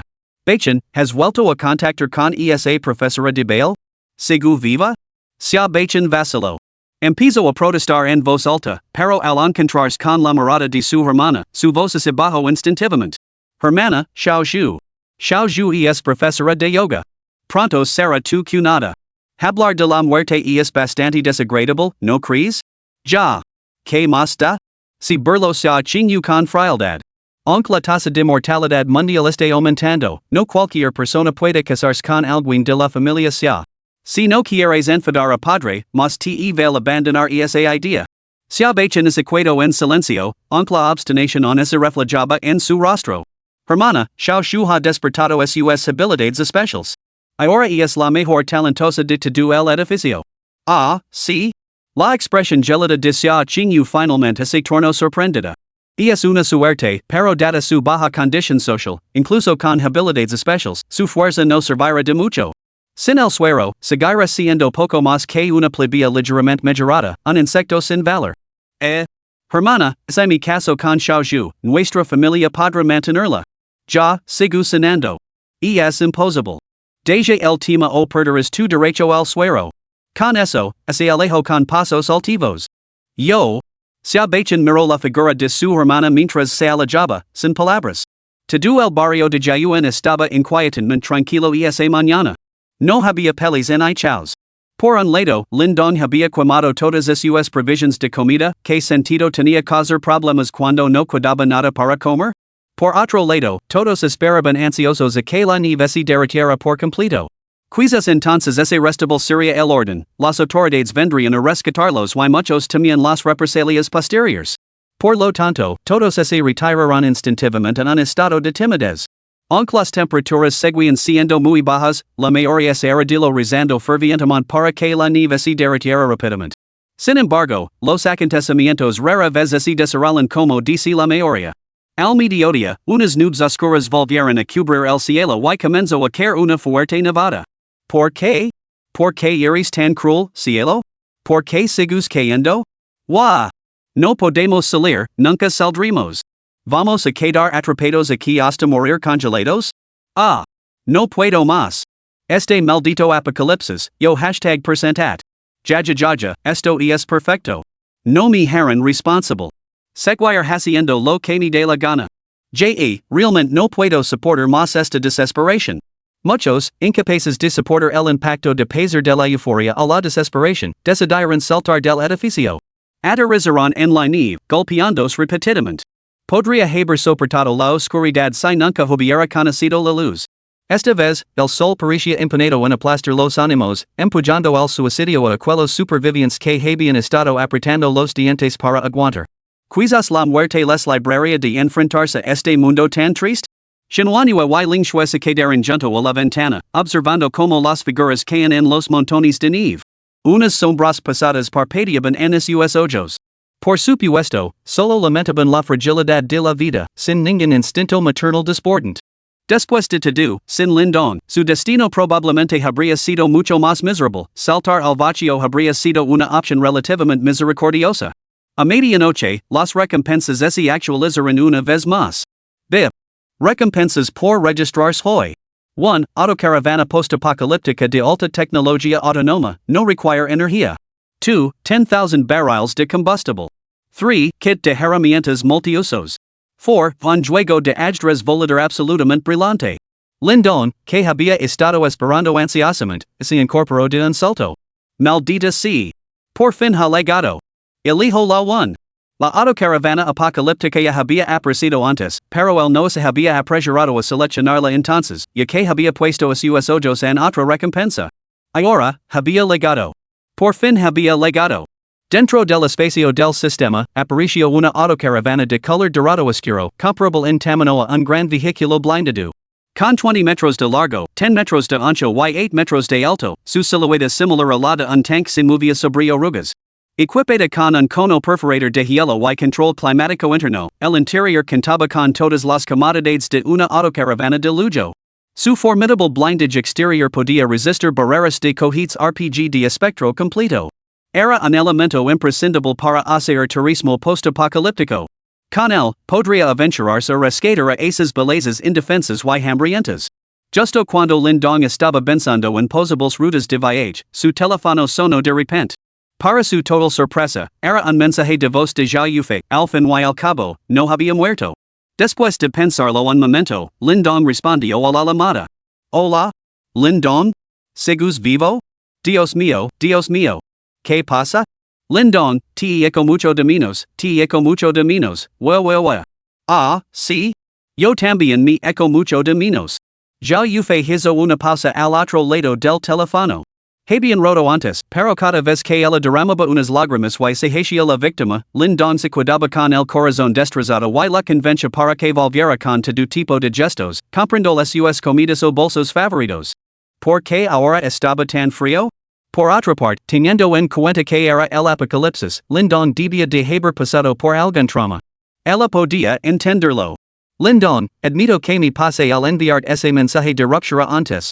Pero estos últimos días me han hecho darme cuenta de quién soy realmente. Te quiero, ¿sabes? Ahora mismo estoy hambriento y helada, a punto de morir. Lo único que quiero antes de morir es verte una última vez. Si no puedo ver al hombre que más quiero antes de exhalar mi último aliento, moriré con remordimientos. Caramba, se ha vuelto bastante experta en hacerse la víctima. ¿Dices que quieres verme? Está claro que solo esperas que te traiga comida y bebida, ¿no? Eres un más corona que Lingxue. Lindong respiraba con dificultad mientras reprimía su creciente aire y preguntaba en voz baja. ¿Dónde estás? Capítulo 27, Salir del complejo, ir de compras al centro comercial. Al amanecer, Lindong se acercó a la ventana y se quedó completamente consternado. Maldita sea, había estado nevando desde la tarde anterior y la acumulación de nieve era considerablemente mayor. Hagan las maletas, señoras. Nos estamos preparando para salir, anunció Lindong después del desayuno. Las tres mujeres se quedaron paralizadas al unísono antes de estallar en vidas entusiastas. Genial. Por fin podemos salir. Ni voy al centro comercial a comprar ropa, voy a buscar gangas. Pero, ¿cómo vamos a salir exactamente? Lindong las condujo a la entrada de vehículos del aparcamiento subterráneo. Con un gesto amplio, la autocaravana a prueba de Apocalipsis hizo su gran entrada. Caramba! Las tres mujeres estaban completamente atonidas. Maestro, ¿por qué no sacó antes esta maravilla? Genial. Genial. Maestro, quiero conducir. Lingshue levanto la mano con entusiasmo. Lindong se recostó en el sofá, sonriendo. ¿Sabes conducir? Muy bien, toma el volante. Al momento siguiente, las mejillas sonrosadas de Lingshue se sonrojaron mientras se sentaba a horcajadas en su regazo. Lindong. Lo siento, no había previsto este tipo de vehículo. Shunwanyue esbozo una sonrisa irónica. Supongo que entonces conducir yo. ¿A dónde vamos primero? Dirigid hacia la Universidad de Ciencia y Tecnología de Jiangcheng. Si podemos por algún centro comercial por el camino, podemos parar y puedes ir a elegir algo de ropa. Por fin podía salir, y Lindong estaba de bastante buen humor.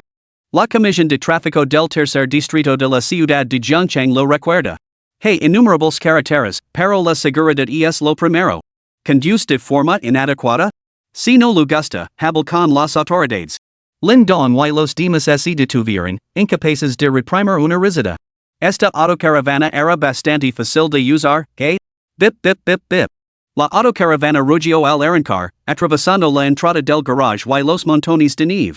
Su formidable fuerza barrio todo a su paso, mientras que el parabrisas mostraba una útil proyección de realidad virtual, revelando con claridad cristalina los edificios y los alrededores cubiertos de nieve.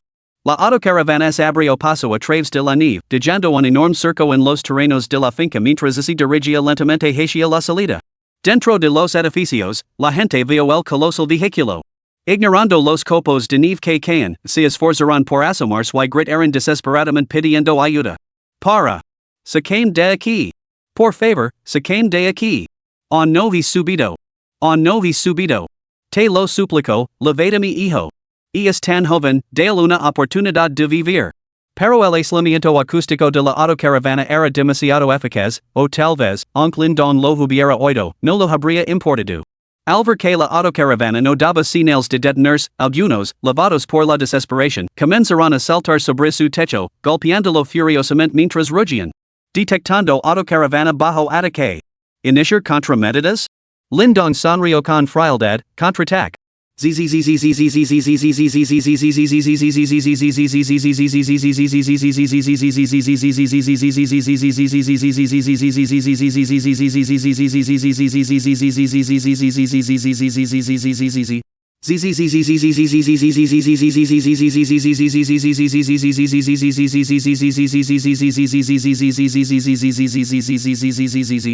Zaz.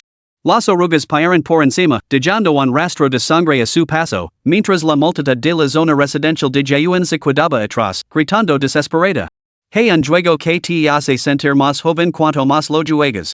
Es PUBG Mobile en tu teléfono. Aquí nadie te llama hermano pequeño. Porque todos te llaman alumno de primaria. Una música alegre sonaba dentro de la autocaravana. Shinwanyue conduce, mientras Lindong y Lingshue también ayudaban a manjar. Jiangju se apoyó en la ventana, mirando fijamente la escena exterior. Todo estaba cubierto de nieve. Las calles eran invisibles, y su ubicación solo se podía confirmar por los edificios reconocibles, un paisaje sorprendentemente similar al de The Wandering Little Broken Ball. La autocaravana circulaba a una velocidad tranquila de 30 millas por hora. Después de media hora, finalmente divisaron un centro comercial. Wanama Mall, un nombre conocido por todos. Aparcaron con precaución en la entrada principal. Una vez que todos se vistieron adecuadamente, salieron. La función de limpieza de nieve incorporada en la autocaravana ya había despejado un camino seguro. Bien, vamos a elegir algo de ropa. Mientras Lindong hablaba, de repente levantó la vista. A través del cristal cubierto de escarcha, vio a gente dentro del centro comercial mirándolos desde detrás de las ventanas. Pero hace alguien pregunta donde era más fácil sobrevivir en el apocalipsis, los centros comerciales eran sin duda una buena opción. Albergaban restaurantes, supermercados y tiendas de ropa y ropa de cama, muy superiores a los complejos residenciales. Las puertas principales del centro comercial llevaban mucho tiempo cerradas, pero eso no supuso ningún problema para Lindong. Abrió las puertas metálicas con sus propias manos y condujo a las tres mujeres al interior. El interior estaba completamente a oscuras. En cuanto entraron, un haz de luz los iluminó. ¿Quién está ahí? ¿Cómo han entrado? Lindong sonrió. Solo pasamos por aquí. Nos hemos quedado sin ropa en casa y hemos pensado en comprar algunas prendas. ¿Qué? El interrogador se quedó estupefacto. ¿Acaso pensaba que estaban haciendo turismo? Maldita sea. Estas chicas son preciosas, como doncellas celestiales. Joder, ¿no tienen frío? ¿Solo llevan gabardinas con este tiempo? Ese día, las tres mujeres vestían gabardinas negras que ocultaban sus voluptuosas figuras. Sus tacones altos dejaban al descubierto unos tabillos blancos como la nieve, mientras que unos collars brillantes adornaban sus cuellos, haciéndolas parecer delicadas rosas que florecen en medio del paisaje helado. Lindon las oyó tragar saliva. Sacó su linterna y la encendió, pero ese cuello completamente adornido. Maldita sea. ¿Tanta gente? El centro comercial tenía 4 plantas. Al mirar a través de las secciones al aire libre, pude ver al menos un centenar de figuras deambulando. ¿No había empezado a nevar en mitad de la noche? El centro comercial debería haber cerrado hacia horas. Pero al ver el letrero del cine en la cuarta planta, Lindon lo entendió.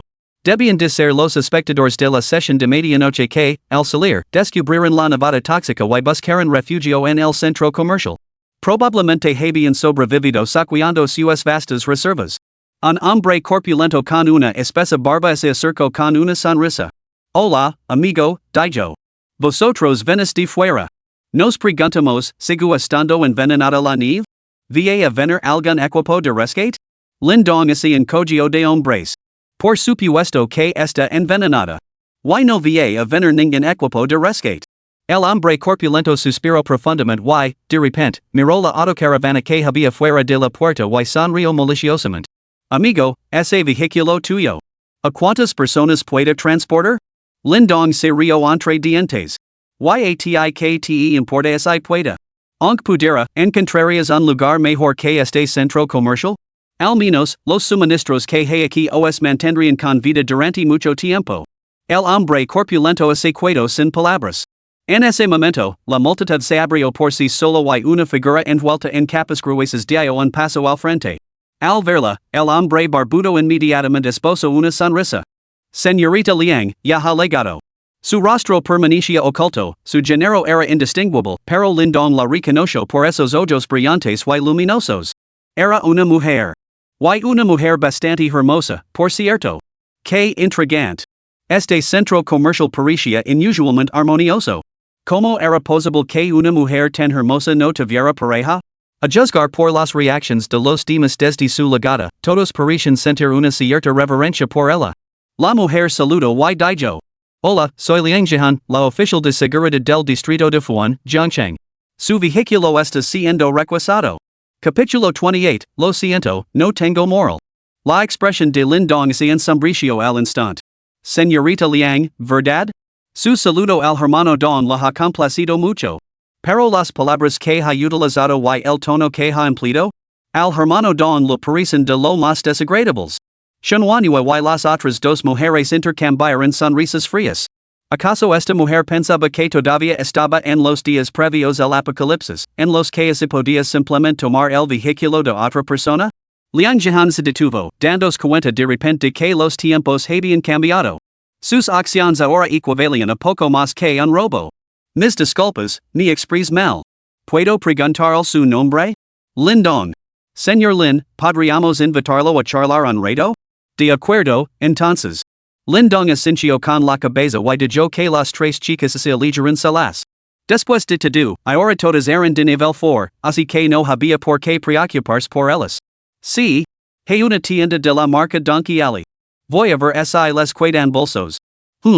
Hay una tienda de lencería arriba. Deberíamos comprar unos cuantos conjuntos. Entonces yo dar una vuelta. Las tres chicas se dispersaron alegremente. El hombre de la barba tupida entrecerró los ojos, intercambió miradas con sus compañeros y cada uno siguió a una chica diferente. Liang Jihan condujo a Lindong hacia la cuarta planta, incapaz de resistirse preguntar, Señor Lin, estas señoritas son sus. Oh, son las criadas de mi casa. Liang Jihan se sintió completamente desconcertado por este hombre. ¿Qué tipo de hogar emplearía a criadas tan impresionantes? Probablemente el tipo de criadas que no eran precisamente adecuadas. Bueno. Señor Lin, tal vez debería aconsejarles que no se alejen. Este lugar no es precisamente tranquilo. No pasa nada. Son adultos. No hay necesidad de vigilarles constantemente. Muy bien. Se dirigieron a una tienda vacía en la esquina de la cuarta planta, donde ardía una hoguera. Después de que Liangjihan trajera un taburete invitara a Lindong a sentarse, finalmente se quitó su gruesa chaqueta de pluma, revelando sus curvas perfectas y sus exquisitos rasgos. Liangjihan. Sus rasgos eran sorprendentemente definidos, como porcelana meticulosamente talada. Aunque no se había lavado el pelo largo en varios días, seguía siendo sedoso y suave. Su boca era pequeña y delicada, con contornos bien definidos. Media aproximadamente 170 centímetros y tenía unas piernas excepcionalmente largas y perfectamente rectas. Incluso a través de su grueso jersey, su imponente físico era evidente, era al menos una potencia de grado C. En cuanto a puntuación, estaría alrededor de 83 u 84. Como era posible que alguien tan guapa hubiera evitado ser abordada por los hombres del centro comercial? Pero al ver el bulto de una funda en su cintura, Lindon lo entendió. Así que eso era lo que tenía en la mano. Señor Lin, ¿podría decirme cómo está la situación fuera ahora mismo? Acabo de salir del complejo residencial, así que no sé mucho sobre el exterior. Y es como en las películas, la ciudad está cubierta de nieve y no hay un alma en las calles. Liangjihan suspiró profundamente y relató su terrible experiencia.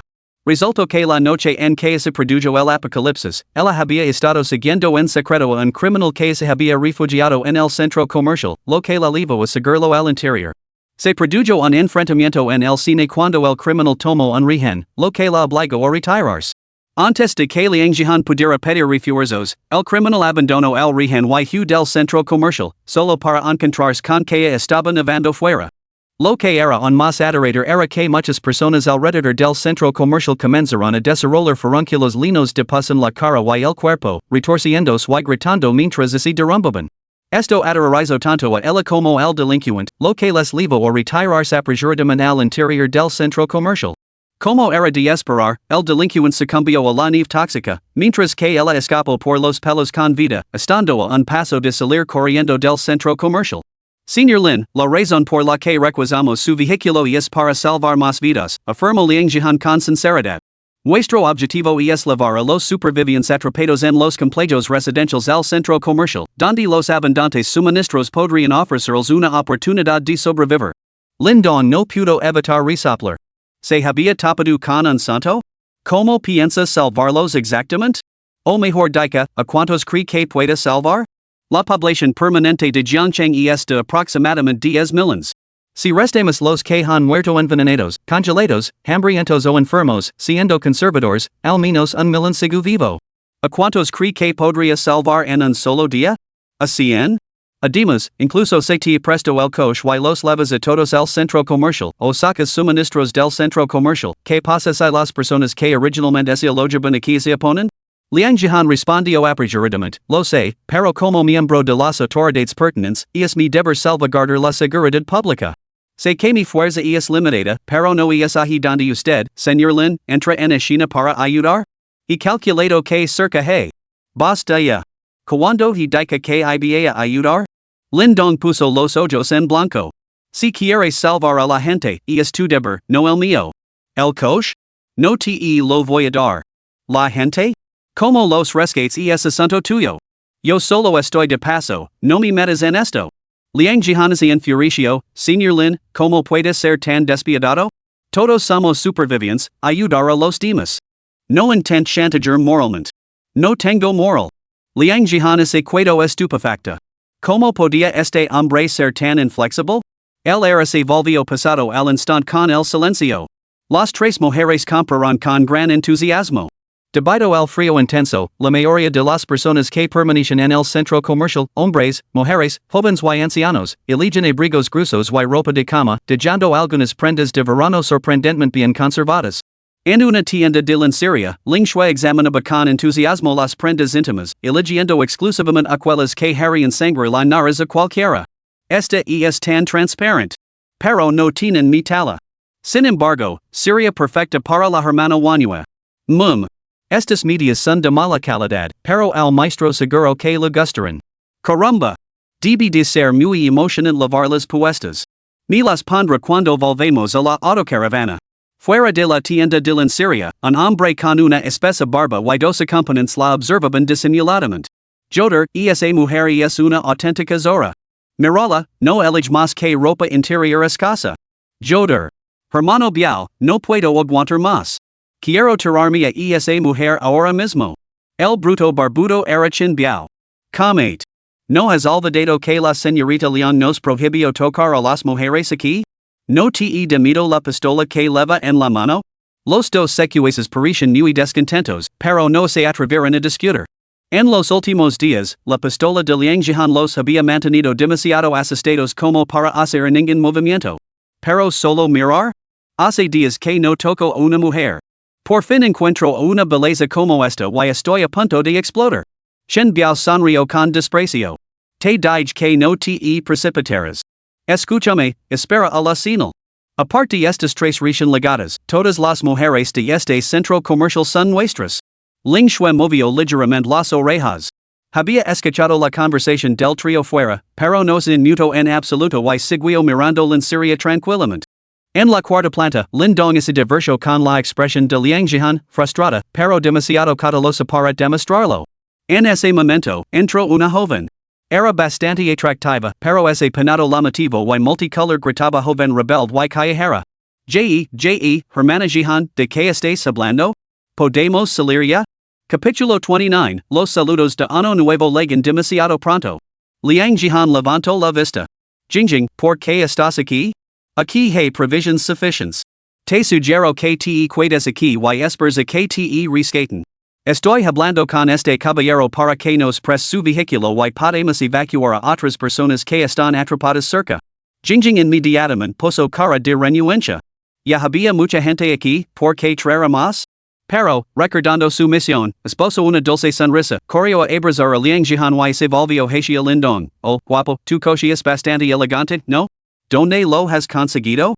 ¿A cuántas personas puedo lavar? Oh, soy mecánico. Me aburría estar encerrado en el taller, así que lo modifique. Lindong contó su historia sin una pizca de vergüenza, mientras lanzaba una mirada imperceptible a su inquieta manita. Jingjing actuó con total despreocupación, apoyándose alegremente en el hombro de Liang Jihan. Hermana Jihan, se me preguntas, ¿ya hay suficiente gente atrapada aquí? ¿No crees que deberías traer a más gente? La expresión de Liang Jihan se volvió seria. Jingjing, sobrevivir atrapados en este centro comercial es pura suerte. ¿Quién sabe cuántos otros están pasando hambre y frío fuera? Como compañeros supervivientes, no podemos quedarnos de brazos cruzados y dejar que moran. Además, antes de que pudiera terminar, de repente sintió que la correa que lavaba alrededor de la cintura se aflojaba. Miró hacia abajo alarmada. La pistola había desaparecido. Lindong sacudió la cabeza con incredulidad. ¿Un policía con tan poca vigilancia? ¿Cómo era posible que alguien te quedara la pistola delante de tus narices? Aun así, esta pequeña delincuente tenía cierta habilidad. Era evidente que era una criminal experimentada. Jingjing retiró la mano como un rayo, agarrando el arma con fuerza mientras la examinaba de cerca. Jingjing, ¿qué estás haciendo? Esto no es un juguete. Devuélveme el arma. Liang Jihan se puso de pie de un salto, con el rostro tenso por la ansiedad. Jingjing sonrió mientras llegaba con ella, luego de repente la agarró con firmeza, soltó el seguro y puso el dedo en el gatillo, apuntando. Liang Jihan se quedó paralizada, más atonida que otra cosa. Jingjing realmente lo estaba apuntando con un arma? ¿Ves, hermana Jihan? Mi novio me enseñó bien, ¿no? Solo hay que tirar de esto una vez y estás muerta, ¿verdad? Jingjing, ¿sabes lo que estás haciendo? Esto es agredir a un oficial, ¿lo entiendes? Podrías ir a la cárcel. Devuélveme el arma ahora mismo y usar mi influencia para retirar los cargos. Jingjing no pudo evitar resoplar con desdén, y su dulce sonrisa desapareció por completo. Eres una maldita idiota. ¿La cárcel? ¿Crees que me crió un santo? Aquí solo estás tú como policía. Si te mato, ¿quién va a arrestarme? No lo tengo miedo a nada. La expresión de Liang Jihan se ensombreció por completo. ¿Es este el plan de Chen Biao? ¿Qué es lo que pretenden conseguir exactamente? El novio de Jingjing era Chen Biao, casi 20 años mayor que ella, lo suficientemente mayor como para ser su padre. Pronto lo descubrirás. Ahora, salad los dos. Comparteos, o podría apretar el gatillo. El canon se dirigió hacia Liang Jihan y Lindong. Que me parta un rayo si no veo lo que estás tramando. Liang Jihan salió furiosa. Lindon, sin embargo, mantuvo las manos en los bolsillos, ajeno por completo al arma que lo apuntaba. Al llegar al vestíbulo de la planta baja del centro comercial, el grupo se reunió de nuevo. Para sorpresa de Liang Jihan, el hecho de que la apuntaran con un arma no provocó ninguna reacción por parte de los demás. En cambio, todos luchan una sonrisa salvaje, con expresiones rebosantes de maliciosa alegría. ¿Por qué? Sin duda, sin ella, habrían quedado en luchas internas y sufrido pérdidas mucho mayores.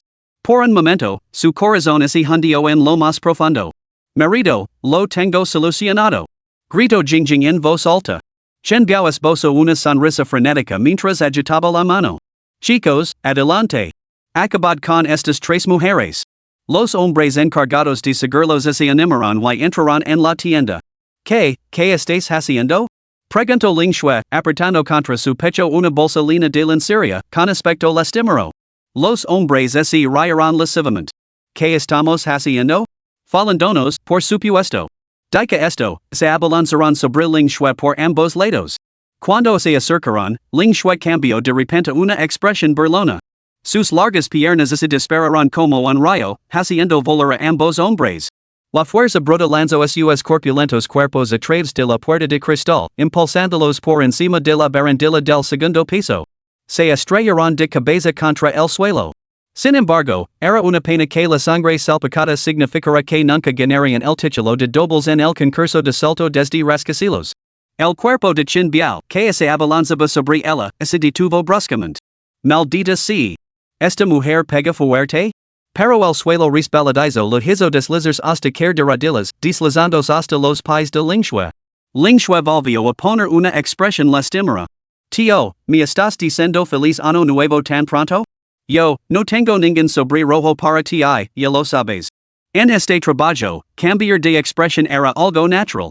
Al res voz empalagosa, la ardian ira de Qin Biao se enfrió al instante. Se puso en pie a toda prisa y salió corriendo de la habitación. Ling Shui no hizo ningún movimiento para perseguirlo. Con su maestro en silencio, simplemente continuó mirando la ropa. Mientras tanto, Shenhuanhua y Jiangzhu también habían sido atacados, y ambos habían lanzado por los aires a sus agresores de una patada. Algunos cayeron en pecado desde los pisos superiores y murieron otros se estrellaron contra las paredes y se rompieron el cráneo con el impacto. La repentina agitación sorprendió a los ocupantes del centro comercial. Levaban días atrapados allí sin apenas víctimas, pero hoy habían perecido varios. Parecía que no se podía tomar a la ligera a los que habían llegado hoy. Liang Jihan miró con los ojos muy abiertos una tienda de ropa de mujer en la planta baja. Había sido testigo de la intervención de Jiangzhu, que había enviado por los aires a dos hombres adultos con un solo puñetazo y una patada, lo que la dejó completamente horrorizada. ¿Qué demonios? ¿Cómo podían ser estas mujeres tan formidables? Qin Biao bajó corriendo a la planta baja, yendo presa del pánico. Solo después de confirmar que Ling Shui no lo había perseguido, respiró aliviado. Inmediatamente se apresuró a acercarse, lo arrebató el arma a Jingjing y apuntó a Lindong. Con la verdad en sus manos, una sensación de seguridad lo invadió. Qin Biao sintió que su plan no había fracasado del todo. Chicos, ¿qué les pasa a sus mujeres? La expresión de Lindong se ensombreció. Primero, no me gusta que me llamen chico. Prefiero que me llamen hermano mayor. Segundo, no son mis mujeres. Hay una diferencia. Tercero, ¿estás seguro de que quieres seguir apuntando con esa pistola? Qin Biao estaba furioso. ¿A qué demonios estás llegando? Trae esas mujeres aquí o te volaré los sesos. Liang Jihan se interpuso inmediatamente delante de Lindong. Qin Biao, ¿qué es lo que intentas hacer exactamente? ¿Te das cuenta de que estás cometiendo un delito? Qin Biao no pudo evitar echarse a reír. ¿Un delito? Señorita Liang, ¿debo reírme de su abrumador sentido de la justicia o de su absoluta estupidez? ¿Se da cuenta de que estamos en el puto apocalipsis? ¿Tienes idea de cuántas personas mueren allí fuera cada día? Incluso si estoy cometiendo un delito, ¿quién va a arrestarme? Ahora el arma está en mis manos. Mi palabra es ley. Mi palabra es justicia. ¿Quién se atreve a desafiarme?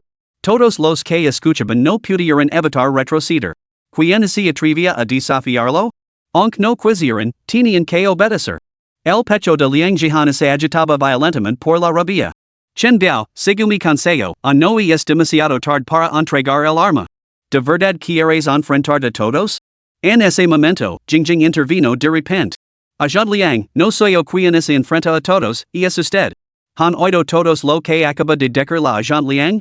Planea salir y traer a todos los supervivientes cercanos a nuestro centro comercial. Capítulo 30, Queda de las Flores de Ciruelo. El comentario encendió al instante la furia de la multitud. ¿Traer más gente? Las provisiones de este centro comercial se están agotando rápidamente. Pronto no habrá suficiente para que comamos.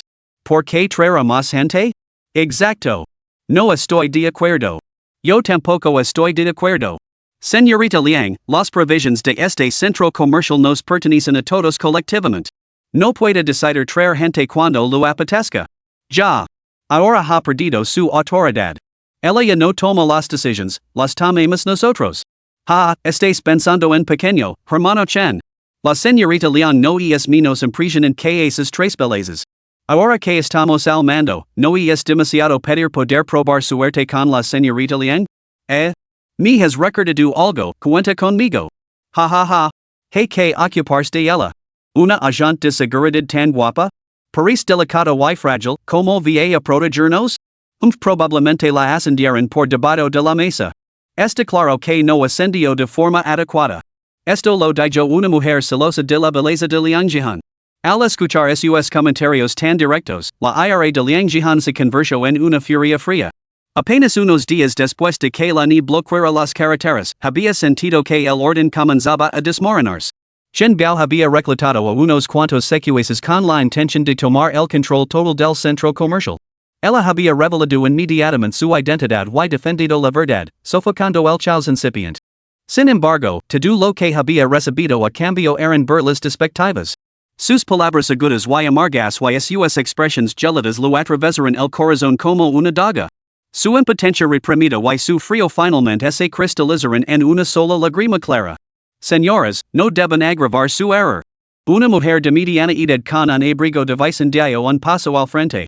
Al ser mayor y parecer más sensata, inspiraba cierto respeto entre el grupo. Señorita Liang, no somos nosotros las que estamos equivocadas, y es usted. Suena con salvar a uno y a otro, pero al final no salvará a nadie. En cambio, solo nos hará daño a nosotros, que vivamos perfectamente bien.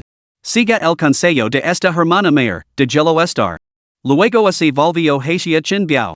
Biao, ahora que tienes el arma en tus manos, este centro comercial estará a tus órdenes. Pero tengo una sugerencia, haz que ese chico entregue las llaves del coche. Ni llevará a las mujeres que quieren irse y no lucraremos contigo por los suministros. ¿Qué me dices? Bang! De repente, el arma disparó.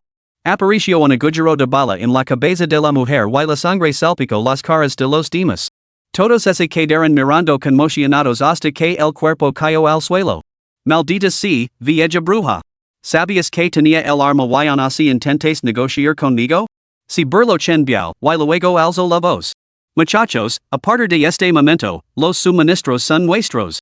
Todas las mujeres que están aquí también son nuestras. Coach de la que más os gusta, dejadme a la señorita Liang y a las tres chicas nuevas para mí, el resto son vuestras para que juguéis con ellas. Pondles vuestras malditas manos encima, muchachos. Ante esto, los instintos animales de los hombres se desataron. Las risas lascivas llenaron el aire mientras se abalanzaban sobre las mujeres. Soltadme. Hombres asquerosos, no me toquéis. El hombre levantó la mano y la abofeteó con tanta fuerza que ella escupió sangre. Maldita sea, ahora te haces la doncella casta? Te he deseado durante años. En un instante, la escena se convirtió en un caos total. Las mujeres gritaban y intentaban huir, pero ¿cuántas podían escapar de los hombres? Rápidamente las inmovilizaron en el suelo, las agarraron del pelo y las agredieron. Las súplicas de clemencia resonaban sin cesar. No, por favor, perdonadme. Yo, tengo sida. Sí. Qué coincidencia. Yo también. Hurra. Miserable mendigo, suéltame. Señorita Liang, salveme. Entre estas mujeres, la que gritaba más fuerte era precisamente la que había maldecido con más momentos antes. Jingjing, al or que Chen Biao se había levado de repente cuatro bellezas mucho más atractivas que ella, se enfadó al instante. Chen Biao, ¿a qué estás llegando? ¿Me tienes a mí y no estás satisfecho?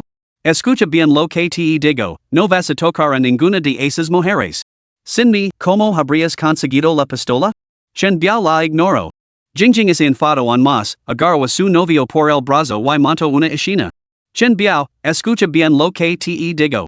Esta señora te prohíbe terminantemente que toques a ninguna otra mujer. Si no. Si no. Maldita si, tú también puedes ir al infierno. Espido Chen biao, con los nervios a flor de piel. Levanto la mano y disparo directamente al corazón de Jingjing. Bang! Jingjing miró atenida la sangre que brotaba de su pecho, con los ojos llenos de incredulidad mientras observaba la feroz expresión de Chen biao. Intentó alcanzar algo, pero su cuerpo cayó sin vida al suelo. La joven delincuente había pagado finalmente el precio de su ignorancia juvenil. Liang Jihan cerró los ojos, incapaz de soportar la visión. El mismo pensamiento persistía. Quería salvar a algunas personas, pero ¿a cuántas podía salvar realmente? En el Apocalipsis, había demasiada gente a la que salvar. Y incluso si los salvaba, ¿qué pasaría entonces? No eran más que una manada de perros ingratos. No recordarían su bondad, solo lugardarían renser por intentar frenarlos. Liang Jihan sintió que sus convicciones comenzaban a tambalearse. Chen biao lanzó una mirada despectiva al cadáver que yacía inmóvil con los ojos muy abiertos, y luego apuntó rápidamente con su arma al lindón. Entrega las llaves del coche, muchacho. Ahora que controlaba el centro comercial, conseguir un vehículo significaría que nunca más temería las amenazas del apocalipsis. Suspire. Te dije que no me gusta que me apunten con un arma. Lindong suspiró profundamente y luego movió la mano como un rayo. La Desert Eagle dorada escupió balas. Antes de que Chen biao pudiera reaccionar, un solo disparo lo voló los sesos. Jai. Maldita sea. Chen biao puso los ojos en blanco y se desplomó hacia atrás. ¿Cómo podía morir tan rápido? Había comprendido la verdad, estaba a punto de alcanzar una vida de indulgencia sin límites. Insoportable. Realmente insoportable. Este repentino giro de los acontecimientos dijo atenidos no solo a Liang Jihan, sino a todos los presentes. Maldita sea.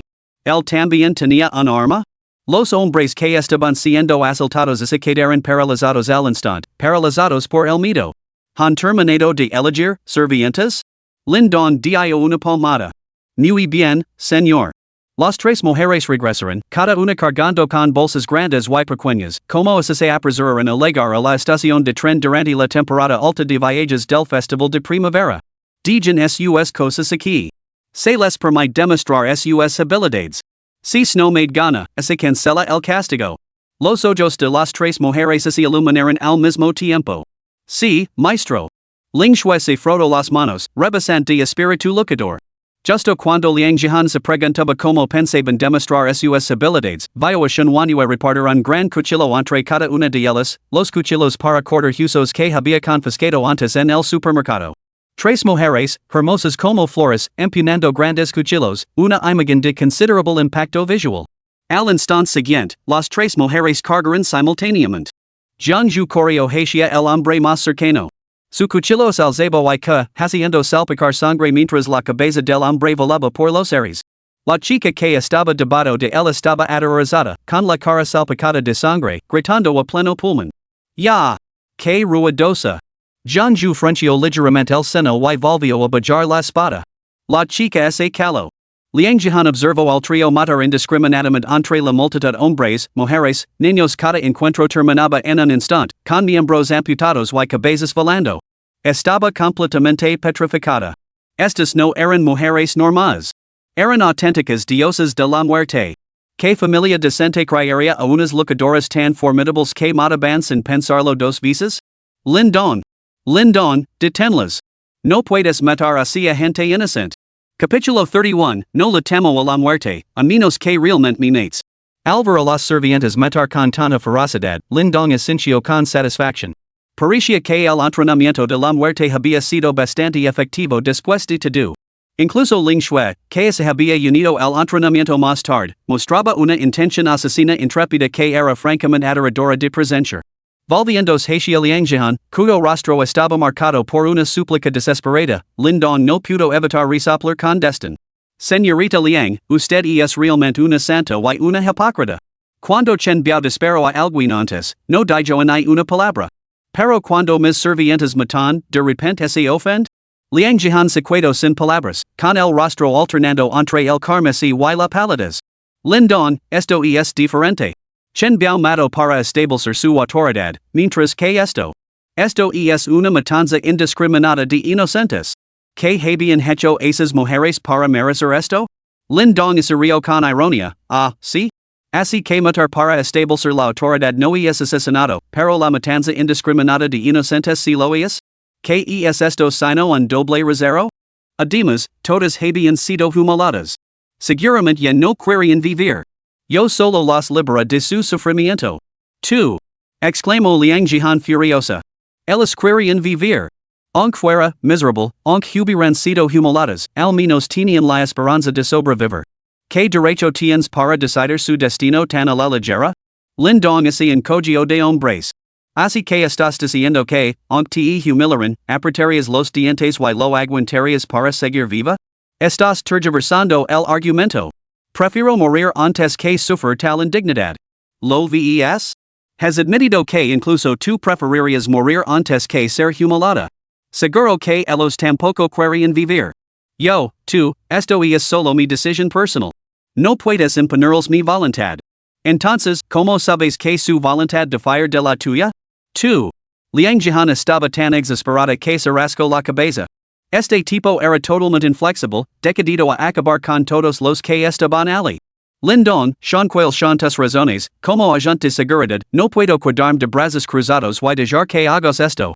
Inmediatamente recuperó su arma y apuntó a Lindong. Captura primero al líder para asuntar el resto, derribar a Lindong y esas mujeres no se atreverían a actuar. Los labios de Lindong se curvaron en una leve sonrisa, revelando una sonrisa brillante y radiante. ¿Quieres matarme?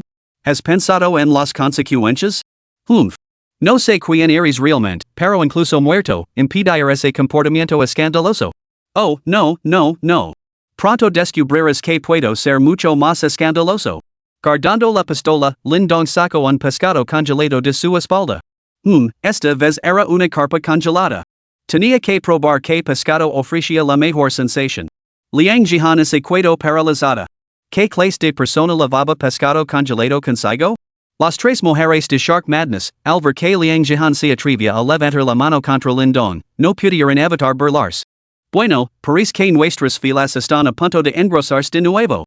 Lindong lanzó su ataque primero. Liang Jihan solo vio una imagen borrosa ante sus ojos. Sus reflejos se activaron y disparó, pero falló. Sus hermosos ojos se abrieron de par en par al instante. ¿Dónde se había metido? Al momento siguiente, Lindong, detrás de ella, levantó el pescado congelado y se lo estrelló con fuerza en la espalda. Con un crujido, Liang Jihan gritó de dolor y se derrumbó en el suelo. Un movimiento, una muerte. El golpe le destrozó la columna vertebral, dejándola incapaz de levantarse. Su pistola cayó lejos con un ruido metálico. Al mismo tiempo, el pescado congelado que tenía en la mano se partió en dos. Bueno, pues la carpa no servirá. ¿Quizás probemos con la carpa platida la próxima vez? Lindong la agarró por su sedoso cabello y la miró directamente a los ojos. En realidad, te tenía en cierta estima. Después de todo, eres una de las pocas personas en este apocalipsis que aún conservaba una pizca de conciencia. Por eso no había planeado eliminarte. Pero, tu hipocresía y tus pretensiones de santidad han acabado por revelar lo más profundo y feo de tu humanidad. Entonces, ¿debo eliminarte o matarte? Liang Jihan temblaba violentamente, con una mezcla de rabia, terror y, sobre todo, incredulidad. ¿Cómo podía ser tan poderoso este hombre? ¿Tenía habilidades sobrehumanas como aquellas mujeres? ¿Qué tipo de mundo se escondía más allá de esas paredes? Muy bien, entonces te imitar. Puesto que prefieres morir antes que ser desenrada, yo soy un hombre que respeta los deseos de los demás por encima de todo. Dica esto, extendió su gran mano y la cerró alrededor del cuello de jade blanco como la nieve de Liang Jihan, apretando lentamente. Una presión asfixiante la abrumó. Liang Jihan jadeó, con la boca abierta, y sus manos intentaron desesperadamente separar las manos de Lindong. Sin embargo, su fuerza parecía tan débil como la de un bebé frente a la de él, totalmente inútil. No lo hagas. Ella luchó violentamente, pero Lindong no mostró ningún signo de ceder. El miedo se apoderó de ella. Un torbellino de recuerdos pasó por su mente. Desde pequeña, había sido la niña mamada del cielo, no solo destacaba académicamente, sino también en los deportes, y además poseía una belleza deslumbrante. Desde entonces, su camino había sido fácil, ascendiendo hasta convertirse en la estrella del equipo de seguridad y colaborando con sus colegas para resolver varios casos importantes, lo que le valió un gran reconocimiento. Incluso ella misma se preguntaba a veces, ¿qué puerta lo había cerrado el cielo? Parecía que había sido bendecida hasta un grado casi insoportable. Sin embargo, una vida tan tranquila inevitablemente generaba defectos. Liang Jihan nunca había experimentado verdaderamente la profundidad de la malicia humana, y había considerado genuinamente las perspectivas de los demás. Asumía que sus acciones siempre estaban justificadas. Lo hago por tu propio bien, pensaba. Puede que no me de las gracias, pero no te atreves a culparme. Por lo tanto, cuando se produjo la traición, se sintió completamente desorientada, completamente perdida. Ahora se acercaba al final de su vida. Sus ojos se voltearon hacia atrás, su lengua sobresalió, sus piernas se tambalearon débilmente, y cubiertas de moretones, mientras que solo sus manos seguían esforzándose por liberarse del agar de Lindong. No. Quiero morir. Quiero vivir. En sus últimos momentos, Liang Jihan finalmente expresó su súplica. En ese instante, Lindong soltó su agar. Ijum. Liberada de la restricción, Liang Jihan pudo volver a respirar y se derrumbó en el suelo para recuperar el aliento. Nunca antes había sentido que respirar fuera tan valioso. Lindong sonrió y se llevó la mano a la oreja. ¿Qué acabas de decir? No te he oído bien. Después de yadir durante un buen rato, el mareo y la asfixia fueron desapareciendo poco a poco. Liang Jihan se sentía insoportablemente angustiada, con los ojos enrojecidos, y bajo la cabeza sin decir nada. Bueno, entonces debe de haber sido mi imaginación. ¿Continuamos? Lindong mostró una paciencia extraordinaria y volvió a extender su gran mano para estrangularla. No. Liang Jihan negó con la cabeza frenéticamente, sollozando. No me mates. Quiero vivir. No quiero morir. En ese momento, no era más que una niña pequeña aferrándose a la vida, no una agente de seguridad. Lindong se rascó la oreja, pero acabas de decir que prefieres morir antes que ser humillada. Si quieres vivir, tendrá que humillarte? Tú? Lo que sí, pero no me mates. Liang Jihan gritó, con todo el cuerpo exhausto, mientras se derrumbaba en el suelo, sollozando sin control. Después de todo, él tenía razón. Era realmente despreciable, un demonio. Lindong sonrió mientras lo acariciaba el sedoso cabello. Buena chica. Luego la subió a hombres, se dio la vuelta y salió del centro comercial, desapareciendo en la autocaravana. Capítulo 32, Somos hermanas de por vida. El centro comercial parecía una escena infernal, con solo tres figuras empapadas de sangre de pie en medio de una alfombra de cadáveres, huesos destrozados y carne mutilada, una visión espantosa y aterradora. Maldita sea. Esto me enfurece. ¿Intentaban bloquearme deliberadamente? ¿Ninguno de ustedes me dejaba pasar? Lingxue lanzó con rabia su hacha roma al suelo y la pisoteó. El recuento final estaba hecho, Shenhuanue tenía el mayor número de muertes, Jiangju era segunda por una sola muerte y Lingxue cerraba la lista. Si aquellas dos la hubieran tratado con indulgencia para que ella pudiera quedar en primer lugar, habría podido escapar de la miseria de estar encadenada en el baño. Sin embargo, aquellas mujeres habían matado con más fervor que ella. Era indignante. Shenhuanue se limpió la sangre de la cara con una sonrisa amarga. Xiaoxue, y es solo que, nosotros tampoco queremos que nos aten en el baño. Tú ya lo has experimentado, así que deberías poder soportarlo. Solo aguanta un poco más. Jiangju asintió nerviosa, claramente aterrorizada por correr la misma suerte. Ah! Malditas putas! Gritó Lingxue apretando los dientes con furia. Bien, todavía queda mucha agua mineral en el supermercado. La herviremos, nos lavaremos y luego nos subiremos a la furgoneta. De todos modos, el maestro tardará un rato. Shenhuanue miró la autocaravana que había fuera antes de ir a buscar agua. Jiangju y Lingxue intercambiaron una mirada, con claras chispas entre ellas. Sin embargo, la siguieron. Si subían cubiertas de sangre, Lindong podría haber algún castigo terrible para atormentarlas. Debían presentarse ante su maestro en un estado fresco y fragante. El agua caliente que encascada sobre su voluptuoso cuerpo. Lingxue seguía furiosa, pero al ver el gran paquete que contenía su ropa, sus ojos se agitaron y una sonrisa astuta y maliciosa se extendió por su rostro. Tontos. Diverted pensaban que no tenía otros medios para persuadir al maestro de que me perdonara el castigo? Ya verán. Se han detectado lesions graves en la criada Liangjihan. Se procede con la curación con un solo clic? Curar. La columna vertebral fracturada de Liangjihan se curó al instante, lo que le permitió caminar sin ayuda hasta el baño de la autocaravana para darse una ducha. Serviente 4, Liangjihan. Mejidas 38C 1938. Calification del sistema, 84. Nivel actual, 3. Uniform de servienta, ninguno. No está mal, no está mal. La casa de servientas es cada vez más grande. La vida aquí está destinada a ser bastante colorida. Mientras Lindon fumaba su cigarrillo, su teléfono volvió a sonar. Era Zhao Yufei llamando. Hola? Lindon, ¿dónde estás? ¿Por qué no has llegado todavía? En cuanto respondió, ella lo lanzó una avalancha de reproches. Parece que esta chica no está lo suficientemente hambrienta, como si no podría reunir la energía para lamer? Lindon soltó una risa irónica, fingiendo urgencia. Fefe, he conseguido una autocaravana. Esta línea de comida. No te preocupes, aguanta un poco más, llegar pronto. No pudo evitar darse la vuelta para vomitar después de hablar. Maldita sea, realmente estaba actuando como un auténtico cabrón. Pensando en las criadas que había acogido, tal vez no fuera exactamente lo mismo. Al otro lado del teléfono, ya Yufei se emocionó al oír que Lindon tenía una autocaravana. ¿De verdad? Es maravilloso, Lindon. Eres mi hombre favorito. Solo tú eres guerrillas te do para salvarme. Estoy atrapada en la residencia de la escuela. Date prisa. De acuerdo, Fefe, llegar pronto. Cuando colgó, las tres mujeres habían terminado de lavarse y habían regresado a la autocaravana, todas vestidas con ropa limpia. Manhwa había conseguido de alguna manera un traje a medida y lavaba tacones altos.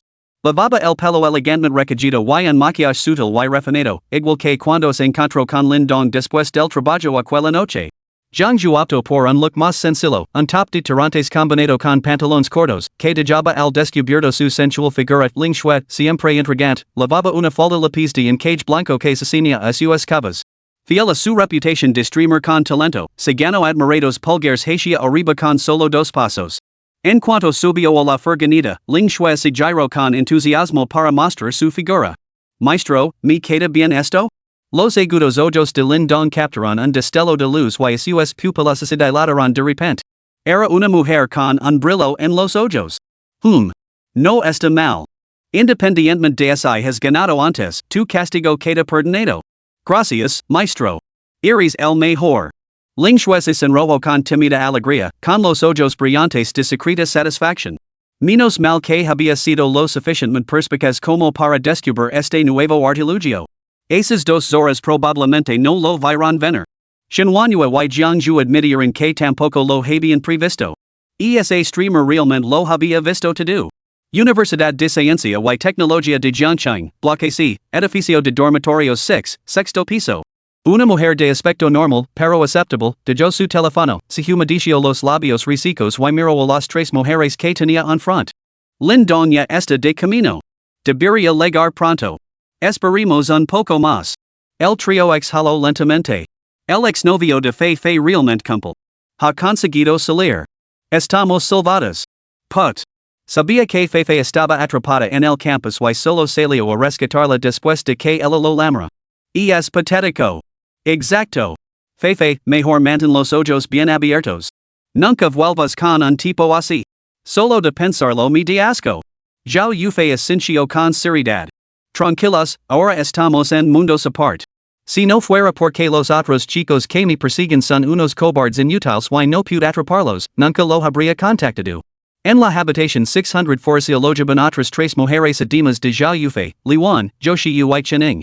Las 4 eran amigas íntimas desde su primer año de universidad y todas aspiraban a realizar estudios de posgrado. Lamentablemente, solo Zhao Yufei lo había conseguido.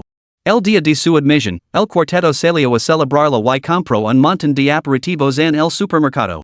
Fue precisamente esta compra al por mayor lo que les permitió sobrevivir durante varios días en el Apocalipsis. Cuando ya no les quedaba en una sola salchicha, cundió el pánico. Gracias al capricho de Liwan de comprar un cargador de manivela, sus teléfonos milagrosamente se mantuvieron cargados. Por desgracia, cuando cada una lama a su respectivo perito faldero o así los percibian para pedirayuda, fueron recasadas con insultos o se encontraron con líneas muertas, sin saber a sus interlocutors habían perecido. Después de mucho revuelo, Lindon se mostró dispuesto a acudir, lo que finalmente incendió la esperanza en las cuatro mujeres. Cada una regresó a su cama y se metió bajo las mantas para esperar. Liwan, con marcas de virola y de estatura, anchura y altura aproximadamente idénticas, escribió en el chat grupo, las cuatro bellezas de Jiangchang, las cuatro somos hermanas de por vida. Ya yufe, hermanas que nunca se separaron, ni siquiera en la muerte. Chening, hilado en internet que el mundo exterior es un caos, con gente matando y saqueando por todas partes. Menos mal que nuestras cuatro hermanas estamos tan unidos. Nos mantuvimos juntas y no dejamos que nadie se aproveche de nosotras. Yo Shiu, deberían pensárselo dos veces antes de meterse con las cuatro bellezas de Jiangchang. ¿Alguien intenta robarnos nuestras cosas? Lo romperemos las piernas. Liwan, mientras las cuatro seguimos unidos, no hay ningún problema que no podemos resolver. Las otras tres, mejores amigas para siempre. Otro chat grupal. Sin Zhao Yufei. Liwan, at Xiao Etingjie, no os habeas fijado en la mirada ingriada de Zhao Yufei hace un momento? Es repugnant. Capítulo 33, Cuatro personas, cinco grupos. Yo Shiu, lo he visto. Solo es una sanguijuela inútil que vive costa de su exnovio. Yo Shiu, desprecio sinceramente ese tipo de horas. Chening, sinceramente, no soporto seguir en la residencia. ¿Quién sabe cuántos estudiantes han muerto fuera? Este lugar parece un depósito de cadáveres. Tengo una idea que me gustaría discutir con vosotros. Liwan, ¿qué idea? Yo Shiu, curiosidad +1. Chening, acaracata bajo su edredón, calento a sus dedos casi congelados bajo el brazo antes de escribir. ¿Quién sabe cuántos ya han muerto congelados en este edificio? Y es como una morgue. Sinceramente, no soporto seguir aquí. Así que cuando Lindon leg más tarde, tenemos que encontrar la manera de que nos leven su autocaravana y salir de aquí. Ya que es hora de Zhao Yufei no piensa volver con Lindon, que se cuida aquí sola. Liwan, si es hora no vie con Lindon, ¿cómo vamos a conseguir que nos leve? Yo Shiu, exacto. Apenas conocimos a Lindon. Si es hora esa queda, se supone que debemos rebajarnos a suplicarlo? Mi moriría de vergüenza. Chening, esta es mi idea, Xiao es la más guapa de nuestra residencia. La figura y el aspecto de es hora no sirven en para limpiar los zapatos. ¿Por qué no hace Xiao un pequeño sacrificio? Mientras on hay tiempo, vestit adecuadamente. Cuando reches a Lindon, dale una pista y dale la oportunidad de que te corteje. Un mendigo como Lindon seguramente aprovechará la oportunidad para ganarse tu favor. Entonces podrás pedirle que te leve sin problemas, y seguro que no se negará. Yo Shiu, Eso no está bien, ¿no? Y si Lindon se vuelve pegajoso. Claro, es alto y bastante guapo, pero es un maldito mendigo. Liwan, vamos, Xiao, es un momento de crisis. Solo has un pequeño sacrificio. Si realmente no funciona, intervendré yo. Todos los hombres adoran a las bellezas concavas como yo. Tendría a Lindon comiendo de mi mano en un santiamén. Chening. Yo Shiu. Liwan, ¿por qué estáis tan caladas? Yo Shiu, todavía no puedo aceptarlo. Mi madre me prohíbe relacionarme con esos hombres miserables. ¿Por qué no dejamos que vea la hermana Ing? Al fin y al cabo, con un poco de maquillaje es prácticamente la reina de la belleza del campus. Chening, no puedo hacerlo. Yo Shiu, sí que puedes. Confía en mí, hermana Ing. Liwan, creo que yo también podría hacerlo. Chening, bueno, está bien. El sacrificio. Pero ten por seguro que, una vez que tenga a Lindon, os levará a las dos conmigo. Sin tonterías, las tres somos hermanas de por vida. Yo Shiu, solo nosotros tres somos hermanas de verdad. Liwan, no, en serios, yo también creo que puedo hacerlo. Liwan, la cerda gorda chat grupal. Zhao Yufei, si no fuera por esa maldita cerda de Liwan, que como un caballo, nuestras provisions habrían durado al menos 2 días más. Ahora tengo que ir a mendigarla ese mendigo de Lindon. Que fastidio. Chening, exacto. Esta gorda como un cerdo, pero tiene el decaro de la marza a sí misma chica un poco relanita. Es ridículo. Ver su cara de cerdo todos los días ni de asco. Yo Shiu, menos mal que el exnovio de Fefe nos echó una mano. Si no, los tres nos habríamos muerto de hambre por culpa de esa cerda. Ya Yufe Pumfi cuando leg lindon, no podemos dejar que esa certes una a nosotros. Se camaria masta lo que nos queda. Chining, estoy de acuerdo. Yo shiyu, estoy de acuerdo +1. Sin la vieja bruja chuning chat grupal. Ya Yufe, esa vieja bruja se está maquilando debajo de las sábanas? ¿Qué está tramando? Liwan, quien sabe? Hace un frío que pela, todo está congelado. Si realmente puede maquillarse, que está posada. Yo shiyu, quizá la vieja bruja esté intentando seducir al ex de Fefe. ¿Qué otra cosa puede hacer? Vieja wifia, no podría salir a la calle sin maquillarse. Ya Yufe, qué gracioso. ¿Acaso ella lo maris, aunque haya dejado el lindón, sigue siendo mi perro? Una vieja bruja como ella, a punto de entrar en la menopausia? Desnudenla y dejenla en la calle, nadie le prestaría atención. Liwan, basta, y es doloroso verlo. No green tea yo shiyu grupo. Chening, ¿dónde está green tea? ¿Ha estado bloqueando el baño durante días? ¿No apesta? Liwan, hermana cuando no ha apestado? Zhao Yufe, escuchad, chicas. La última vez que compramos aperitivos, ella se llevó una caja de bombones. No los ha tocado desde entonces. Supongo que los ha escondido. Ahora mismo, probablemente esté escondida en el baño, comiéndolos a escondidas. Liwan, ¿qué? ¿Cómo puedes ser tan desvergonzada? ¿Robando comida? Chening, green tea es green tea. Menos mal que los tres nos mantenemos unidos y lo compartimos todo. Si no, nos moriríamos de hambre o de asco por su culpa. Ya Yufe lanza una mirada fría a las otras tres chicas, así aprieto el teléfono contra el pecho para evitar que se apagara por el frío, Sakaruko y se quedó dormida. Lindon, date prisa, por favor. Mientras tanto, en la biblioteca al otro lado de la Universidad de Ciencia y Tecnología de Jiangcheng, Chen Yunqi estaba sentada con las piernas cruzadas, aceptando una salchicha pelada por su novio. Chen Yunqi. Le dio un mordisco y enseguida la escupió al suelo. ¿Qué demonios? Está congelada. ¿Cómo se supone que voy a comer esto? Chen Yunqi le tiró la salchicha a su novio Fong con total repugnancia. Fong la atrapó rápidamente y la puso sobre la hoguera para calentarla. Sanrio y dijo, Carino, déjame calentártela, no te preocupes. No hay nada más que comer aparte de salchichas? Fong se supone que tienen superpoderes, ¿no? Vi a buscarme algunos postres a esa tienda de la callejuela que me encanta. Estoy harta de comer esta basura día tras día.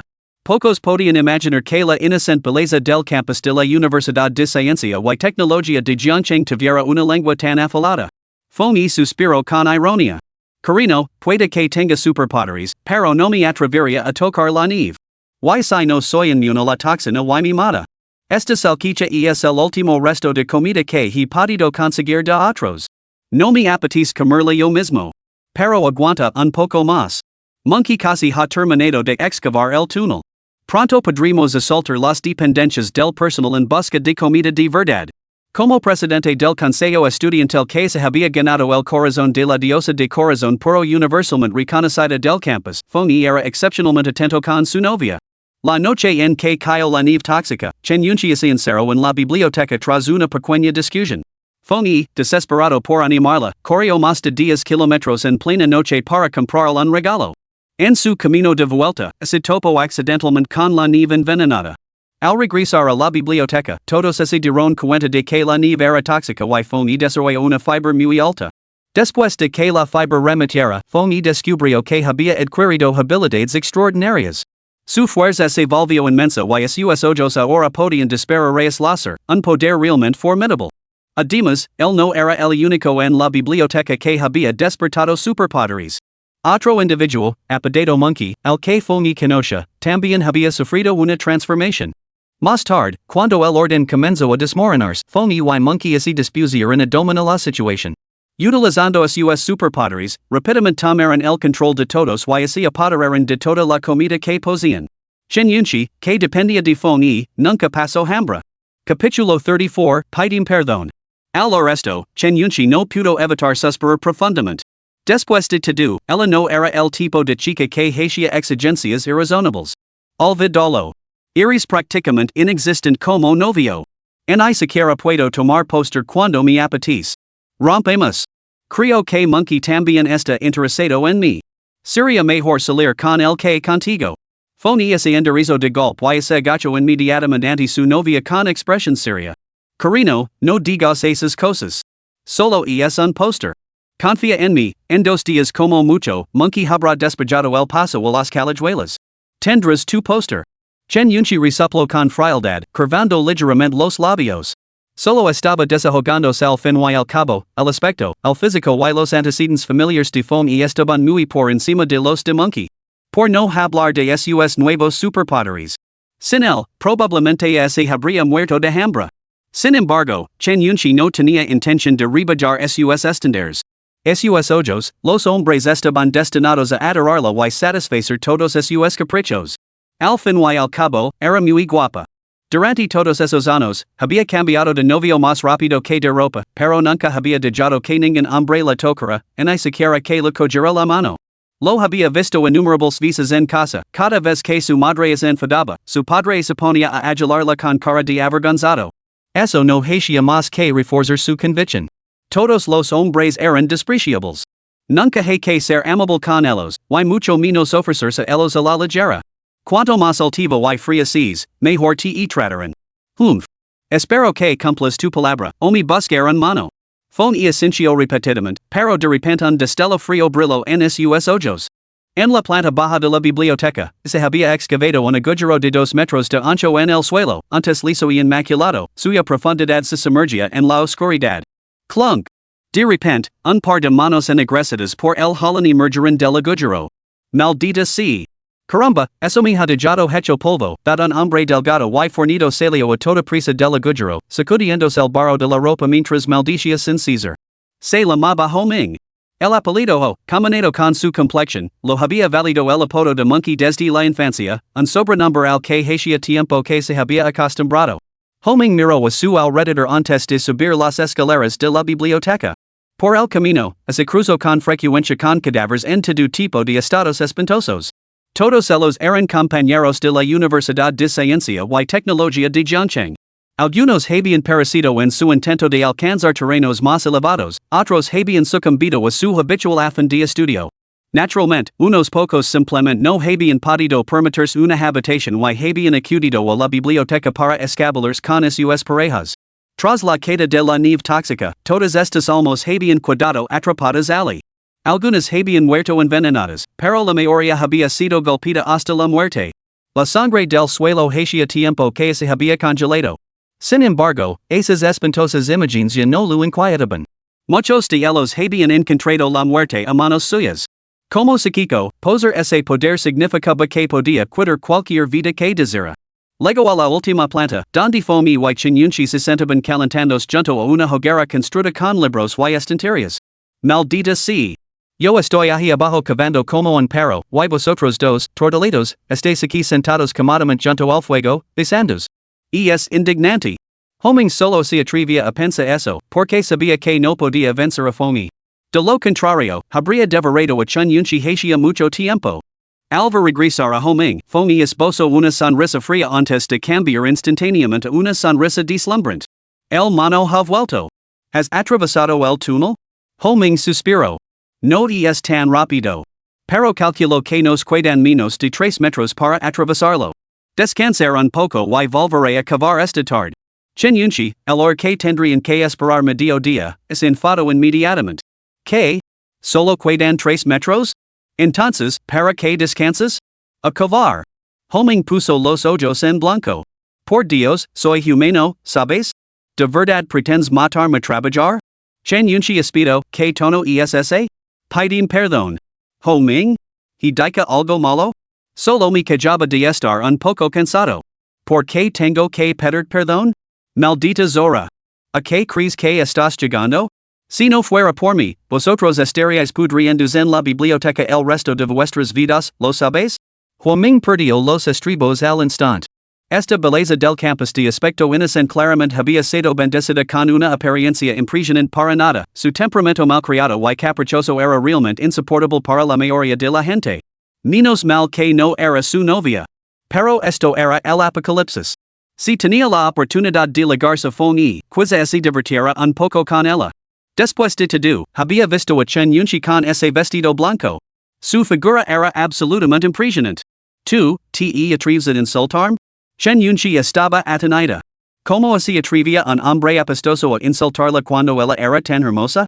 Foni, como presidente del Consejo Estudiantil, conservo algo de sentido común y se apresuró intervenir para calmar los ánimos. Tranquila, Carino, no te enfades. El mano solo está agotado. No discutamos, Vale? No lores, no lores. Sin embargo, la intención asesina en su corazón solo así intensificó. Si no hubiera necesitado el superpoder de monkey para escapar, habría matado el mano en el acto. Y a nadie me ha insultado antes, Foni. Mata a ese mano por mí. Insisto Chen yunchi sin descanso. Homing se quedó sentado, con una sonrisa burlona en su boca torcida. ¿Qué tenía que temer? Foni estaba completamente nervioso. Había probado todas las palabras dulces del libro, pero nada funcionaba. Su atención se centró en Homing. Mano, ¿qué tal así? ¿Le pides perdón a mi novia? ¿Olvidaremos todo este asunto? ¿Pedir perdón? No he dicho nada malo. ¿Qué le den por culo? Homing, naturalmente, no estaba dispuesto a hacerlo. El rostro de Foni es ensombrecido y sus ojos comenzaron a enrojecerse. Está bien, está bien. Lo siento, así está bien. Al ver que Foni parecía realmente dispuesto a matarlo, Homing agitó apresuradamente las manos en señal de rendición. Maldita sea, os voy a pillar, cabrons, cuando tenga la oportunidad. ¿Qué quieres decir con Vale? ¿Qué actitud esa? Los celosos de Chen yunchi se hicieron más fuertes. Homing suspiró resignado y esbozó una expresión sincera. Lo siento, ha sido culpa mía. Por favor, deja de llorar. Las lágrimas de Chen yunchi se detuvieron de repente. Resoplo con frialdad y volvió a sentarse junto al fuego. Sueda tu tono cuando me hables en el futuro. Además de la frialdad y la indiferencia, las lágrimas resultaban muy eficaces para domar a los hombres obstinados. Homing estuvo a punto de explotar de rabia, con el pecho agitado violentamente, pero logró contenerse. Los tres se quedaron en silencio, y la atmósfera se volvió palpablemente tensa. ¿Quieres decir que has obtenido superpoderes por hacer eso con él? Dentro de la autocaravana en movimiento, Liang Jihan no pudo evitar taparse la boca con la mano, boquiabierta, con sus ojos almendrados muy abiertos mientras miraba a Shenhuanyue. Baja la voz. No molestes al maestro. Sisió Shenhuanyue con urgencia. Al volverse y ver que Lindong no parecía molesto, exhaló un largo suspiro de alivio. Liang Jihan asintió apresuradamente, mirando a Lindong y Lingxue antes de que su rostro se sonrojara una vez más. Shenhuanyue susurró, todos nosotros, excepto Jiangju, obtuvimos nuestros poderes a través del maestro. Si dices sobrevivir a este apocalipsis, será mejor que lo obedezcas. Liang Jihan apretó los labios y bajó la cabeza, luego miró a Jiangju, que estaba sentada en silencio, mirando fijamente por la ventana. Esta mujer parecía diferente de las otras dos. Capítulo 35, Suero Mutante, ligada a la Universidad de Ciencia y Tecnología de Jiangcheng. Ding ding ding. De repente, sonó un teléfono móvil dentro de la autocaravana. Jiangju dio un respingo y sacó inmediatamente su teléfono. Sus hermosos ojos se llenaron al instante de complejidad. Era una llamada de su prometido, Xiaobechen. Justo cuando estaba a punto de colgar, la voz de Lindong se escuchó de repente. Contesta. Jiangju se mordió el labio hasta casi sangre, pero no se atrevió a desobedecer a Lindong. Sí, maestro. La llamada se conectó. Xiaozhu, ¿cómo estás hoy? Te vendría bien una videollamada. ¿Qué es ese ruido que se oye ahí? Al otro lado, Xiaobechen, abrumado por la nostalgia, tenía la intención de hacer una videollamada a su prometida. Al oír de repente los gritos de una mujer por parte de Jiangju, entró en pánico. Maldita sea, ¿han secuestrado a mi Xiaozhu? Una ira indescriptible recorrió su cuerpo al instante. No pasa nada, Bechen. Es que, te acaba mucho de menos, así que, estaba viendo una peliculita. Jiangju solo pudo optar por mentir, mientras miraba con ira a Lingxue, indicando que bajara la voz. Sin embargo, Lingxue parecía decidida a desafiarla, alzando la voz varios decibelios más. Al oír la voz de su prometida superponiéndose a los gritos de la mujer, confirmó que no la habían secuestrado. Xiaobechen finalmente exhaló aliviado. Menos mal, menos mal. No lo habían puesto los cuernos. La idea de que su prometida viera ese tipo de material hizo que Xiaobechen se burlara de ella juguetonamente. Vaya. ¿Quién hubiera pensado que tenías esos gustos en privado, Xiaozhu? Nunca me dejas tocarte. ¿Te apetece una videollamada con tu marido?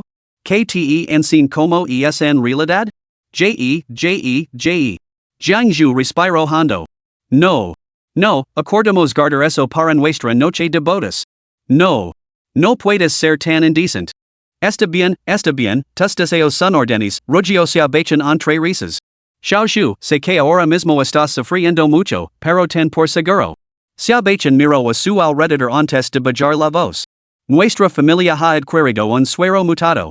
Tiene la posibilidad de ayudar a las personas a despedir sus habilidades. La inyección es esta noche. No te preocupes, lo conseguir. En cuanto lo consiga, ir a buscarte yo mismo. Al resto, Lindong inmediatamente lo indicó a Ling Shui que se calera y lo lanzó una mirada significativa a Jiangju, incitándola a sonsacar más información. Un suero que puede despedir habilidades sobrenaturales? Eso sí que es intrigante. Las otras mujeres también se animarán y usarán el oído para escuchar con atención. Jiangju preguntó, algo sorprendida, suero? ¿Dónde lo has conseguido? Bueno, tiene que ver con una organización bastante misteriosa. Yo tampoco sé mucho al respecto, respondió Xiaobechen, sin mostrar recelo alguno hacia Jiangju. Solo mi padre y mi hermana están en contacto con ellos. Por lo que dice mi hermana, la tasa de éxito del suero para despedir habilidades no es muy alta. Hay muchas posibilidades de morir, al fin y al cabo, es extra de la nieve tóxica. Pero ten por seguro que soy Xiaobechen. Por ti, lo despertar con éxito. El corazón de Jiangju dio un salto. Bachan, no te inyectes eso. Es demasiado peligroso. No te preocupes, Xiaozhu. Estar bien. Creo que mi amor por ti puede superar cualquier dificultad u obstáculo. Lindong y los demás se estremecieron al unísono, con la piel de gallina. El magnate estaba realmente recurriendo a semejante sentimentalismo? Jiangju sabía que su prometido era consciente de que ella había obtenido sus habilidades al entrar en contacto con la nieve tóxica. Impulsado por su orgullo machista, estaba decidido a despedir sus propios poderes, lo que provocó las urgentes súplicas de ella. Sin embargo, el magnate se negó obstinadamente a escuchar, soltando interminables declaraciones sensibles. Cada palabra daba a entender que atravesaría el fuego por ella, dejando a Jiangju completamente desconcertada. Bien, parece que mi hermana se está acercando. Tendremos que correr por lo sano. Espera mi llamada, Xiaozhu. Xiaobechen terminó apresuradamente la llamada. Jiangju se aferró a su teléfono, completamente perdida. Consideró pedirle a Lindong que se desviara a la residencia de los Xia para detener a Xiaobechen. Sin embargo, no tenía una idea de cómo enfrentarse a su prometido. Lo había prometido entregarse a él en su noche de bodas. En cambio, el repentino Apocalipsis la había dejado a merced de Lindong. Ya no era digna de ser la esposa de Xiaobechen. Bachan. Lo siento mucho. Impotent y desesperada, Jiangju no pudo contener las lágrimas.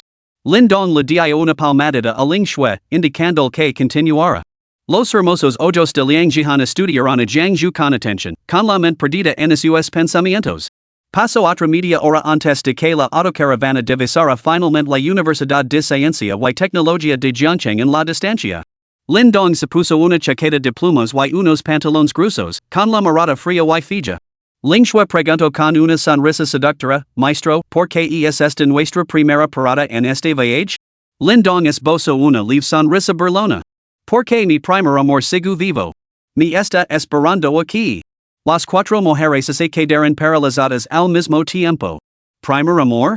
No era de extrañar que Lindong, frente a cuatro bellezas deslumbrantes, solo mostrara la lujuria en sus ojos y en una pizca de emoción. Así que ya había entregado su corazón hacía mucho tiempo. Después de todo, el primer amor de un hombre tiene un impacto devastador. Xinhuanyue preguntó con lastima, entonces? Maestro, ¿pretende traerla de vuelta? Después de varios días, se había acostumbrado a servir solo a Lindong. Ahora, con la repentina aparición de una exnovia, temía que apareciera otra amante. Tal giro de los acontecimientos haría que sus vidas fueran extremadamente difíciles de ahora en adelante. Después de todo, ninguna mujer toleraría que su hombre tuviera tantas bellezas exquisitas como Jigites. Y sin Lindong, sus habilidades se estancarían por completo. Frente a poderosos psíquicos, seguirían condenadas a la matanza. ¿Traerla de vuelta? Si burló Lindong. La acaer. Cuando Lindong estaba enamorado, toleraba el comportamiento escandaloso de Zhao Yufei. Ahora, con esos poderes despertados, mirando atrás, se daba cuenta de que había sido un completo idiota, y que ya Yufe era una auténtica zora. Esta vez, había vuelto para darle una dosis de su propia medicina y disfrutar de la satisfacción. Al oír la intención asesina en la voz de Lin Dong, las chicas no entendían lo que estaba pasando, pero podían adivinarlo más o menos. Nada más que el drama habitual de ser abandonado por una zora. Los grandes ojos de Ling Shui se movieron rápidamente antes de que él se inclinara de repente. Maestro, esté tranquilo. Mi vestir muy bien para que su exnovia se arrepienta amargamente. ¿Qué le parece? ¿Debería ponerme medias, en cage blanco o regila? Sin embargo, Lin Dong la rechazó con un gesto. Quedaos en el hotel de al lado y esperad. Os llamaré cuando sea el momento. Ling Shui parecía completamente disgustada. ¿Cómo podía quedarse fuera de un giro tan emocionante en la trama, ayudar a su maestro a humillar a su ex? Después de todo, si Lin Dong no hubiera sido abandonado por esa zora, ¿cómo podría haberse vuelto tan frío y despiadado? Todo era culpa suya. Aunque no se habían conocido, las chicas ya habían empezado a sentir resentimiento hacia Zhao Yufei. Pero, maestro, quiero verlo. Ling Shui estaba haciendo pucheros. Lin Dong se rió sin poder evitarlo y extendió las manos. Tu presencia me distraería. Liang Jihan frunció los labios y sacó un botón de su bolsillo. Bueno. Tengo aquí una cámara oculta profesional. La utilizo para recopilar pruebas. Se conecta a mi teléfono. Quizás. A decir verdad, los chismes son algo natural en todas las mujeres. Aunque seguía resistiéndose Lin Dong, eso no lo impedía querer escuchar a escondidas. Los ojos de Ling Shui se iluminaron. Lo agarró y los agitó a la ropa de Lin Dong, inclinándose para susurrar al oído maestro, solo ponte la cámara, ¿quieres? Cuando regreses, padre, bueno, ya sabes. Los ojos de Lin Dong se abrieron de par en par al instante. Se frotó la nariz y carraspio. Puesto que todos dices verlo, yo, vuestro maestro, os considera este capricho. Capítulo 36, incluso la muerte se convierte en un lujo. Hasta pronto, maestro. Xinhuanhua y las otras tres mujeres se quedaron en la zona segura fuera de la entrada del hotel, saludando con la mano hacia la autocaravana. Vamos, entremos y busquemos una habitación limpia donde esperar hasta que el maestro de órdenes. Xinhuanhua se guardó en el bolsillo la estufa con control termostático que Lin Dong lo había dado y se dirigió hacia el hotel. Ling Shui la siguió. Liang Jihan y Jiang Zhua se quedaron quietas. Solo después de que las demás desaparecieron de su vista, Liang Jihan murmuró de repente, Señorita Jiang Zhu, veo que no está dispuesta a quedarse al lado de Lin Dong. Ahora tenemos la oportunidad de escapar de él, pero para ello necesitamos trabajar juntos. Conozco bien este hotel, y es un renombrado establecimiento de 5 estrellas en Zhongcheng con instalaciones completas. Debe de haber supervivientes dentro. Podríamos aliarnos con ellos para contra esas dos mujeres. Cuando Lin Dong regrese, negociaríamos con él para que nos entregara la autocaravana. Eso nos daría la oportunidad de escapar. ¿Qué opinas? Jiang Zhu mantuvo las manos en los bolsillos, y una leve y escalofriante sonrisa se dibujó involuntariamente en su fría expresión. Si lo conocieras, entenderías que no tenemos ninguna posibilidad de escapar a menos que él muera. ¿Por qué si no Lin Dong habría dejado aquí a las criadas tan descuidadamente? Porque simplemente no le importaba si vivían o morían, o más bien, porque podía decidir su destino a su antojo. Frente a Lin Dong, incluso la muerte se convertía en un lujo, por no hablar de escapar. Liang Jihan, que sabía poco de Lin Dong, no pudo evitar preguntar, ¿qué quieres decir? ¿Qué poder tiene que te hace temerlo tanto? Jiang Zhu tampoco lo sabía y solo pudo suspirar profundamente antes de entrar en el hotel, dejando atrás al desconcertado guardia de seguridad. Al ver que Jiang Zhu se rendía, Liang Jihan solo pudo fruncir el seno y seguirlo al interior. No podía escapar sola. Caramba, este hotel de miedo, parece una sala de escape. No, Ling Shui sostenía su antorcha en alto, caminando junto a Xinhuanhua al frente. La opulenta decoración del hotel estaba completamente desprovista de luz, lo que le daba un parecido inquietante a las escenas de las películas de terror.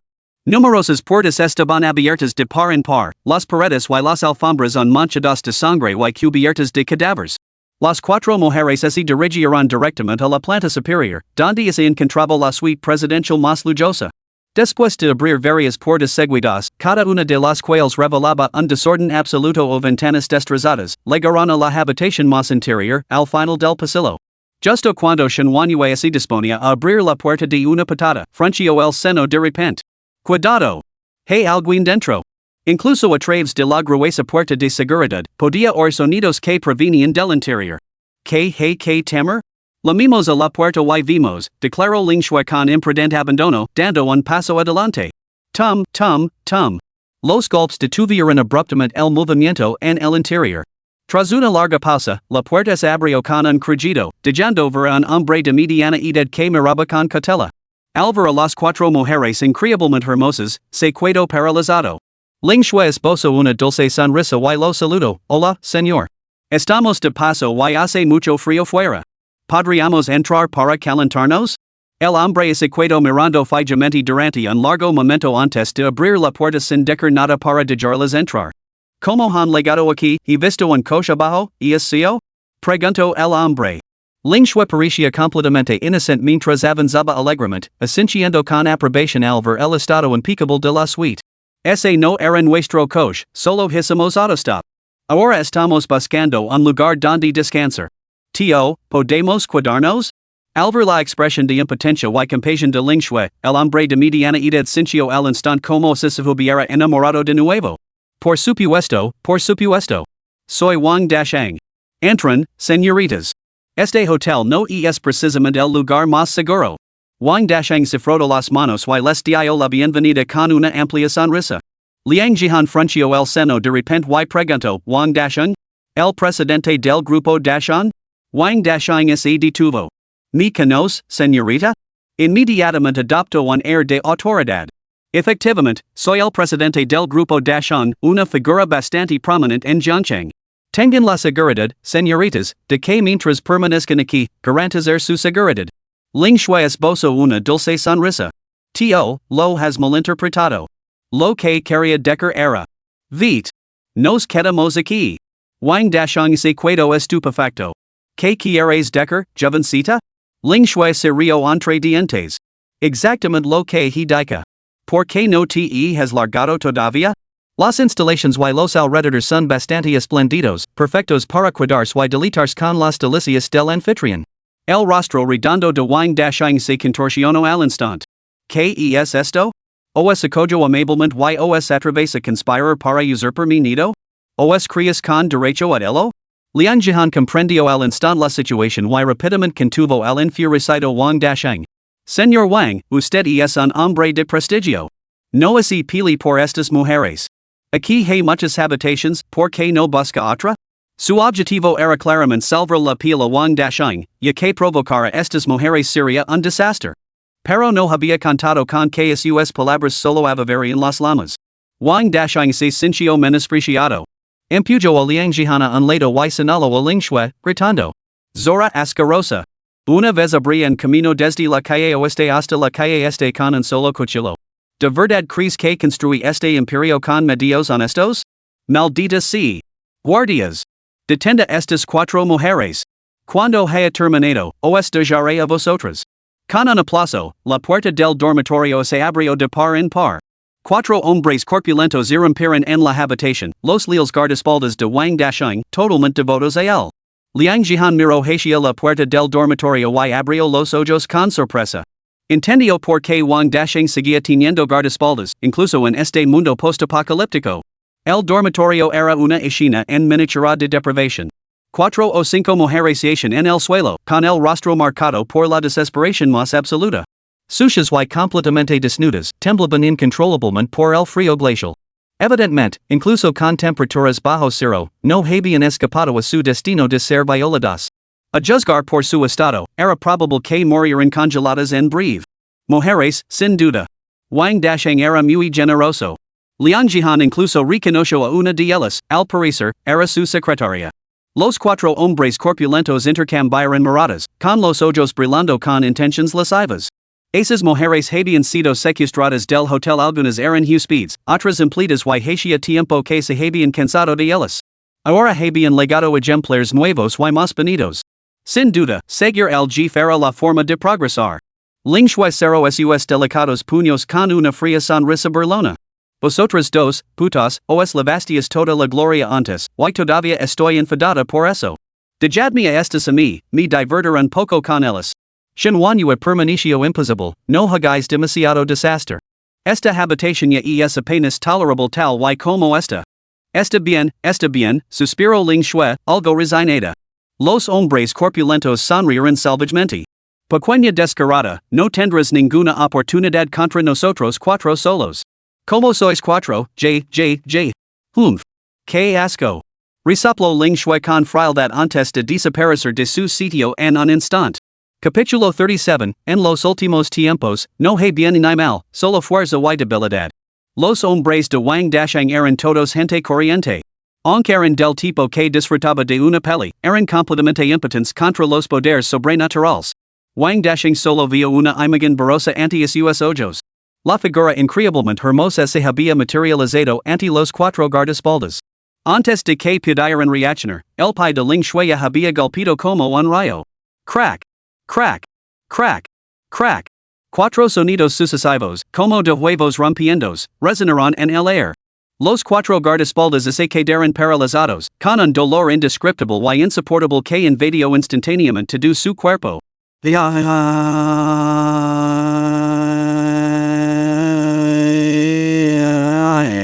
Los cuatro se agarraron la entrepierna al mismo tiempo, con los ojos desorbitados, el cuerpo arqueado como gambas y gimiendo de dolor.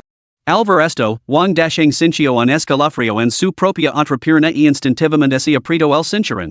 Ningún hombre podía presentar una escena así sin sentir una punzada de incomodidad. Humph. Si no me preocupara en ensuciar demasiado la habitación, ya te habría valado los sesos. Ling Shui aplaudió, abrió la ventana y se preparó para tirar a un guardaespaldas a cada lado. Wang Dashang se quedó paralizado. Los guardaespaldas que le habían solucionado innumerables problemas en privado habían sido derrotados de esa manera, ¿qué sería de él? Justo cuando Ling Shui estaba a punto de ser arrojado fuera, Liang Jihan sacó de repente una pistola, apuntándola hacia ella y gritando. Ling Shui, suéltalos inmediatamente. Detén esta matanza sin sentido. Ling Shui se detuvo, agarrando a los dos hombres mientras se daba la vuelta, con sus hermosos ojos oscurecidos al fijarlos en Liang Jihan. ¿Qué quieres decir? ¿Te atreves a ponerme la mano encima mientras mi maestro está ausente? Liang Jihan se mordió los labios plateados, recordando al adorador Lindong. Sin embargo, su sentido del deber y la justicia la obligaron a intervenir en el inminente asesinato. Yo, no deseo hacer daño. Sé que Lindong te está obligando. Veo que no eres sanguinaria por naturaleza. No agraves tus errores. Mientras tengamos la oportunidad, ideemos un plan juntos. Encuentra una forma de liberar del control de Lindong. ¿No podemos hacernos cargo de nuestras propias vidas a partir de ahora? La furia de Ling Shui se enfrió instantáneamente a la mitad. Bajó lentamente la cabeza, apretando los labios sin decir una palabra. Por supuesto. ¿Cómo había podido Lindong convertirla en un ser tan demoníaco en solo unos días? Antes del Apocalipsis, ella no era más que una streamer que ganaba un modesto sueldo gracias a su aspecto y su figura, sin cometer nunca ningún acto atrás. ¿Cómo era posible que conocerlo lo hubiera hecho considerar la vida humana tan frágil como el papel? Su única intención era sobrevivir. Al ver la vacilante determinación de Ling Shui, los ojos de Liang Jihan brillaron con esperanza. Sin embargo, al instante siguiente, Ling Shui levantó bruscamente la cabeza, con los ojos ardientes de ferocidad. Con un solo y poderoso empujón con ambos brazos, lanzó al guardaespaldas por la ventana. Este se estrelló con fuerza contra la nieve, y sus gritos y gemidos resonaron mientras su destino quedaba selado. ¿Tú? ¿Cómo has podido? Liang Jihan se quedó paralizado. ¿Me estás engañando? No te molestes en pensar en ello. Nunca escaparemos de nuestro amo, en toda una vida. Los ojos de Ling Shui brillaban con lágrimas y su voz temblaba. Recuerdo los días que había estado encerrada en ese baño. ¿Qué era la muerte? Lindong poseía innumerables formas de hacer sus vidas peores que la muerte. Mientras él viviera, ella nunca tendría la oportunidad de traicionarlo. Toda su existencia estaba ahora irrevocablemente ligada a Lindong.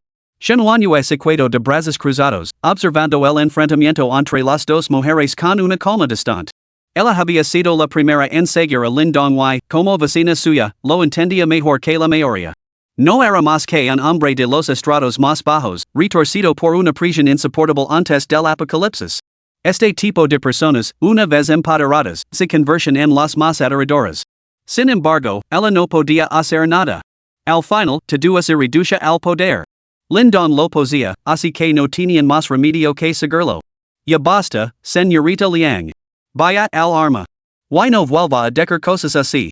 No tiene sentido suspiro profundamente Xinhuanyue. Liang Jihan se puso frenética y recurrió a Jiangju en busca de ayuda. Jiangju, vas a dejar que la vida te lleve así? Tienes un prometido. ¿No puedes luchar por tu propia felicidad? Jiangju se quedó paralizada al instante, sumida en una intensa confusión mental. El repentino cambio en la situación lino a Wang Dasheng de jubilo. Aunque no podía comprender lo que había sucedido entre esas mujeres, la creciente lucha interna le ofrecía una oportunidad de oro para tomar el control. Aprovechando su distracción, Wang Dasheng corrió de vuelta a su habitación, abrió la caja fuerte y recuperó la verdad. Maldita sea, ¿creen que soy un blanco fácil? Unas macosas que intentan manipularme? Hoy las mataré todas hasta la última. La rabia se apoderó de Wang Dasheng. Agarró su pistola y salió corriendo sin pensarlo dos veces, disparando a quemarropa al objetivo más cercano, Liang Jihan. Esta mujer tenía un arma. Tenía que eliminarla primero. El repentino giro de los acontecimientos pilló a las mujeres completamente desprevenidas. Xinhuanyue gritó. Cuidado! Bang! Liang Jihan no sintió nada hasta que un dolor agudo lo atravesó el pecho. Mirando hacia abajo, conmocionada, vio una herida abierta que sangraba profusamente. ¿Por qué? ¿Por qué? No podía comprenderlo. Ella había estado tratando de salvarlo todo el tiempo. ¿Por qué la materia? ¿Y es que la bondad nunca se puede pagar con bondad? Maldito Apocalipsis. Xinhuanyue estalló de furia. Ese maldito cerdo no solo se llamaba igual que su ex marido, sino que era igual de despreciable. Maldita sea. Ling Shui reaccionó más rápido y, al instante, dio una patada al guardaespaldas más cercano, que salió volando. Este chocó contra Wang Dasheng, que no estaba preparado, y ambos cayeron al suelo. Xinhuanyue se abalanzó hacia delante y sacó una daga de su muslo. Con un rápido corte, la sangre brotó de la garganta de Wang Dasheng. On insatisfecha, Xinhuanyue agarró la daga y apuñaló sin piedad, como si estuviera perforando granos de arroz. La sangre fresca manchó de rojo su ropa recién cambiada. Jiangju atrapó a Liang Jihan, que se había derrumbado, con sus hermosos ojos fitos en ella con una emoción compleja. Ahora lo entiendes, ¿verdad? En este apocalipsis, no hay bien ni mal, solo fuerza y debilidad. No es que no quiera perseguir mi propia felicidad, es solo que, ya no tengo derecho a perseguirla. Todo lo que puedo hacer es obedecer dócilmente. No tengo otra opción. Liang Jihan escupió sangre a grandes bocanadas, luchando por hablar. Este golpe le destrozó el corazón mucho más que el del centro comercial. Tanto física como psicológicamente. En el apocalipsis, no hay bien ni mal, solo fuerza y debilidad. Su bondad no lo había reportado más que una puñalada por la espalda. Si pudiera volver a vivir, yo, Liang Jihan, nunca volvería a ser una santa. Me volvería completamente insensible. Y Lindon, tú le quites la virginidad a esta dama. Si alguna vez tengo la oportunidad, te cortaré en 1000 pedazos. Todo eran solo ilusiones. Ding! Detectado, la criada Liang Jihan está al borde de la muerte. Proctor con la curación con un solo clic? Lindon, que conduce por las puertas de la Universidad de Ciencia y Tecnología de Jiangchang, se quedó paralizado. ¿Qué demonios? Solo he estado fuera unos minutos, ¿cómo es posible que se esté muriendo? ¿Se ha peleado con otras chicas? Curala. No importa. Se lo preguntar más tarde.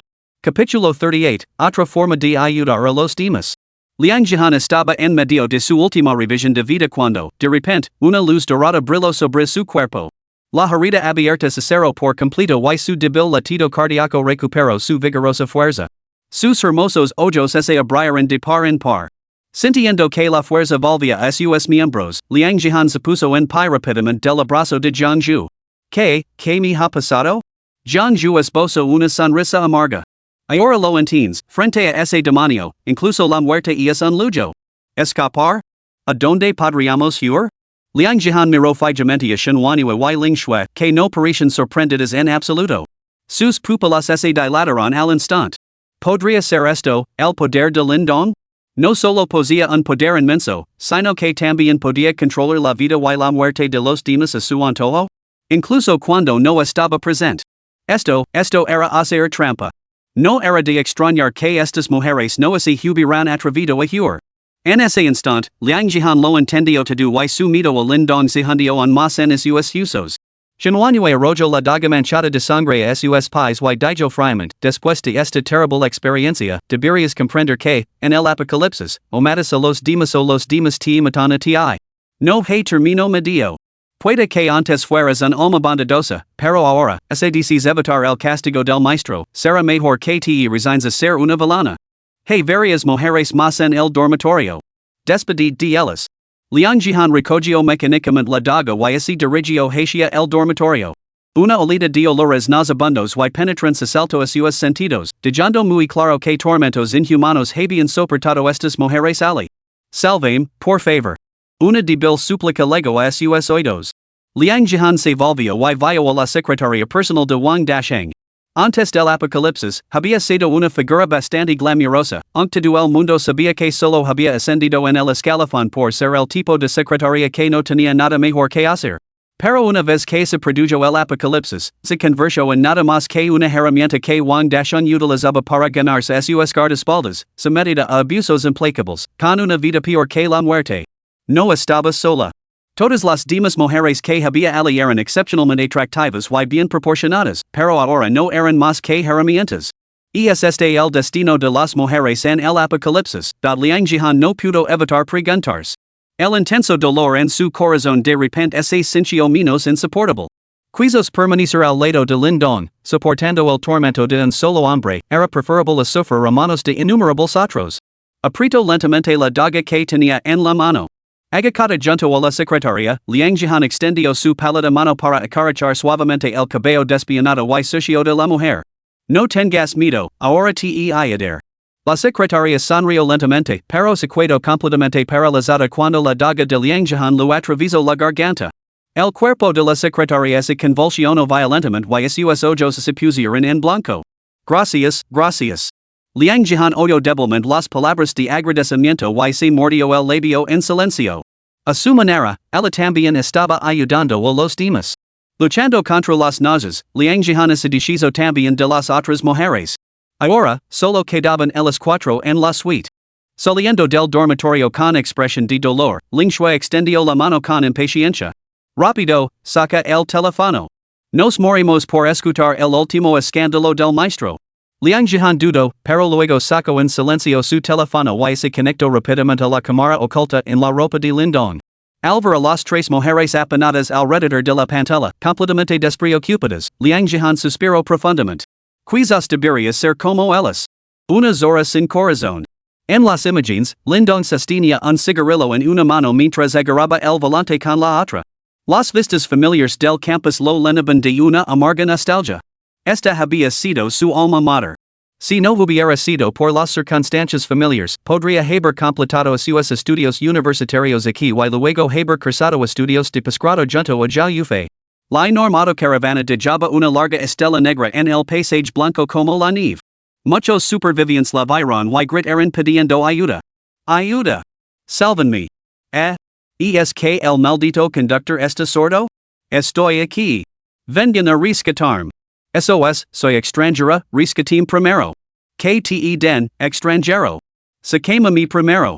Por desgracia, Lindong decidió hacer oídos sordos a sus súplicas. Sabía exactamente dónde estaba la residencia de Zhao Yufei. La autocaravana se detuvo lentamente debajo del edificio. El estruendo atrajo naturalmente la atención de todos los que estaban dentro, que miraron con cautela hacia afuera, preguntándose si por fin había llegado el equipo de rescate. Sin embargo, así levaron una decepción. La única persona que salió de la autocaravana era un hombre corriente. Lindong, cargando con una caja de fideos instantáneos, atrajo muchas miradas curiosas. Guapo, ¿eres del equipo de rescate? Se atrevió a preguntar una chica. Lindong se rió entre dientes. No, solo he venido a recoger alguien y marcharme. Seguid comiendo y durmiendo, no me hagáis caso. Los demás. ¿Podrías compartir un poco de esos fideos instantáneos con nosotros? Levamos días muertos de hambre, suplicó alguien con lastima. Lindong resopló. Sigo cenando. Lo que comáis no es asunto mío. Tú. Algunas de las chicas de estaban furiosas, a punto de empezar una peli, cuando ya yufe, alertada por el alboroto, bajo corriendo. Aparteos todos. Este es mi novio. Fuera de aquí. Lindong esperaba sentir emociones complicadas al reunirse con ya yufe. Al fin y al cabo, habían compartido cama. Sin embargo, para su sorpresa, su corazón helado permaneció completamente impasible, como si estuviera saludando a un completo desconocido. Dentro del hotel, las cuatro chicas vieron a ya yufe a través de la cámara y fruncieron los labios al unísono. ¿Así que esta es la exnovia del maestro? No es gran cosa. Exacto. Ni siquiera es tan grande como yo, y tien pecas. El maestro realmente no ha estado comiendo bien antes. Sin esperar una respuesta, ya yufe se apresuró a rodear con sus brazos el brazo de Lindong, reclamándolo como suyo. Al ver que tenía un novio que había ido a recogerla en coche, las demás se sintieron inmediatamente consumidas por la envidia y el resentimiento. Sin embargo, como buenos estudiantes, no se atrevieron a cruzar ninguna línea. Vamos, Lindong, vuelve primero a mi dormitorio. Ya yufe se alegró sinceramente al ver el gran todoterreno de Lindong. Lindong permaneció en silencio mientras lo arrastraban prácticamente al dormitorio. En cuanto entró, no pudo evitar fruncir el seno. ¡Qué asco! Apestaba. ¿Alguien se había cagado en la cama? El pequeño dormitorio era un desastre, ropa amontonada al azar por todas partes, montañas de envoltorios de aperitivos y paquetes de fideos instantáneos esparcidos por todas partes. ¿Cómo demonios aguantaban esto? Menos mal que existe el sistema, que lo garantizaba tener una criada que mantuviera su casa impecable incluso en medio del apocalipsis. Tras cerrar la puerta, ya yufe soltó inmediatamente el brazo de Lindong y su expresión cambió al instante. Lindong, ¿qué te pasa? ¿Por qué has tardado tanto? ¿Sabes que me muero de hambre, no? Deprisa y hirva agua para mis fideos instantáneos. ¿Por qué solo has traído fideos instantáneos? Estoy harta de eso. ¿No podías haber traído otra cosa para comer? Esto es muy molesto. La avalancha de acusaciones hizo rir a Lindong. Ah, ese tono tan familiar. Ya yufe siempre lo había tratado hacia antes, el más mínimo disgusto le valía una bronca. ¿Acaso era masoquista en aquella época? Al ver a Lindong inmóvil, todavía riéndose, la ira de ya yufe estalló al instante. ¿De qué te ríes? Ponte a ello. La sonrisa de Lindong se oscureció lentamente. Levantó el paquete de fideos hasta la ventana y lo tiró. ¿Quieres un poco? Ve a buscarlo tú misma en la nieve. ¿Crees que te debo un favor? Capítulo 39, solo puedo llevar a 3 personas. El repentino gesto de Lindong sorprendió genuinamente a ya yufe. En esos días, ella ni siquiera podía permitirse un paquete de condimentos para fideos instantáneos, tenía que lamerlos de sus dedos en secreto. Y ahora ella acababa de tirar una caja entera de fideos instantáneos. ¿A qué demonios estaba llegando? No, espera. ¿Qué era ese tono suyo? ¿Qué tono es ese? ¿Cómo te atreves a gritarme? Exclamó ya yufe enfurecida. Liwan y las otras dos chicas se quedaron boquiabiertas y se apresuraron a acercarse a la ventana en un intento desesperado por recuperar los fideos. Pero estaban en el sexto piso, demasiado alto para alcanzar la superficie nevada. Solo cuando se acercó al balcón, Lindong vio claramente los rostros de las chicas. Por supuesto que las reconoció. Pero hoy, ¿por qué le resultaban tan desconocidas? La cara regordeta de Liwan estaba cubierta de una capa asiatosa que provenía de quien sabe dónde, mientras que las mejillas de Joshiu estaban sonrojadas de un color carmesí intenso, como una de esas mascotas fua. Chunning era un más aterradora. Si lo llamaba maquillaje de ojos ahumados, bueno, realmente parecía que la hubieran ahumado. Su cara era un marcado contraste de blanco y negro, con el polvo esparcido como un erizo erizado, completamente aterrador. Maldita sea, ¿estás llegando a ser NPC de una sala de escape? Liwan señaló enfadada a Lindong. Lindong, ¿cómo te atreves a desperdiciar la comida así? Ahora baja y recogila, oh si no. Si no, mi fefe nunca te volverá a aceptar. Zaz. Sin pensarlo dos veces, Lindong levantó la mano y le dio una bofetada en la cara, dejando una marca roja inmediata en su mejilla parecida a la de un cerdo. ¿Quién demonios te crees que eres para gritarme así? Liwan se quedó paralizada, y las otras chicas también. ¿Cómo se atrevía a pegar a alguien? Lindong miró su mano con total consternación. Maldita sea, este cerdo probablemente podría mantener por sí solo toda una refinería de petróleo. ¿De donde ha salido toda esta grasa? Sacudió la grasa de cerdo de su mano con disgusto y luego sacó una botella de agua mineral caliente de su bolsillo para lavarse. Las cuatro belezas de Zhengcheng miraron atenidas a Lindong. En sus mentes, él era un alma devota y gentil, un hombre de buen corazón que trataba a los demás con generosidad. ¿Cómo había cambiado tan drásticamente hoy? Perdiendo los estribos a la menor provocación, atacando sin previo aviso. Parecía un extraño, como si estuviera poseído por otro espíritu. Why? ¿Lavaba agua caliente consigo? Cheneng y humedeció los labios resecos, luchando contra el impulso de lamer el charco helado del suelo, y se apresuró a intervenir para calmar los ánimos. Dios mío, ¿qué es todo esto? Shawan, esto es entre Lindong y Fei. Si se reconcilian o no es decisión suya. Como buenos amigos, no debemos interferir. Y Lindong, ¿cómo has podido pegar a alguien? ¿Por qué no le pides perdón a Shawan y quedamos en paz? Mientras hablaba, Lugino en ojo a Lindong de forma casi imperceptible. ¿Ves? Que comprensiva y educada soy, mucho más sensata que es hora de ya yufe. Sin embargo, Lindong parecía ajeno a todo, y tiró en lado la botella de agua caliente medio vacía. ¿Crees que mereces una disculpa? Ignorando la rígida sonrisa de Chunning, se sentó en un taburete limpio y miró fijamente a ya yufe. Después de todo, fuimos amantes. Has todo lo posible por traer provisions, y que obtengo a cambio. Me das la espalda en cuanto cruzas la puerta. Yo no soy tu novio, así que por qué debería aguantar tu cara agria? Zhao Yufei se quedó completamente paralizada. Por fin se dio cuenta de que había cometido un error colosal. Sí, ella no era su novio. ¿Qué derecho tenía a exagerar cosas? Sin embargo, rápidamente recuperó la compostura. Si Lindong había venido, significaba que sentía algo por ella. En ese caso, esto se resolvía fácilmente. Zhao Yufei soltó una risa incómoda y inmediatamente adoptó una expresión lastimera mientras se agachaba junto a Lindong. Dong me equivoque. Has venido a rescatarme, lo que significa que me quieres, ¿verdad? Estaba un poco nerviosa antes, así que fui grosera contigo. ¿Me perdonas? Había molestado a Lindong antes, pero sus tácticas cariñosas nunca fallaban. Lindong se burló por dentro, aunque su expresión severa se suavizó gradualmente. ¿Qué más de site perdono? De todos modos, ni siquiera somos novios. Zhao Yufei se convenció en más de que Lindong quería reconciliarse con ella, y su corazón se llenó de satisfacción. Puede que no seamos novios, pero tampoco somos enemigos. ¿Podrías dejar de poner esa cara tan triste? Sonríe, ¿quieres? Solo entonces Lindong esbozó una brillante sonrisa. Al ver lo fácil que la había resultado a Zhao Yufei manipular a Lindong, las otras tres chicas se consumieron de envidia y resentimiento. ¿Por qué ellas no tenían un perrito faldero tan fácil de manipular? Liwan se cubrió las mejillas regorditas y miró a Lindong con odio en los ojos. Sus pequeñas pupilas se movían rápidamente, sus pensamientos eran un misterio. Zhao Yufei suspiró profundamente. Dong, esta tormenta de nieve es realmente terrible. Tienes una autocaravana y puedes mover libremente, debes tener muchos suministros, ¿verdad? Lindong asintió. Bastantes, la verdad. No podría comérmelos todos yo solo. Los ojos de las mujeres se iluminaron al unísono.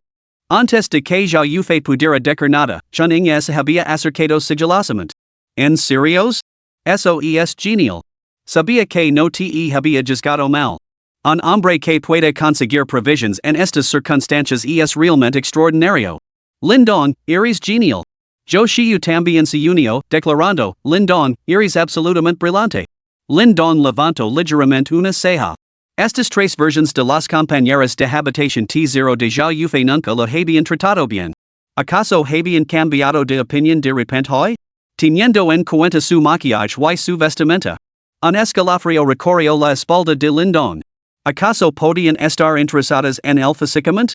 Zhao Yufei sintió una punzada de irritación. Esa vieja bruja de Chunning y esa intrigante de Zhou Xiu, siempre dispuestas a provocar cualquier oportunidad. No es nada, de verdad. Solo ha sido un golpe de suerte, respondió Lindong con su habitual actitud seria. Zhao Yufei se atrevió a preguntar con cautela, entonces. ¿Tu autocaravana podría lavarme? Lavarme a mí, no a nosotros. Chunning intervino inmediatamente, exacto. Lindong, tu autocaravana es tan espaciosa que seguro que nos puede lavar a todos, ¿verdad? Zhao Yufei, ¿no piensas lavarlos? Liwan y yo shiu permanecerán en silencio, limitándose a pestañear a Lindong. Lindong los miró y, de repente, esbozó una sonrisa inexplicable. Y es posible, pero, por desgracia, mi autocaravana solo tiene 4 asientos. Además de mí, solo puedo llevar a 3 personas. Vosotras. Con solo esas palabras, el ambiente en la residencia se volvió gélido al instante. Las 4 mujeres intercambiaron miradas maliciosas, con chispas volando por el aire. Todas lo entendieron, quien se quedara atrás se enfrentaría a una muerte segura por inanición o congelación, sin posibilidad de sobrevivir. Chenning, on aferrada a la esperanza, insistió, ¿solo 3? Somos mejores amigas de toda la vida, no podemos separarnos. Lindong, ¿no podrías hacernos un hueco? Las 4 no ocuparemos mucho espacio. Lindong se encogió de hombres con impotencia. No puedo hacer nada. Mi coche está lleno de todo tipo de comida y suministros. Aperturarnos en 3 asientos ya era mucho. Realmente no hay espacio para una 4ª persona. Un escalofrío recorrió simultáneamente los corazones de las 4 bellezas de Jiangcheng. La batalla por los asientos había comenzado. Capítulo 40. Las mejores amigas se convierten en enemigas. Lindong encendió un cigarrillo con una sonrisa alegre, observando a las 4 mujeres en silencio. ¿No son ustedes las mejores amigas? ¿No son ustedes las 4 bellezas de Jiangcheng? Vamos, mostrando su talento. Zhao Yufei fue la primera en hablar. Don, si me dejas ir contigo, estoy dispuesta a volver contigo. Después de todos estos días, lo he pensado detenidamente. Romper contigo de forma tan precipitada fue completamente irracional. Una vez que me di cuenta de que siempre te he amado profundamente. Todas las noches sueño contigo, con nuestros días juntos, yendo a clase, comiendo en puestos callejeros. No debes abandonarme. Para ser justos, la actuación de Zhao Yufei fue bastante convincente, con los ojos enrojecidos. Conoce bien esos puntos fuertes. La táctica de la luz de la luna blanca no era algo que se pudiera tomar a la ligera. Dentro del hotel, Shenhuaniwa y las otras 3 mujeres sentían náuseas. No puedo más. Esa mujer es absolutamente despreciable. Abandono a nuestro maestro antes del apocalipsis y ahora tiene el descaro de afirmar que todavía lo ama. Me encantaría atravesar la pantalla y darle una buena paliza. ¿Qué opináis? ¿Podría ser que nuestro maestro se dejara engañar por su actuación? Las mujeres intercambiaron miradas y negaron con la cabeza al unísono. Imposible. Absolutamente imposible. El corazón de Lindong estaba más frío que el hielo del exterior. Si fuera tan fácil manipularlo, ellas no estarían confinadas a ser sus servientes en lugar de sus mujeres. Sin embargo, para su sorpresa, Lindong sonrió y asintió. Está bien. Las llevará conmigo. Zhao Yufei pasó instantáneamente de las lágrimas a la risa, lanzando una mirada de satisfacción a Chunning y las demás. ¿Ves? Solo tuve que hacer un pequeño movimiento y Lindong tuvo que obedecer. Paras feas y sin valor, ni se oso para quitármelo. Chenning y las otras 2 no estaban tan conmocionadas. Después de todo, se habían preparado para esto. Zhao Yufei era su exnovia, y la probabilidad de que Lindong la aceptara era bastante alta. Ahora les tocaba a los 3 pelear por los 2 asientos restantes. Yo Shiu dio un paso al frente, alzando apresuradamente el flequillo revuelto antes de esbozar una dulce sonrisa. Lindong, soy la mejor amiga de Fefe, somos inseparables, incluso cuando comemos, dormimos o vamos al baño. No puedes separarnos o nunca te lo perdonar. Yo lo había insinuado a Lindong, como duermo con Fefe, puedo estar presente cuando vosotros 2, bueno, ya sabes. Eso era prácticamente una insinuación sexual. Chenning parecía muy disgustada. Xiaoyu, ¿qué estás insinuando? ¿Acaso Fefe y yo no somos también mejores amigas? Y Lindong, déjame decir algo, Xiaoyu rechina los dientes mientras duerme. Y es tan fuerte que mantiene a todos despiertos. Llévame contigo. Crecí en la pobreza, así que puedo encargarme de cualquier tarea doméstica. Empiezan las puñaladas por la espalda. Yo Shiu estalo, hermana Ing, eso es ir demasiado lejos.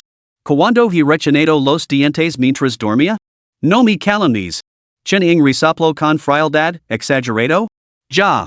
Tengo grabaciones de cómo rechinas los dientes en mi teléfono. ¿Quieres que te las ponga? Yo Shiu, tu, vieja bruja. ¿Cómo te atreves a ser tan malvada? Chen Ing estalo, solo soy 2 años mayor que tú. ¿Qué derecho tienes a llamarme vieja? La idea de una mujer nunca debe mencionarse a la ligera, y es una base absoluta. Alver que las defensas de Chunning y desmoronaban, yo shiu comenzo a adoptar un tono más sarcástico. ¿En serios? ¿Solo 2 años mayor que yo? Si canemos según el sistema tradicional de edad de nuestra ciudad natal, son 3 años, redondeando, 5 años mayor. ¿No es eso lo suficientemente mayor? A Chunning y se lo rizarán los pelos de rabia, maldita intrigante. Te voy a arrancar la boca. Empezarán a empujarse. Yo shiu, completamente desprevenida, fue empujada hacia atrás y cayó de espaldas con un golpe seco, con los ojos enrojecidos mientras miraba con lastima a Chunning. Ay. Su voz era absolutamente seductora y escalofriante. Ling Shui, que lo ve en la pantalla, se cubrió inmediatamente la cara. Era como un sketch de un programa de variedades coreano. El problema era que aquellas estrellas tenían un aspecto angelical, mientras que el suyo era demoníaco. Ellas inspiraban lastima, mientras que ella daba ganas de aplastarla. Yo shiu se volvió rápidamente hacia Lindong y le hizo un puchero, Lindong, tú. Mirala.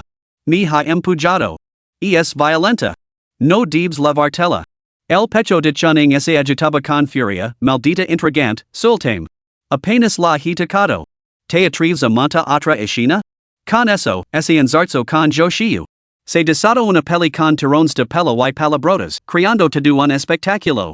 Lindong observaba con delete, y se dio cuenta de que, inesperadamente, Liwan no se había unido a la refriega.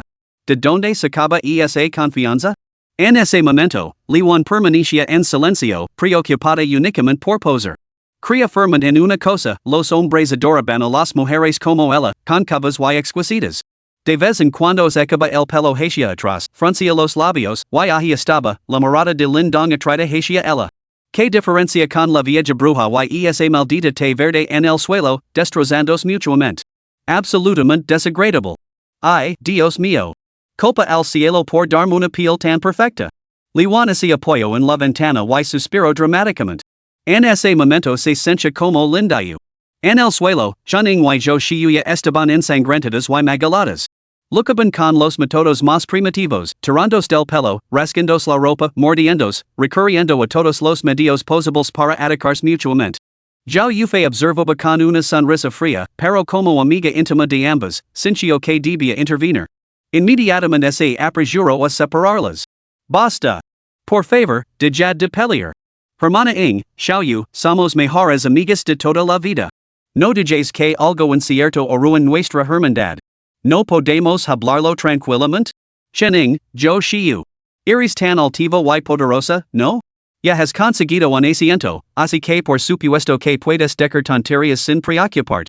Si no fuera por tu conexión con Lindong, es hora asquerosa y ni siquiera estaría aquí para soltar tus comentarios fríos y amargos. Pero Zhao Yufei consiguió separarlas. Las dos mujeres intercambiaron una mirada. Atrás quedaron el entendimiento tacito y las miradas amables habituales en su lugar, sus ojos ardían con una rabia asesina. De repente, Chunning salió de su ensimismamiento. No era como ese solo quedara un asiento, porque pelear a muerte con esa zora intrigante de Zhou Xiu? No quedaban dos? Zhou Xiu también recobró el sentido de repente. Ambas mujeres giraron simultáneamente la cabeza hacia Liwan, que estaba sentada a un lado pasando y lanzando ocasionalmente miradas coquetas a Lindong. Dejo atrás a esta cerda gorda. X2. El pensamiento pasó por la mente de ambas al mismo tiempo. Chunning Caraspio. Shawan, has comido bastante. Me preocupa que las previsiones de Lindong no duran. ¿Por qué no te quedas atrás y esperas a que llegue el rescate? Yo shiu intervino, exacto, Shawan. Confía en la hermana Ing. Aguanta un poco más en el dormitorio. La ayuda llegará sin duda. Las dos mujeres cantaron al unísono, sin mostrar nada de la acridad anterior, dejando a Lindong completamente atenido. ¿Era esa la velocidad a la que las mujeres cambiaban de opinión? Liwan casi explotó al resto. ¿Qué se suponía que significaba eso? ¿Dejarme sola? ¿Por qué como demasiado?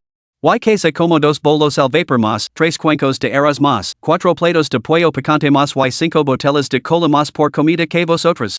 ¿Es eso excesivo? En absoluto. Sin embargo, Liwan no tenía ganas de discutir. Sentía que le había dado a Lindong suficientes pistas, ahora era el momento de atraparlo. Lindong, lévame contigo. Lindong sonrió. Pierdit. Capítulo 41, Te gusto, verdad? Que me largo? Liwan ese cueto clavada en el sitio, completamente atenida durante un largo momento antes de poder siquiera empezar a procesar esa palabra. Se puso en pie y se movió torquement para pasar junto a Chining y yo shiu. Mirando fijamente a Lindon, le pregunto, ¿por qué no me leves contigo? ¿No te gusto? Esta vez, fue Lindon quien ese cueto estupefacto. ¿Gustarte? ¿Qué tontería estás diciendo? Liwan cono con los dedos, antes, tu mano rozó mi cara, no es eso que te gusto? Y cuando estabas fumando hace un momento, el humo se desviaba hacia mí, claramente coqueteando conmigo. Y me has sonreído varias veces y me has estado mirando de reojo. Sí, definitivamente te gusto. Al ver que Liwan no parecía estar bromando, Lindon se dio cuenta de que no era cosa de risa. En primer lugar, eso fue un abanico, no un ros. En segundo lugar, tú te sentes junto a la ventana, hacia donde había IRL humo si no era hacia ti? Me estaba riendo de esos dos peleandos, no de ti, cerda gorda. Lindon estaba furioso. ¿Cómo no se había dado cuenta antes de que esta cerda era tan egocéntrica? Liwan no se rendió y se señaló a sus propias mejillas regorditas. Definitivamente me estás mintiendo, sin duda. Cuando salías a comer con Fefe, siempre me lavabas contigo. No paraba de mirarme escondidas desde el otro lado de la mesa. Me di cuenta hace mucho tiempo, pero como eras el novio de Fefe, lo ignoro. Deja de finger, te gusto. Lindon suspiró profundamente y, de repente, no pudo evitar reír. Parecía que la gente realmente se reía cuando se quedaba sin palabras. No lo apetecía seguir explicándos. Quien no miraría varias veces cuando comparte mesa con un cerdo? Chining saberlo con frialdad, de jaloya, shawan. No te lo voy a ocultar más. ¿Qué pagina web te ha ingriado tanto que te crees guapa? Déjame decir que no soy solo yo, Xiao y Fefe detestan a tu cerdo. Comes como un caballo, roncas como un trueno y sigues hablando todo el día de ser una chica con cubas. Solo con verte la cara me dan ganas de vomitar. Yo shiu un adiós sin piedad, exacto. La cama cruj cada vez que te subes a ella. Me preocupa de verdad que algún día rompas el armazón. Lindon invitó a toda nuestra residencia a cenar, no solo a ti. Ya ufe dio el golpe final, shawan, sinceramente, los aperitivos que compramos ese día nos habrían durado una eternidad. Y es solo que comes como un caballo. De verdad que deberías perder algo de peso. O podrías quedarte aquí y pasar hambre durante unos días, no te haría daño. Liwan sintió de repente que todo el mundo se había confabulado contra ella. Sus ojitos se abrieron con sorpresa mientras miraba a sus supuestas mejores amigas, que una tras otra le lanzaban acusaciones y insultos por su peso. Antes no eran así, ¿verdad? Wah, sois unas cruels. Liwan nunca se había sentido tan profundamente herida. Esto le dolía más que un cuchillo romo cortando la carne. Yo que os consideraba mis mejores amigas. Así es como me vis? Solo como un poco más, eso es todo. ¿Quién os de derecho a decir estas cosas? Wah! Alvar Liwan derambars, Chining y yo shiu dieron un suspiro de alivio en silencio. Mientras mantuvieron a esta cerda atrás, podrían subir al autobús. Sin nada que perder, Liwan se lanzó al vacío. Está bien. Ya que todos me desprecian, revelar todos sus secretos sucios. Señalando primero a Chining, declaró. Vieja bruja. No crees que tu actuación de hermana mayor cariñosa engana a nadie. Estás celosa de todas y cada una de nosotras, celosa de que somos más jóvenes y más ricas. Una vez te oí maldecirnos en sueños. No eres más que una vieja bruja falsa. Las defensas de Chining se derrumbaron. Liwan señaló entonces a yo shiu. Maldita hipócrita. No puedes pasar junto a un chico guapo sin poner nerviosa, pero miras por encima del hombro a los mendigos. No soporto a la gente como tú, tan recatada y correcta en apariencia, pero que en secreto frecuenta los badeles. ¿Crees que no lo sabemos? No eres más que una zorra hipócrita. Yo shiu perdió la compostura. Finalmente, Liwan se volvió hacia Zhao Yufei. Vaca desvergonzada. Nunca he visto a nadie tan descarado como tú.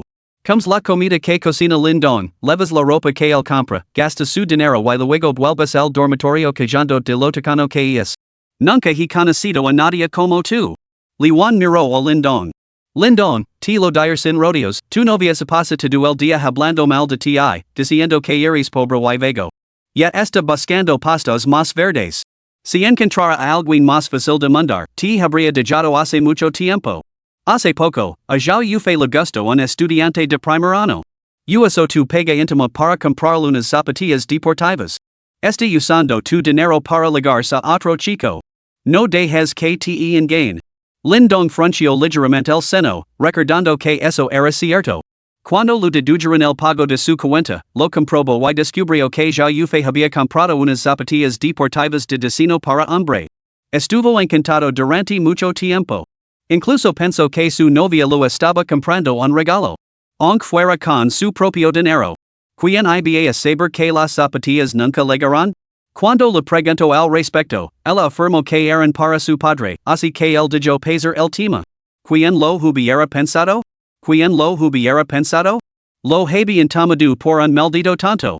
¿Cómo se siente cuando los chismes te tocan más de cerca? Sin embargo, curiosamente, Lindong no estaba furioso. En cambio, le dieron ganas de reír. Reírse de su propio ingenuo de entonces. Cierra la boca. ¿Qué tonterías estás diciendo? Te voy a arrancar esa boca asquerosa. Ah. Liwan, te voy a dar una paliza. Ya Yufe y las otras dos chicas, con sus defensas destrozadas, intentaron instintivamente detener las revelaciones de Liwan, sumiendo la escena de nuevo en un caos total. El volumen de Liwan no era solo para impresionar su imponente complexión resultaba ahora ventajosa, ya que le permitía defenderse de tres oponentes. Maldita cerda, te voy a retorcer el cuello. Ya Yufe aprovechó el momento y apretó las manos alrededor del cuello de Liwan con intención maliciosa. No se atrevía a mirar atrás para ver la expresión de Lindong. Temía enfrentarse a su furia, se él la abandonaba en su aire, se quedaría pudriéndose con esas horas. Por lo tanto, lo primero era silenciar a Liwan las explicaciones a Lindong podían esperar.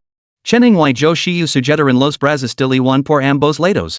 Antes eran mejores amigas inseparables, pero ahora se consideraban enemigas mortales, consumidas únicamente por el deseo de destruirse mutuamente. Lindong observaba el espectáculo, fumando su cigarrillo con deleite. Las pelis de mujeres se dividían en dos categorías, unas, como las de sus sirvientas, en las que volaban miembros y salpicaba la sangre. Las otras, como esta, no implicaban ninguna técnica, solo fuerza bruta y tirones de pelo feroces. Divertidísimo. En ni siquiera sabían usar herramientas. Las cuatro rodaban en una marana caótica. De repente, se oyó un golpe sordo. Zhao Yufei sintió calor en la mano. Al retirarla, se quedó paralizada por la sorpresa. Sangre. Mucha sangre. Liwan, atrapada en el fuego cruzado de su ataque combinado, se había golpeado accidentalmente la parte posterior de la cabeza contra el marco de hierro. Sus ojos se pusieron en blanco y se derrumbó sin vida. Chening y Zhou Xiu se dieron cuenta inmediatamente y retrocedieron horrorizados mientras miraban el charco de sangre que manchaba el suelo debajo de Liwan. Ah. Asesinato. Capítulo 42, la edición mejorada de la juventud. Al fin y al cabo, se trataba de personas cultas. Mientras el caos se desataba fuera, ninguna había pensado en asesinar o robar. Ahora, tras haber matado accidentalmente a Liwan, las tres mujeres estaban completamente aterrorizadas. Chening temblaba mientras se limpiaba la sangre de las manos. No. No fui yo. Hace un momento, solo intento sujetarla. Fue. Fefe, tú lo hiciste. Zhao Yufei no se atrevió a admitirlo y se apresuró a echar la culpa a otra. No, yo solo, la estaba estrangulando, abrazándola por el cuello. Fue Xiao Yu quien la mató. Zhou Xiu hacía tiempo que había roto a llorar. Yo no. Fuisteis vosotras dos. Yo no hice nada. Su primer instinto fue echar la culpa a otra persona. Eran estudiantes universitarios con un futuro brillante por delante, como iban a soportar el peso de un asesinato? Fue Fefe. Te dije que no fui yo, fue Xiao. Yo no, yo era la que estaba más lejos de ella. Sí. Fue Fefe. Tú mataste Shawan. Chening y Zhou Xiu se unieron rápidamente, decididas a echar toda la culpa a Zhao Yufei. Fuiste tú. Xiao y yo lo vimos con nuestros propios ojos, tú la mataste. El tono de Chuning se volvió firme y inquebrantable. Yo no. Zhao Yufei negó con la cabeza, aterrorizada, con la sangre en sus manos que se negaba a desaparecer. Ahora, superada en número por 2-1, Zhao Yufei estaba aterrorizada. Las tres chicas estallaron en una feroz discusión, lo que le provocó un fuerte dolor de cabeza a Lindong. Toda esta charla era muy molesta. Antes de que pudiera decir nada, Zhao Yufei de repente arremetió contra Chuning, empujándola con fuerza. Desgraciadamente, la cabeza de Chuning se golpeó contra la esquina de la mesa. Sus ojos se pusieron en blanco y se desmayó. La sangre volvió a flor. Ah. Fefe, has matado a alguien. Has vuelto a matar. Loro yo shiu, con lágrimas corriendo por su rostro. Zhao Yufei se quedó paralizada, aterrorizada y aturdida, mirando fijamente a sus propias manos. No. No fui yo. No made a Nadia. No made a Nadia. Deja de llorar. Deja de llorar. Pero yo shiu no podía oírla, y sus solozos solo hacían más fuertes. Tras haber matado a dos personas en rápida sucesión, Zhao Yufei había perdido completamente la cabeza. Se abalanzó hacia delante con las manos manchadas de sangre y los apretó sobre la boca de Zhao Shiu. Teji dika que dejes de llorar. Calate. Sueltame. MMMPH. Ayuda. Zhao Yufei me está matando, MMMPH. Zhao Shiu se debaixa violentamente. Zhao Yufei solo se concentraba en silenciarla. Al ver que tapar la boca no funcionaba, lo apretó el cuello con las manos, con las venas hinchadas, los nudillos blancos y los ojos llenos de furia salvaje. Tras un tiempo indeterminado de lucha, el cuerpo de Zhao Shiu se tensó de repente. Sus ojos se pusieron en blanco y su lengua sobresalió. Completamente trastornada, Zhao Yufei se olvidó de soltarlo y siguió estrangulándola sin piedad. Sin piedad. Finalmente, Zhao Shiu dejó de moverse. Solo entonces Zhao Yufei la soltó, como aturdida. Yo no made a Nadia. Yo. Te dije que dejarás de gritar. Wah. Se cubrió la cara con las manos y comenzó a solozar. El chaos finalmente se calmó y Lindong no pudo evitar aplaudir. Clap clap clap. Que drama al estilo Little Era. Brillante, absolutamente brillante. Punaladas por la espalda, robo de aliados, enemistades amargas, suspecas mutuas y trampas, asesinados por rabia, etc. Todos los elementos estaban al máximo. Esto era mucho más desenfrenado y auténtico que cualquier cosa retratada en las películas. Zhao Yufei miró abruptamente a Lindong, con los ojos brillando de furia repentina. Lindong, tu es culpa tuya. Sí, tu es culpa tuya. Tu eres quien me ha llevado al asesinato. Tu eres el verdugo. Tu eres quien debería ser fusilado. Lindong se encogió de hombres con impotencia. ¿Qué he hecho? Solo he perdido una caja de fideos instantáneos y ni he fumado unos cigarrillos. No he hecho nada más. ¿Cómo puedes ser culpa mía? Zhao Yufei. No me importa. Tienes que encontrar una forma de ayudarme. No puedo ir a la cárcel. Lindong se burló. ¿Qué? Una estudiante de posgrado como tú, con toda esa educación metida en la cabeza? ¿Te atreves a actuar pero no a reconocerlo? ¿No eres tú la que se cree tan superior? ¿No eres tú la que dijo que somos mundos aparte? ¿No eres tú la que tiene un futuro brillante? ¿No eres tú la que carga con todo sola? Pues sigo cargando con todo. Yo creo en ti. Zhao Yufei se quedó sin palabras. Esas eran las mismas palabras que ella había utilizado para recazar fríamente a Lindong, y ahora se las devolvían con gelada precisión. Lindong estaba decidido a derribar su altiva arrogancia, construida como un castillo en el aire. Quería decirle, tu supuesto futuro brillante y tu confianza? Yo te los proporcion. Sin mí, no eres más que basura con una naturaleza vil. Todo lo que comías, vestías, en lo que vivías y usabas, todo provenía de mí. Y te viste el descaro de gastar mi dinero persiguiendo algo mejor, solo para dejarme tirado. ¿Las otras mujeres te la manzora? No es equivocan. El hermano Dong no está enfadado, pero está muy molesto. Zhao Yufei salazaba desconsoladamente. Yo, está bien, admito que me equivoco.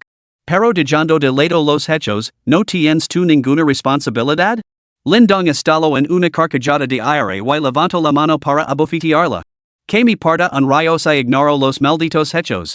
Justo cuando se disponía a humilarla aún más, un sonido les llegó de repente desde la distancia. ¿Cuál? Lindong frunció el seno. ¿Un perro ladrando? ¿Acaso los perros seguían vivos en estos días? ¿Y no era el ladrido de un perro doméstico normal, sino que sonaba más bien como el rugido de una bestia salvaje? ¿Qué tipo de perro era ese? Lindong se acercó a la ventana y escudriñó la dirección del sonido.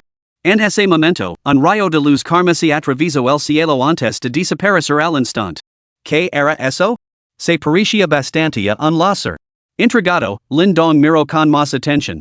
Se dio cuenta de que tanto el láser como los ladridos provenían de la misma dirección, y parecían relativamente cercanos, probablemente un dentro del recinto escolar.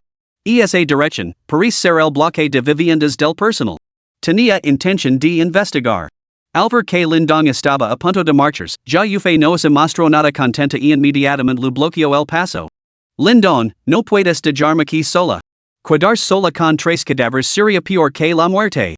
Lindong nunca había tenido intención de abandonarla tan fácilmente. Está bien, entonces ven conmigo. Encantada de que Lindong no la hubiera abandonado, ya Yufei ni siquiera se molestó en limpiarse la sangre de la cara. Guardó apresuradamente su teléfono y lo siguió, ocultando furtivamente su rostro como si estuviera desesperada porque todos supieran lo que acababa de hacer. En cuanto a los tres cadáveres del dormitorio, no podía pensar en ellos ahora. Presa del pánico y desesperada por escapar, Hugh. Nada más subir a la autocaravana, asidizado el chaos en el bloque de dormitorios. Asesinato. Zhao Yufei ha cometido un asesinato. Pálida de terror, Zhao Yufei instó a Lindong con voz entrecortada por las lágrimas. Deprisa, deprisa. No dejes que me ven. Lindong maniobró hábilmente la autocaravana para alejarse. Solo cuando el bloque de dormitorios desapareció de su vista, Zhao Yufei recuperó lentamente el sentido. Espera, Lindong, esta autocaravana es enorme. Tiene capacidad para 4 personas. Podía acomodar fácilmente a 10. Además, tenía camas incorporadas, calidas y acogedoras, un auténtico santuario móvil. Con su atención desviada por el vehículo, Zhao Yufei comenzó a inspeccionarlo de cerca. Pronto, su mirada se posó en la cama. Estaban algo desordenadas y había una prenda de ropa interior femenina tirada a los pies de la cama. El tamaño.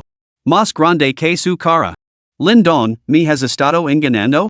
Exigió Zhao Yufei, furiosa. Aunque no le importaba, la idea de que él hubiera encontrado a alguien nuevo le resultaba peor que ser destrozada miembro a miembro. Capítulo 43, matar o no matar, esa es la cuestión. Lindong resopló con desdén.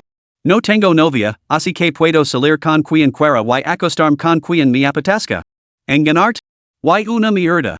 Zhao Yufei se quedó en silencio, con el rostro enrojecido por la furia. En su mente, Lindong era su perito faldero. Incluso después de haber el exprimido todo su valor, él debería seguir lamiendo las botas. Sin su permiso, no debía ir detrás de otras mujeres bajo ningún concepto. No. Lindong, no permitir que tengas ningún contacto con otras mujeres. Quiero que volvamos a estar juntos. Tienes prohibido ver a nadie más. Lindong se burló con frialdad. ¿Volver juntos? Será mejor que primero te libres de la acusación de asesinato. No me interesa salir con una maldita asesina.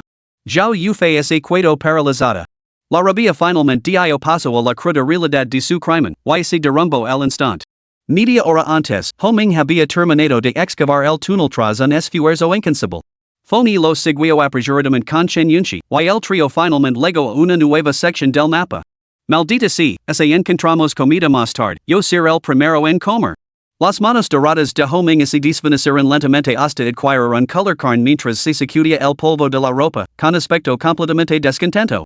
Había despejado todo el pasadizo desde la biblioteca hasta aquí sin ayuda de nadie, no era ningún recadero. Foni ayudó a su novia a ponerse en pie y le quitó con cuidado el polvo de la ropa. Que lento eres, Foni. Vi a buscar comida rápido, quiero algo caliente. La chica parecía bastante contenta con su nuevo entorno. El lugar parecía la casa de algún profesor, limpio, ordenado y aparentemente desocupado. Homing se abalanzó directamente a la cocina y rebuscó en los armarios y cajones. Encontró bastante comida y empezó a devorarla allí mismo. Chen Yunchi observó a Homing ataborándose mientras Foni se movía a paso de tortuga y se enfureció. Foni, ¿a qué esperas? Si no encuentras algo para comer pronto, así lo habrá comido todo. Sin embargo, Foni no mostraba ningún signo de urgencia con la mirada fija en Homing. Estaba subsándose matar a Homing allí mismo. Estos apartamentos para profesores eran en su mayoría de un dormitorio, cada uno con cocina y congelator. Había más de 100 unidades en total. Si pudieran cuidarse con todos los suministros de este edificio, sería suficiente para mantenerlo a él y a Chen Yunchi durante mucho tiempo. Sin embargo, dudaba. Si mataba a Homing, más adelante los suministros escasaban, seguiría necesitando sus habilidades para excavar túneles. Después de todo, con el páramo helado que había fuera, esa habilidad era esencial para aventurarse a salir a buscar provisions. ¿Matar? ¿O no matar? Fong estaba indeciso. A diferencia de él, Homing devoraba la comida mientras vigilaba con recelo a Fong tramando como eliminarlo en secreto. La situación era la siguiente: Fong podría necesitarlo, pero él no tenía absolutamente ninguna necesidad de Fong. Una confrontación directa era inútil, necesitaba un plan inteligente. La imagen del rostro inocente de Chen Yunchi debajo de él provocó una oleada de calor en el cuerpo de Homing. Al final, Fong decidió observar primero, esperando comprender la distribución del edificio antes de actuar. Monkey, déjame algo de comida, ¿quieres? Después de 10 minutos, el trío finalmente terminó su comida. Aunque Chen Yunchi se quejó de que la comida estaba fría, era evidente que la disfrutaba enormemente. Monkey, una vez que estemos linos, vamos puerta por puerta. Coged hasta la última migaja de provisions. Y así encontramos algún superviviente. Fong hizo un gesto de degelo. Habían matado a muchos antes y sabían muy bien que los supervivientes no eran más que un gasto de recursos. Solo una belleza excepcional como Chen Yunchi podría merecer la pena mantenerla con vida. Homing esincio y el trío salió con decaro. Tanto él como Fong eran despertados, no necesitaban finger. Una patada hizo volar la puerta vecina, y el estruendo resonó en todo el edificio. Pronto, la gente se despertó. ¿Qué es ese ruido? ¿Qué está pasando? ¿Serán los rescatistas?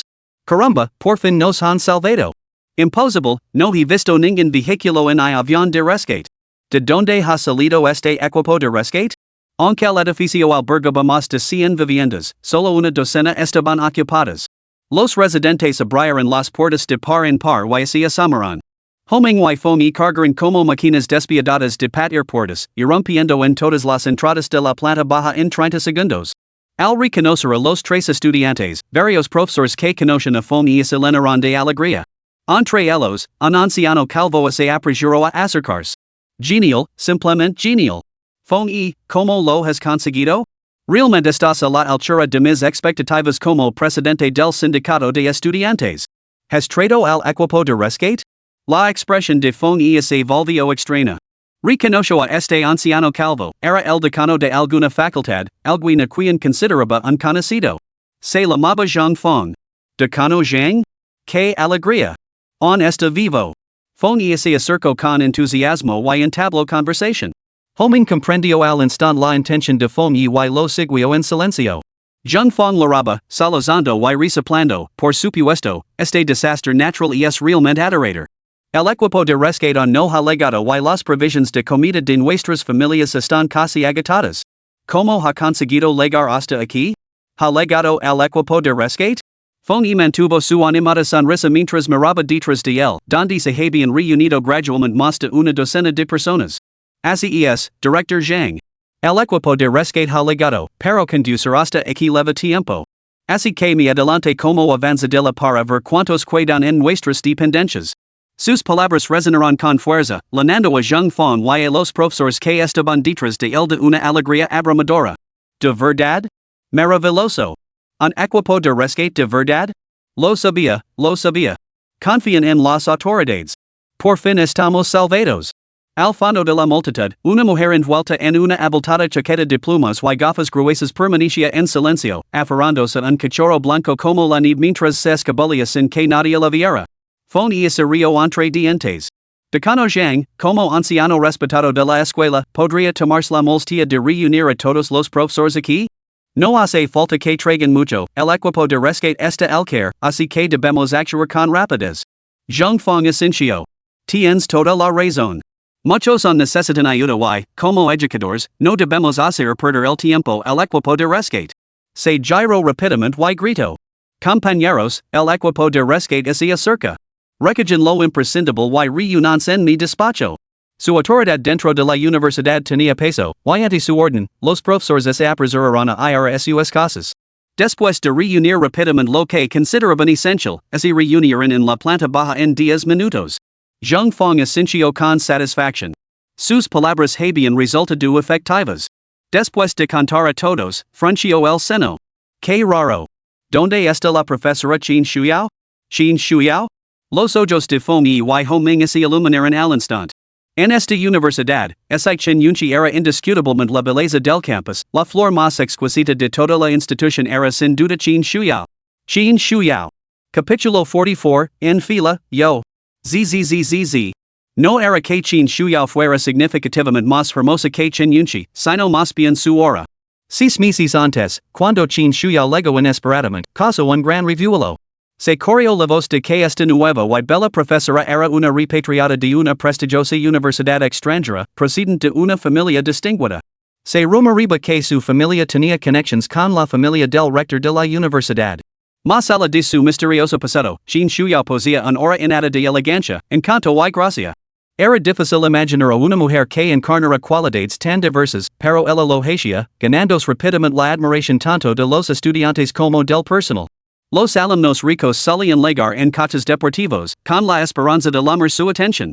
Si los alumnos estaban tan ansiosos, los profesores varones lo estaban aún más. Casados o solteros, hacían todo lo posible por concertar citas con ella. Cabría esperar que una belleza de su calibre se viera envuelta en algún escándalo. Sin embargo, Qin Shuyao se protegía bien, o tal vez mantenía unos límites impecables. Nunca se la había relacionado con ningún hombre, por lo que seguía siendo la amante sonata de todos ellos. Aunque Chen Yunchi nunca había permitido que un hombre la tocara, lo cierto es que cambiaba de novio con demasiada frecuencia. En comparación con ella, Qin Shuyao era, naturalmente, mucho más popular que la guarda de Chen Yunchi. Al enterarse de que Qin Shuyao seguía viva y residía en ese mismo edificio, Chen Yunchi puso mala cara. ¿Cómo es posible que esa mujer miserable sea más guapa que yo? ¿Por qué tiene mejor reputación? Se estaba preparando para que Fong y la localizara, lo arrancara la cara a Qin Shuyao y viera se seguía siendo guapa. Fong y Homing estaban fuera de sí de emoción, especialmente Homing. Porque Fong y podía jugar con la belleza de la escuela mientras él solo podía masturbarse con fotos? Al fin y al cabo, los cielos no habían sido crueles con él, incluso lo habían dejado una profesora guapísima. Incluso había empezado a tramar un plan, una vez que se hubiera asegurado a la profesora Qin, se la vería en secreto para evitar que Fong y la cadiciera. Como presidente del sindicato de estudiantes, Fong y reprimió su alegría y preguntó, ¿Decano Zhang, la profesora Qin sigue realmente en este edificio? ¿Está viva? Zhang Fong, sin darle mucha importancia, respondió. Sí, la six paseando a su perro. Sin duda está viva. Voy a buscarla. Fong y miró a su alrededor y lo agarró rápidamente. Decano Zhang, no importa, no importa. Primero firmemos. La señorita Qin puede bajar en cualquier momento. Muy bien, entonces. Zhang Fong, de avanzada edad y con el frío intenso que se avecinaba, se resistió sinceramente a moverse. De lo contrario, habría insistido en llamar a la puerta de la profesora Qin, aunque solo fuera para intercambiar unas breves palabras. Señores, el equipo de rescate llegará en breve. Formemos una fila para poder partir de forma ordenada. Los profesores, abramados por la emoción, se pusieron rápidamente en formación, susurrando entre ellos. Sus palabras rebosaban entusiasmo y expectación ante la perspectiva de un rescate inminente. Fong y mantuvo una fría sonrisa burlona, y la ferocidad de sus ojos se intensificó. Este grupo de viejos testarudos con la mente cerrada. Ya he matado a docenas ahí fuera, y usted siguen poniendo a sus esperanzas en un equipo de rescate. La enseñanza los ha convertido a todos en tontos. Zhang Fong era el más emocionado, de pie en primera fila, con el rostro lleno de expectación mientras observaba a Fong y. De repente, notó que algo no iba bien en Fong y. Fong y, ¿por qué te brillan los ojos? Podría ser.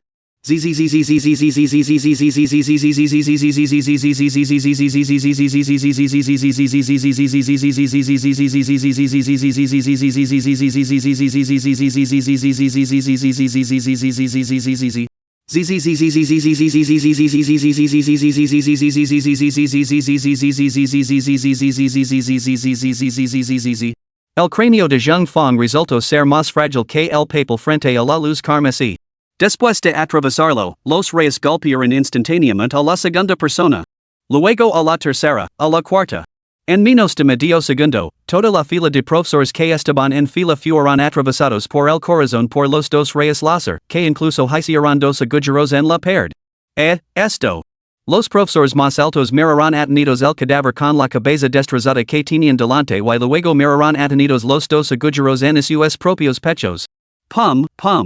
Los cuerpos de todos los profesores se estrellaron contra el suelo, sin siquiera un momento para gritar o suplicar clemencia. Fomi cerró los ojos con satisfacción, y el resplandor carmesí que había en ellos se desvaneció gradualmente. Homing apretó los dientes, mirando con un toque de envidia. El superpoder de Fomi era brillante, genial y letal. Cuando se habían quedado atrapados en la biblioteca, Fomi había hecho precisamente lo mismo. Como presidente del sindicato de estudiantes, había reunido a todos los estudiantes en fila y, con un chasquido, había acabado con una gran parte de ellos. Limpio y sencillo, sin necesidad de casarlos uno por uno. Arriba, Qin Shuyao, con mucho maquillaje, miraba desde las sombras. Al presenciar la despiadada eliminación de todos los profesores por parte de Fomi, inmediatamente se tapó la boca con la mano, sorprendida, con los ojos enrojecidos y todo el cuerpo temblando incontrolablemente. Vivir en el último piso le permite tener una vista más clara. Cuando Fomi mencionó que venían equipos de rescate, su primer instinto fue la incredulidad. Por eso se había escabulado antes, escondiéndose a cierta distancia para evaluar la situación. Pero en sus sueños más descabulados, sueños más descabulados. El presidente del Consejo Estudiantil, querido por todos los profesores, el amable y cortés Fomi, resultó ser una máquina de matar a sangre fría. Sin previo aviso, los había masacrado a todos. Era nada menos que un demonio. El calor abrasador del láser incluso produjo un ligero aroma a carne la parrilla. Homing agitó la mano ante el olor. Fomi, déjame dejar esto claro, tú te quedas con Chen Yunxi. La profesora Qin es mía. Fomi abrió lentamente los ojos, con el seno ligeramente fruncido. De acuerdo. Su superpoder requería un breve descanso después de cada activación de lo contrario, habría matado a Homing en el acto. Pero no importaba. Una vez que terminara el enfriamiento, eliminaría a Homing inmediatamente. Después de eso, tanto Chen Yunxi como Qin Shuyao serían suyas. La mera idea del rostro y la figura impecables de Qin Shuyao le provocó una olita de calor. Homing, completamente encantado, subió las escaleras primero. La voz de Chen Yunxi era gelada de Fomi, deja una cosa clara, si nos encontramos con Qin Shuyao más tarde, no le elegirás a ella en lugar de mí, ¿verdad? Era imposible ocultar los celos en sus ojos. Fomi sonrió con sincera seriedad, tanta, tú eres la única que quiero. Solo los niños hacen ese tipo de elections. En el corazón de Fomi, aunque adoraba profundamente a Chen Yunxi, eso no lo impedía caer también intimar con la profesora Qin. Si tanto la profesora como la alumna estuvieran completamente sometidas a él. Solo de pensarlo así le ponían los pelos de punta. Solo entonces Chen Yunxi esbozó una sonrisa de satisfacción. Está bien. Más tarde, le arruinarás la cara a Qin Shuyao. Se atrevió a robarme el protagonismo. Ya lo veremos más tarde, murmuró Fomi evasivamente, apresurándose a acompañar a su novia. Arriba, Qin Shuyao había entrado corriendo en su piso en cuanto vio a Homing subir las escaleras. La puerta se cerró de golpe detrás de ella mientras el miedo se apoderaba de ella. Al sentir algo suave a sus pies, Qin Shuyao miró hacia abajo y recogió el cachorro blanco como la nieve. Nuonuo, vienen a por mí. ¿Qué debo hacer? ¿No son estudiantes? ¿Cómo pueden ser tan malvados? Se atreveron incluso a matar a un profesor. ¿Cuál? Estoy tan asustada. El perrito blanco, totalmente inofensivo y adorable, parecía entender las palabras de su dueña, asomando la cabeza y frotándose contra su mejilla. Capítulo 45, El gran perro blanco mutante. Homing subió las escaleras con entusiasmo, tras haber visto el rastro de Qin Shuyao. Aunque había abrigada con varias capas de ropa, no había duda de que era ella. Señorita Qin. ¿Dónde está? Su alumno está aquí para hacerle una pregunta. El comportamiento actual de Homing no se parecía en nada al de un estudiante de una prestigiosa institución, más bien, parecía un joven caballero. La habitación era fácil de encontrar, ya que cada puerta tenía una placa con el nombre. El trío se detuvo ante la puerta de Qin Shuyao. Homing reprimió el impulso de abrirla de una patada y, en su lugar, se tomó un momento para alisarse el pelo, hundirse los labios resecos y lamer suavemente. ¿Qué podía hacer? Ante Qin Shuyao, cualquier estudiante se comportaba instintivamente como un caballero. Toc. Señorita Qin, abro la puerta. Sus alumnos han venido a verla. Dentro, Qin Shuyao se mordió el labio hasta casi sangre. No se atrevía a hacer ruido y se acurrucó junto a la cama, aferrándose nuonuo. No abra? Señorita Qin, abra, no se esconda ahí sin decir nada. Sé que está en casa. Seguía sin haber respuesta. La paciencia de homing se fue agitando poco a poco y sus golpes se hicieron cada vez más urgentes. Estamos llegando al escondite? Que me parta un rayo. Homing abrió la puerta de una patada y entró impatient. Efectivamente, Ali estaba chin shuyao. Aunque estaba envuelta como un pastel de arroz, Homing sabía exactamente qué tipo de esbelta figura se escondía bajo esa capa de chaqueta de plumas. Chin shuyao palideció.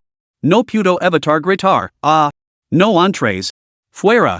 Fuera ahora mismo. La hermosa profesora parecía ahora completamente indefensa, como un cordero blanco y puro. Homing se relamió los labios con excitación. Señorita Chin, no hace falta que grite. Podría gritar hasta quedarse ronca y nadie vendría a rescatarla. A partir de ahora, será mía. No se preocupe. La cuidaré muy bien. Al sus burlas, Chin Shuyo estaba a punto de llorar, con todo el cuerpo erizado de resistencia. No. ¿Quién te seguiría? Sois todos unos villanos. Monstruos. Homing se acercó con una sonrisa maliciosa. Monstruos, eh? La même monstruosa que eres. Pronto conocerás a uno mucho más formidable. De repente, Chin Shuyo sintió que su abrazo se afligaba. Nuoño saltó de sus brazos, mostrando sus pequeños dientes mientras se abalanzaba sobre Homing. Oh. Un perro, eh? Entonces cenaremos estofado de carne de perro. Homing lo ignoró y levantó la mano para ahuyentar a Nuoño. Un perro tan pequeño sabe salvar a su dueño? Bueno, por ser tan sensato, anidar chile extra esta noche. Pero al segundo siguiente, ocurrió algo aterrador. Ese pequeño nugget, de apenas 2 palmos de ancho, de repente se hizo enorme. Su diminuta boca, que apenas podía tragar una salchicha, se convirtió en una fauces abiertas. Sus lindos dientes de leche se transformaron en colmillos afilados como cuchillas. Un pequeño cachorro se había convertido en un enorme tigre, por el amor de Dios. Su altura pasó de 12 centímetros a 2 metros. Maldita sea. Homing se asustó muchísimo y retiró la mano por reflejo, pero las mandíbulas del cachorro ya se habían cerrado. Crujido. El brazo de Homing quedó completamente amputado y la sangre salpicó el pelaje blanco como la nieve. Arg. Gritó Homing en agonía, agarrándose el miembro amputado mientras tropezaba hacia atrás. Este repentino giro de los acontecimientos aterrorizó no solo a él, sino también a Fong Chen Yinshi y una desconcertada Chin Shuyo. ¿Es este mi nuoño? Fong palideció. Salad de aquí. Es un perro mutante. Su reacción fue rápida. Al instante se dio cuenta de que el perro podría haber estado expuesto a la nieve tóxica como el white Homing, adquiriendo habilidades sobrehumanas. Inmediatamente agarró a Chen Yunshi y empezó a correr. Homing, con lágrimas corriendo por su rostro, impulsado por el dolor en su brazo amputado y la adrenalina, corrió para salvar su vida. Nuoño mordió el miembro amputado, y la sangre brotó de su boca en una espantosa exhibición. Tras tragarse el brazo entero, Nuoño, ahora carnívoro, se lanzó a la persecución. Nuga Chin Shuyo, preocupada por la seguridad de su querida mascota, se puso en pie con dificultad y se lanzó a la persecución. En la escalera se produjo una persecución de 3 personas y un perro. Homing casi perdió el valor al ver al gran perro blanco, con la boca llena de sangre y mostrando los dientes,